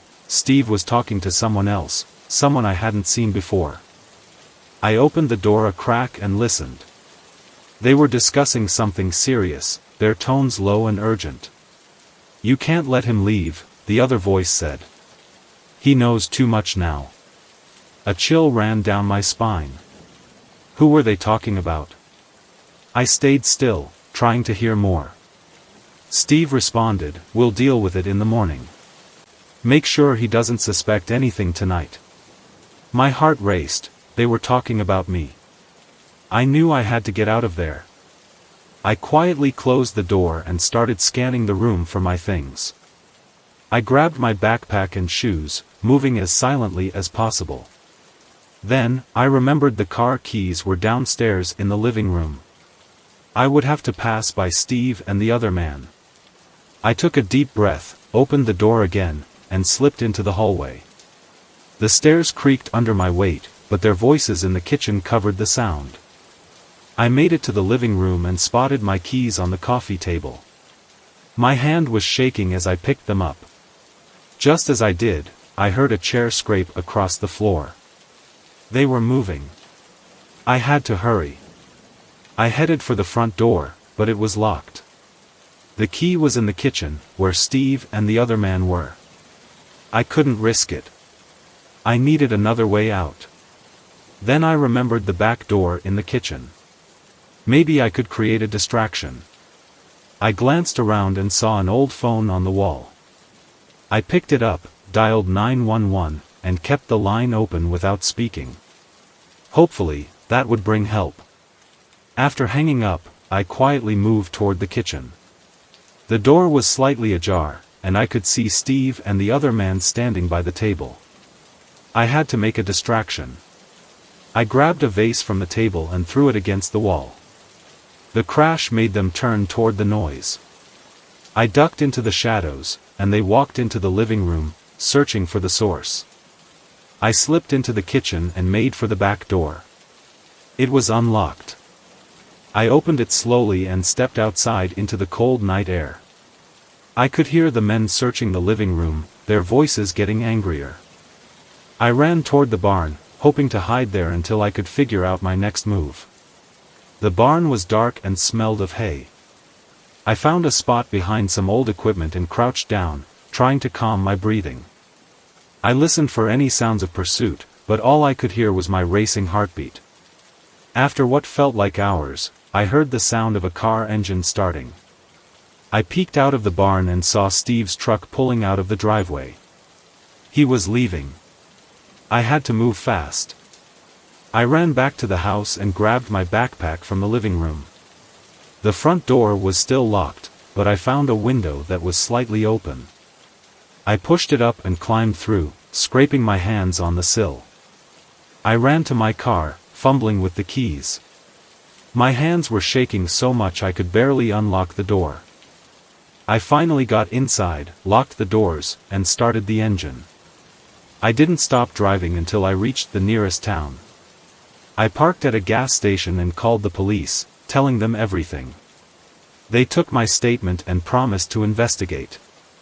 They found the farmhouse empty, Steve and the other man were gone, and there was no sign of them.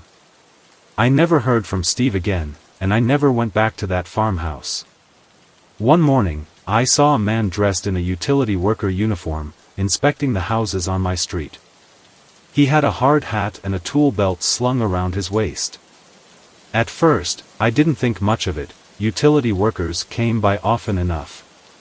But then, he lingered in front of my house longer than usual, glancing around nervously. That put me on edge. I decided to keep an eye on him from my window to make sure everything was okay.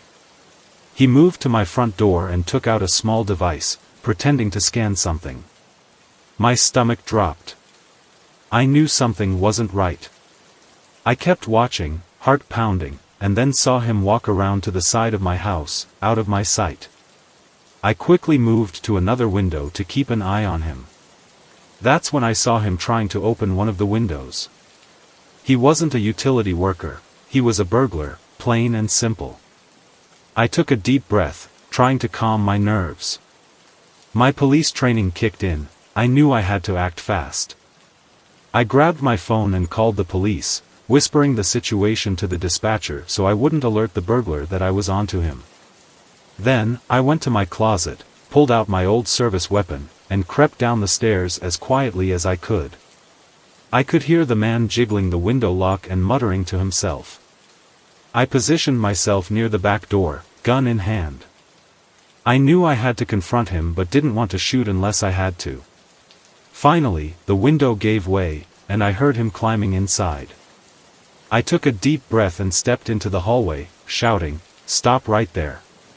The man froze, his eyes wide with shock. He hadn't expected anyone to be home, let alone armed. "Get down on the ground, hands behind your head," I ordered. He hesitated, then slowly lowered himself to the floor. I kept my gun trained on him, my heart racing. I didn't know if he was armed, but I couldn't take any chances. I moved closer, still keeping my distance. "Why are you breaking into my house?" I demanded. He didn't answer, just stared at me with a mix of fear and anger. I heard sirens in the distance, growing closer. Relief washed over me. The police arrived within minutes, bursting through the front door. I kept my gun pointed at the man until the officers took over, cuffing him and hauling him to his feet. I finally lowered my weapon, my hand shaking. One of the officers, a young woman, came over to me. "Are you all right, sir?" she asked. I nodded, still trying to catch my breath. "I'm fine, just a bit shaken up," I replied. She took my statement while her colleagues searched the man and the rest of the house. They found burglary tools in his pocket and a knife. I shuddered at the thought of what could have happened if I hadn't been prepared. The officers led the man out to their patrol car, and I watched from the doorway, still in disbelief. After they left, I locked all the doors and windows, double-checking everything. I sat down in the living room, trying to calm myself. It was over, but I couldn't shake the feeling of unease. Someone had tried to invade my home, my sanctuary. I called my wife, who was out of town visiting family. I told her what had happened, trying to sound calm, but I could hear the fear in my voice. She was shocked and worried, but I reassured her. That night, I was okay, but I couldn't sleep. Every sound made me jump, and every creak of the house had my heart racing. I kept my gun close, just in case. The image of the man's face, his wide eyes staring at me, stayed burned in my mind. In the days that followed, I installed a security system with cameras and alarms. I needed to feel safe again, to know my home was secure. The police kept me updated on the case. The man was a known burglar, wanted for several break-ins in the area. It took a while, but eventually, I started to feel like myself again. I got back to my routine, though I remained more cautious and always more aware of my surroundings. The experience had changed me. It made me realize how vulnerable we all are. I was grateful for my training, for the skills that helped me protect my home, but more than that, I was thankful it ended without anyone getting hurt. It was a terrifying reminder of how quickly things can go wrong, but also of the strength we find in ourselves when we need it the most. To clear my mind, I decided to take a solo hike in the mountains. The trail was supposed to be easy, and I was craving some peace and quiet. I started early in the morning, enjoying the crisp air and the sounds of the birds. After about an hour, I noticed another hiker catching up to me. He seemed friendly enough, waving as he approached. "Mind if I join you?" he asked, smiling. He had a backpack and looked like he knew what he was doing. I didn't think much of it, so I agreed. We chatted as we walked, talking about the trail and the weather. His name was Tom. At first, everything seemed normal. Tom seemed nice enough, but then he started asking questions that made me uncomfortable. He wanted to know why I was hiking alone, where I lived, and if anyone knew where I was. I tried to brush off his questions with fake answers, but he kept pressing. We walked for a while longer, and his behavior started to get stranger. He'd stop suddenly, look around like he heard something, then just keep walking without saying a word. It was unsettling. I started to feel uneasy and wondered how I could lose him without getting lost myself. I decided to slow down, pretending to tie my shoelaces, hoping he would keep going. But he stopped too, waiting for me. My heart began to race. I needed to get away, but I didn't want to show how scared I was. After a while, I noticed a side trail that wasn't marked on my map. I told Tom I needed a break and suggested he continue on without me. He insisted on waiting, but I lied and said I felt sick and might turn back. He seemed annoyed but eventually walked ahead. As soon as he was out of sight, I took the side trail, hoping it would loop back to the main one. I walked quickly, trying to put as much distance between us as I could. The trail was narrow and overgrown, but I kept moving. After about 10 minutes, I heard footsteps behind me. My heart was pounding. I didn't dare look back, but I knew it was him. I picked up the pace, nearly running now.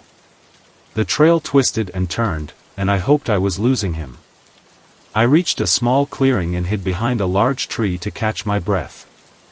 I listened intently, but the forest was silent. I waited for what felt like forever, then cautiously stepped back onto the trail. Suddenly, Tom appeared in front of me, blocking my path. His face was twisted in anger. "Why did you run?" he demanded.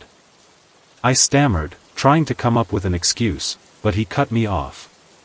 "You shouldn't have done that," he said, stepping closer.